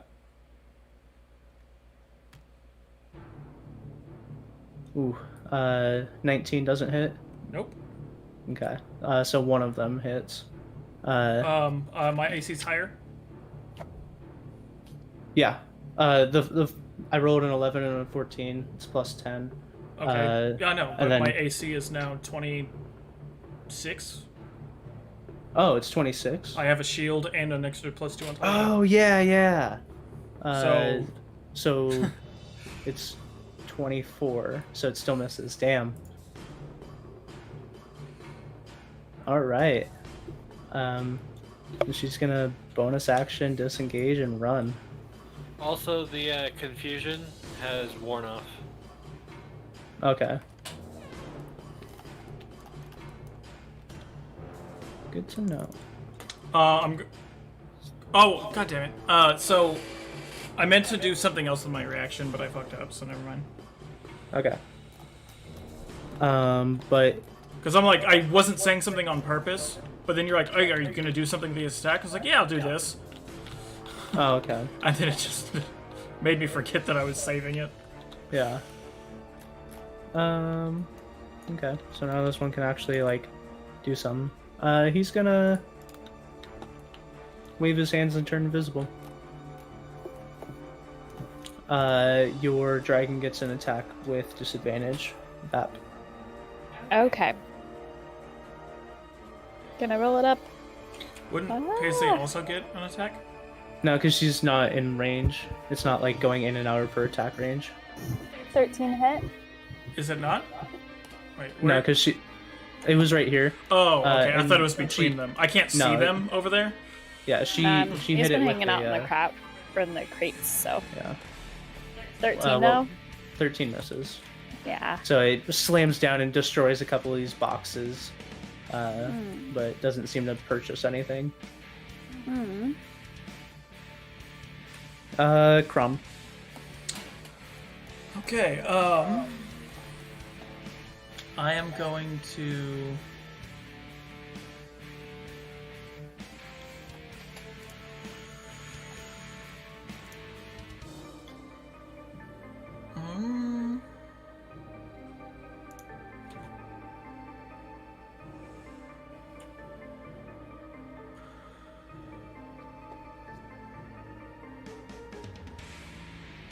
Yeah, I'm gonna try this. Can it make a wisdom saving throw? Her? Yes.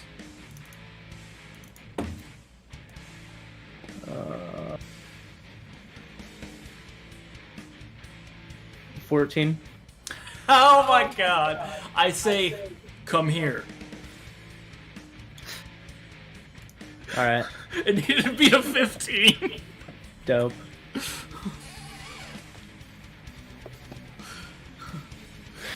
Oh, that's wonderful. Yeah. Okay, and then,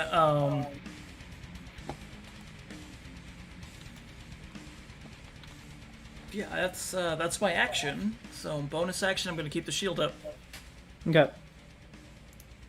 That. Okay.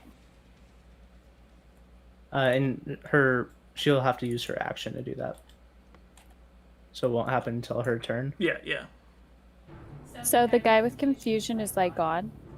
He turned invisible, and then your dragon tried to hit it but missed. Hmm. So you know he's somewhere in the area, but Okay. you don't really know where. Well, I'm just gonna be like, big shrug, and then go over to this door over here Okay. if I can. Yeah.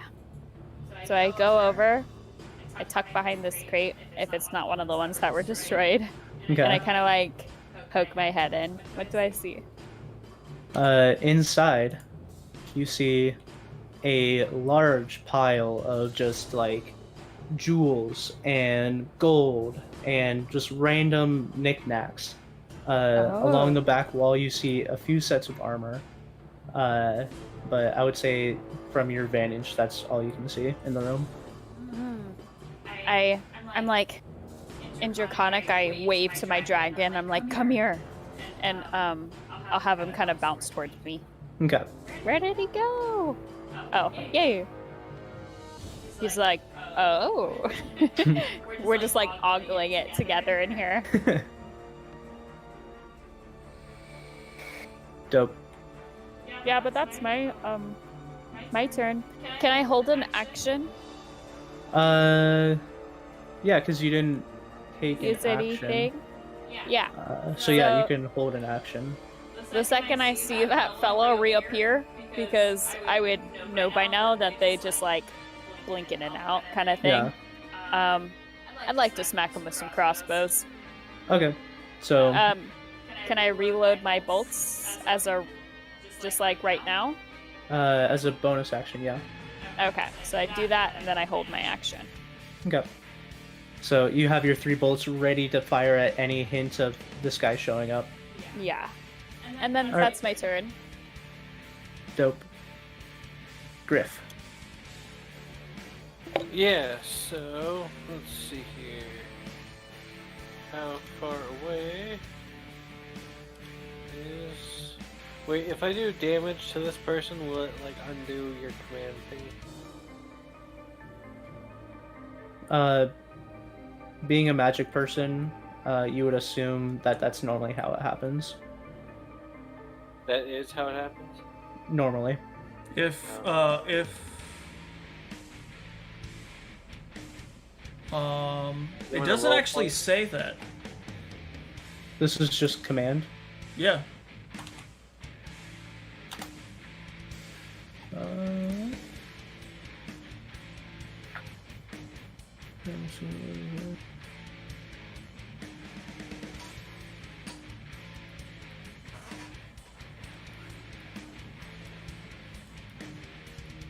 Yeah. I mean, it's not under your effect. It It's just not. takes It's not one. charmed. It just or does that anything. thing. Yeah. So So it should be good? yeah. Cool. Then I'm going to produce flame at it.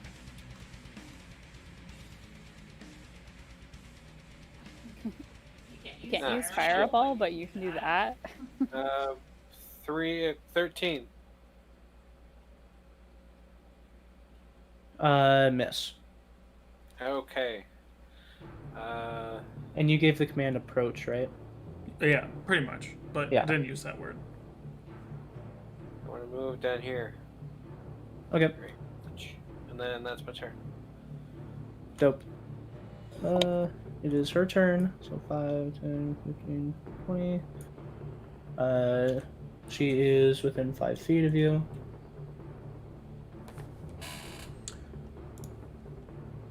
And ending its turn if it moves within 5 feet of you. She's still on fire, Yep. so she has to make a Constitution saving throw. Fuck, like a 10, 11. She takes 6 points of fire damage. God damn it.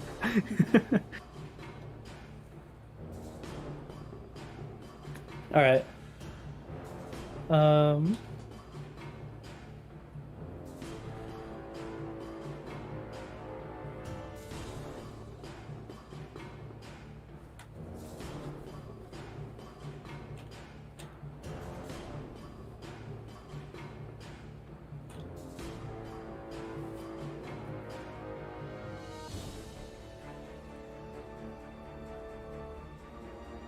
Sorry, I'm just updating stuff.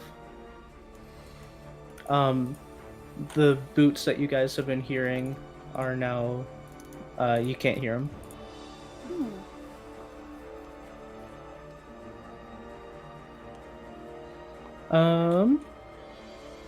Crom. Okay.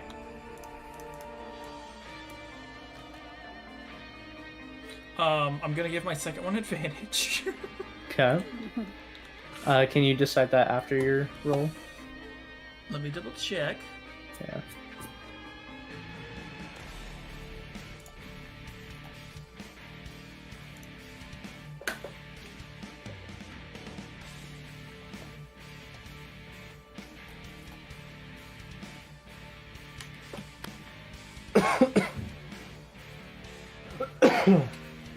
Normally it's after the roll, but before the decision. But It doesn't actually say. okay, what's it like? Is it a reaction? Yeah. Okay, then for now we'll say it's after the roll, but before the outcome. Okay. So the first one's a 24, second one's a 28. This one's a 18. First you hit. Now, is she gonna do a thing to have damage or anything?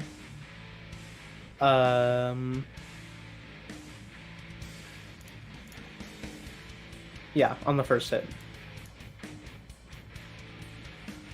I mean, that's a crappy hit, so 9 points. Alright. Oops, ignore this. You hit her with the first hit, and like you hit her like right in the face, and you see the helmet like concave slightly, and you see like blood start to pour out of it. I'm gonna hit her one more time, Okay. and that one was for 18. Okay. You punch, and then you bring back, holding like the back of her head as you punch again, and then it just like completely concaves the helmet, and all you see is just like a gaping hole where the front of her face plate used to be. You're a gaping hole.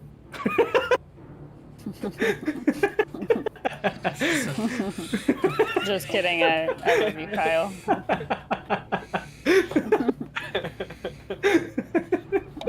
Oh, but yeah, she's very dead. Whoa. Sweet. My turn yet? I want to that start is my shoveling turn. stuff. Besides, I'll like stand back up and re-raise my shield, looking for the next combatant. Okay. That. I tiptoe into the room. Okay. This reveals the rest of the room. On the left side, like behind the doorway, is some weapon racks filled with just random weapons and tools. Along the right wall is 4 statues, and also along the far right wall. And then, yeah, as you're gravitating towards the gold, you kind of like look around.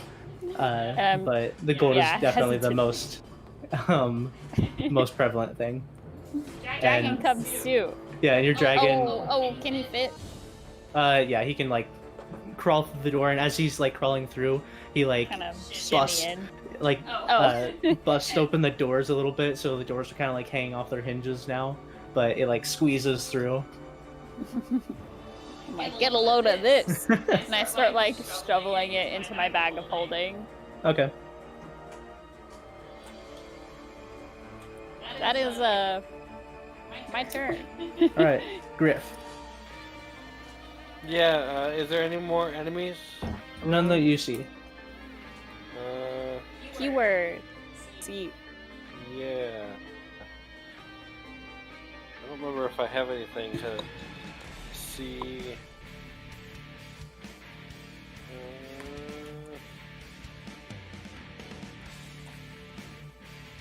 Heads up, as I'm sifting through, I'm gonna be looking for items that garnish detailed. Things that are just like random and missing that we like collected from townsfolk too.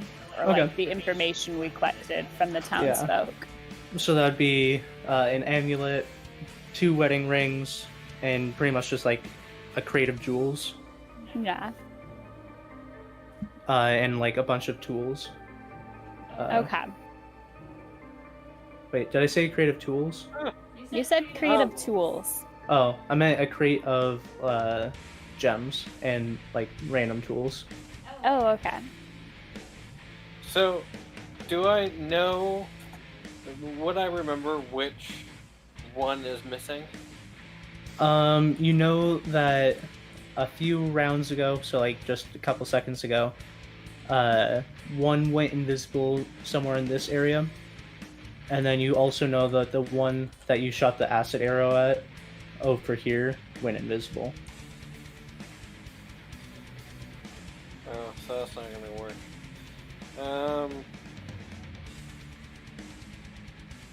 Yeah, I don't have anything. Is any of my teammates looking rough? Like low HP, getting low HP? I'm looking pretty exhausted, I kind of vanished. and that's not even me metagaming. Does see, I think I have lesser restoration. Does that? Well, you can Do click on it and find out. Yeah, read it, goofball. I'm trying to find it. Lesser restoration. You touch a creature and can end either one disease or one condition afflicting it. The condition can be blind, deafened, paralyzed, or poison. So no, it doesn't help it against exhaustion. No, it doesn't. Alright.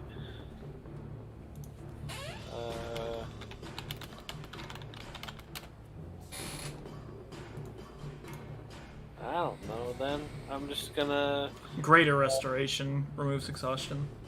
Oh, okay.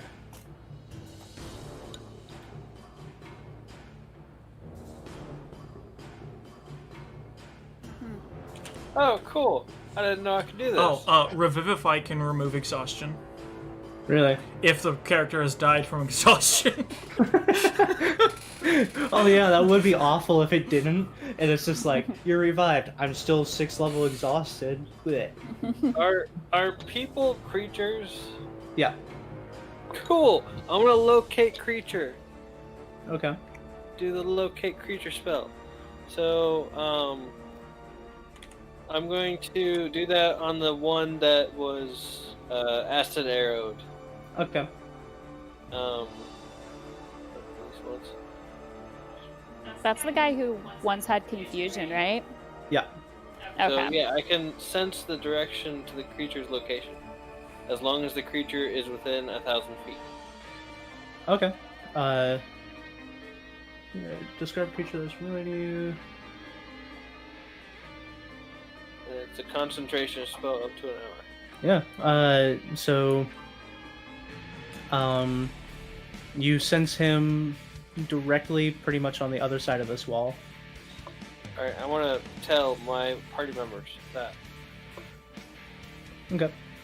I'm like, what? Yelling and he's in that I can't direction. hear you over all this gold. Like, Yeah, so Vap's going through gold, so she probably wouldn't be able to hear you, but you yell to Crom that he's over there. oh, She yells me that he's over where? In this, like, past this wall. Oh, okay. The Crom, it's your turn. Okay, well, I guess I'll slowly start making my way downtown. My speed is halved, Yeah. so it actually doesn't change my walking speed, which is weird. Even though I have the condition set, my walking speed is still the same. Oh, weird. But I guess I'll take the dash action to walk my normal. Okay. And then I'm gonna keep my bonus action going with the shield The up. shield. Okay. And that is my turn. Dope. Vap, you're still shoveling. I am shoveling. Okay. Griff, it's your turn again. Okay, I am just going to follow my party mate.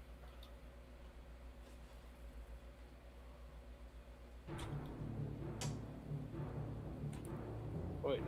Whoa, I didn't even know I could do that. It was like right here.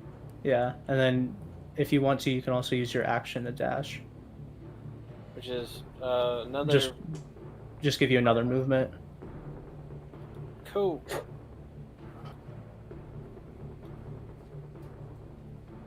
$25 feet. I'm doing it. Jeez. I was Get just on with helping you it. to get the actual. Uh-huh. Do you want to do anything else? Nah, I'm good. All right. You sense him like, or just right around this corner. Alright, I'm like constantly pointing a finger where I'm sensing him at. All right, Crom. Just one hand to your temple, the other pointing. Growl, growl, growl. Gonna move to here Okay. and hold my action in case somebody comes around. Okay. And then bonus action, I'm gonna keep my thing up. Okay. Griff, What? it's your turn. I thought I just went. Yep. Yep. And then Vap's just shoveling, and then Oh, okay.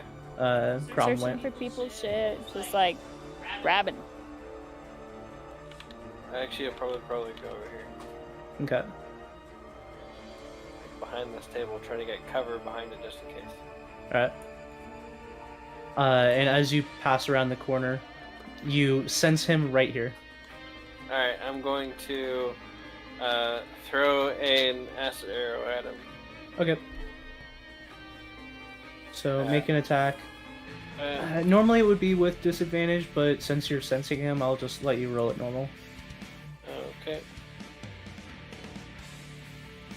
At 3rd level.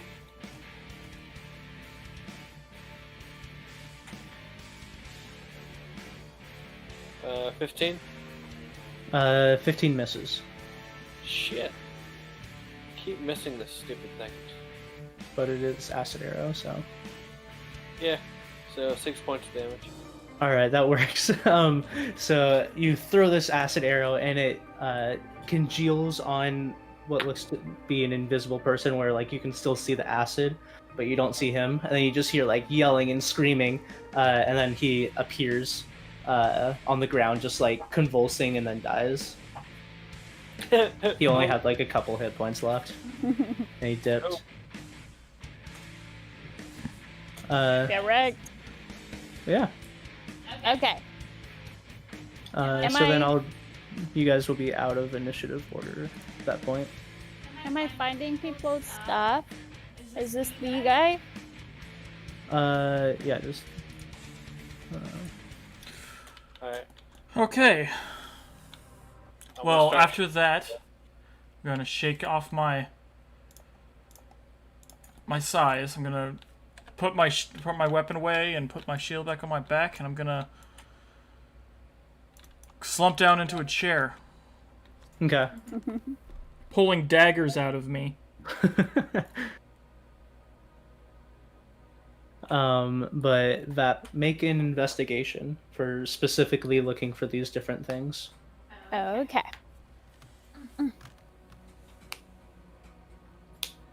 Oh. For investigation, I have a +1, so 7. Okay. You find a lot of jewels. You don't know really which ones went to Arth or which ones were other jewels. You find quite a bit of rings, and you can't find any that like match or anything, so you don't really know which pair you should bring back. But you do find an amulet that is somewhat the description that you were given about the one amulet that you were looking for. I'm like, So you're like, maybe this is it. yeah. I look up to Drake and I'm like, better grab it all just in case. And I just start hoarding. Okay. So yeah, you're just shoveling in the bag. Yeah. Griff, you come in and you see a dragon and your friend like just shoveling gold into a bag. Dragon like kind of like going around and scooping up the gold with its tail, bringing it in. I bring out my own bag and start shoveling. Okay. All right. Team effort. Along with the gold, you do see some weapon racks with some weapons and some tools. And then along the back wall, you see a couple armor racks with like some mismatch armor on them. And then across the way, you just see a very lavish bed surrounded by statues.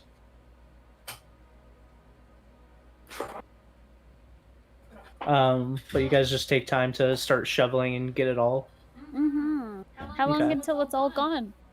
It's quite a bit, so I would say it would take you like 10, 15 minutes to get all of it, just to make sure that there's nothing left.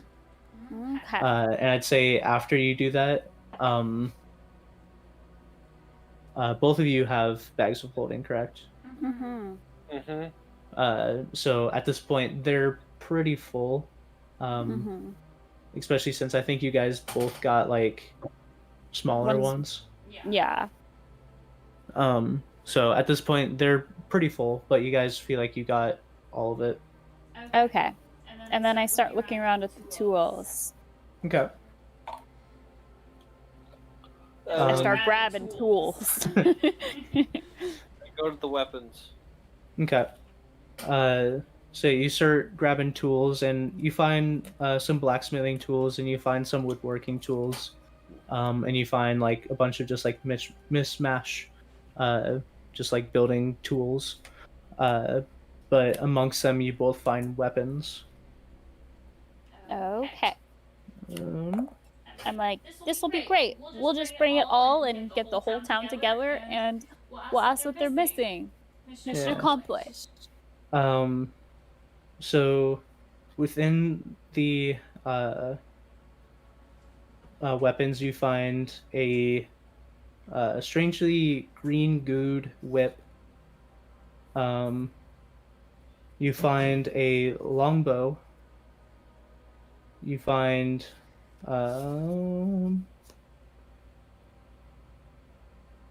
let's see.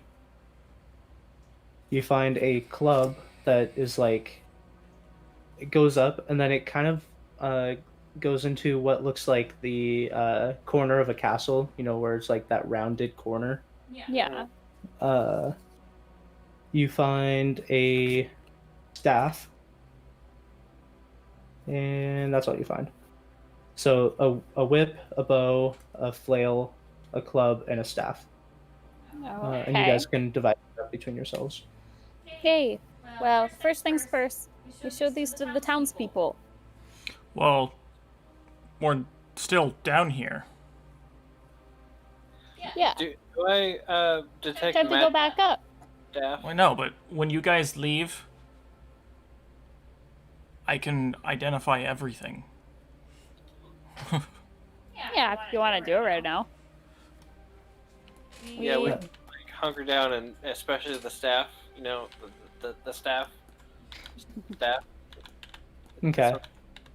So Yeah. you guys get back to Crom as he's just like sitting there like almost passed out, and just like dump a bunch of stuff on the table. And it's like, identify this. Yep, and I start doing my duties. All right. Yes, master. The staff is a blood magic staff.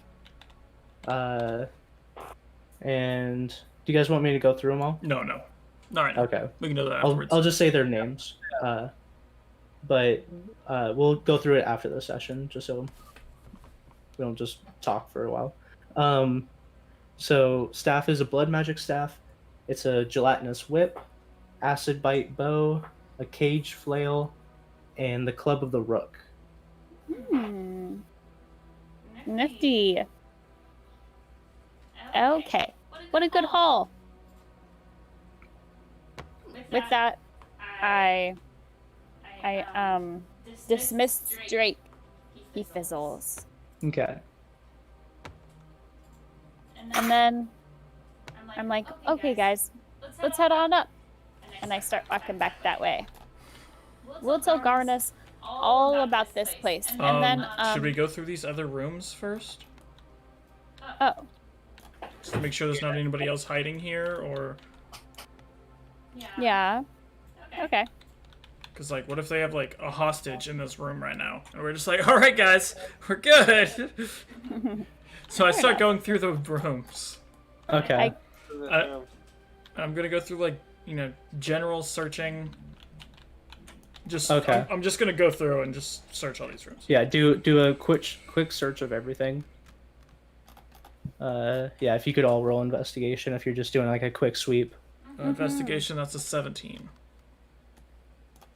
+1. I My got a 12. passive investigation is a 22. Okay. 16. Okay. And Vap, what was yours? It was a 12. Okay. Going through these rooms, there's not much of importance, and Crom and Griff, you search these first two rooms, and there's like some food in the crates, and there's like a very nice lavish bed, and you see like a couple daggers stuck like in like training dummies, but for the most part, they're just like rooms. Vap, you go into each of these rooms, and it's a little sadder. There's like beds lined up, and just like crates of like clothes and stuff, just like piled. So it looks like just like a barracks where it's just like Okay. the bare minimum for living. Hmm. And then going back across to these rooms, it's very similar to the barracks, but more secluded. There's 3 beds in each room. So it's Gotcha. like just the necessities to live. But I mean, it's livable. Okay. I like regroup over here. I'm like, all clear. Yeah. So after like another, say, 30 minutes of searching through all the rooms, you don't find any people, but you do find just like beds, Living. and you do find some coin throughout these rooms, just like a couple pouches of coins. Okay. Unfortunately, I am loaded down. Sweet. Alright. So you guys ready to head back to the top? Yeah, let's do that. Alrighty, up we go. Yeah, and searching through, I would say that you did see the other way out, which is a staircase on the opposite side, Yeah. Oh. or a ladder. Oh, well, let's just take that way. Yeah. Yeah. Okay. I jump on the ladder and crawl my way up. Okay. And you guys are just following. Yes. Yeah. All right. Then let's go back to Broken Wheel. You gonna pull players? Yeah. Yep. Some players. And at this point, it is nighttime.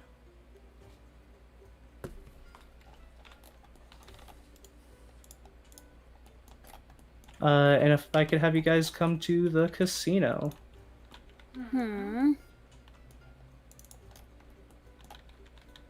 Sorry, our characters aren't in here. So, Oh. Yeah, my bad. Griff, There's a church here? Crom, Yeah. Oh, Bap. I remember now. Okay, we're here. Are we inside the? Is this the casino? Yeah. Yeah. Okay, cool. And you guys emerge from the back of the counter to see like 10 people like in here just kind of like staring at you and like kind of just looking around in general confusion. You do not see Dimitri, the guy that's normally behind the counter. But like the rest of the staff are still there, and like all the people are still there, like holding drinks and kind of just like staring at you guys. I'm just gonna announce. We seem to be running dry. I jump on the I counter think and it's I'm time like, for everyone to go magic home. trick. And they kind of all like grumble and start like heading out. Okay. I'll brighten up the place a little bit with this trick.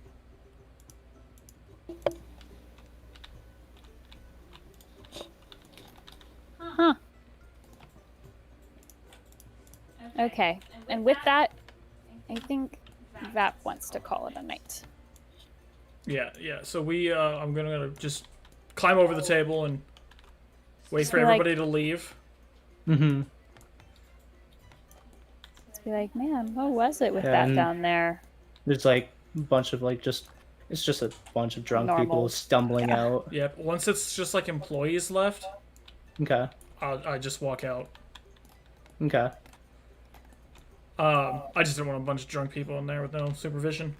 Yeah. Being a good dude I am, and then we're just gonna go back to go back to the guild house, or not guild house, but Okay. guild hall, and Yeah. let Garnus know what's going on. That there was seemed to be some kind of thieves guild. They announced themselves as a kind of guild underneath the casino.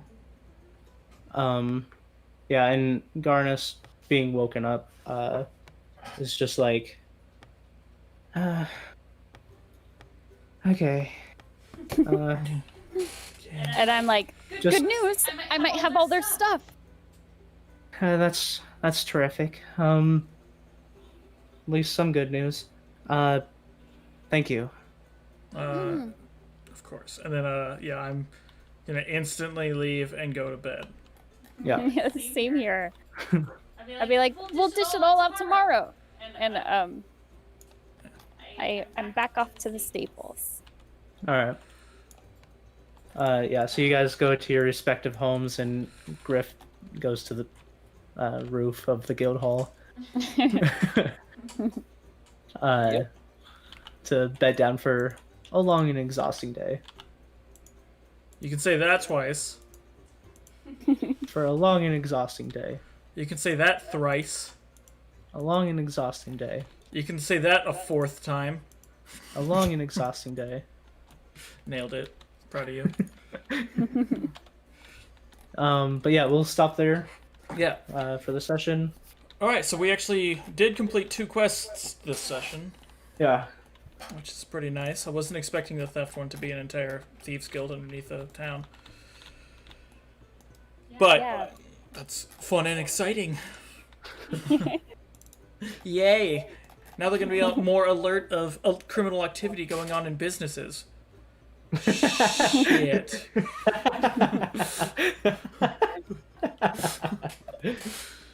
Or they're going to use this to pull the attention away. I'm going to go with that one. We'll see. But thank you guys for joining us today. Hope you guys enjoyed it, and hope to see you guys next Sunday. Bye. Bye.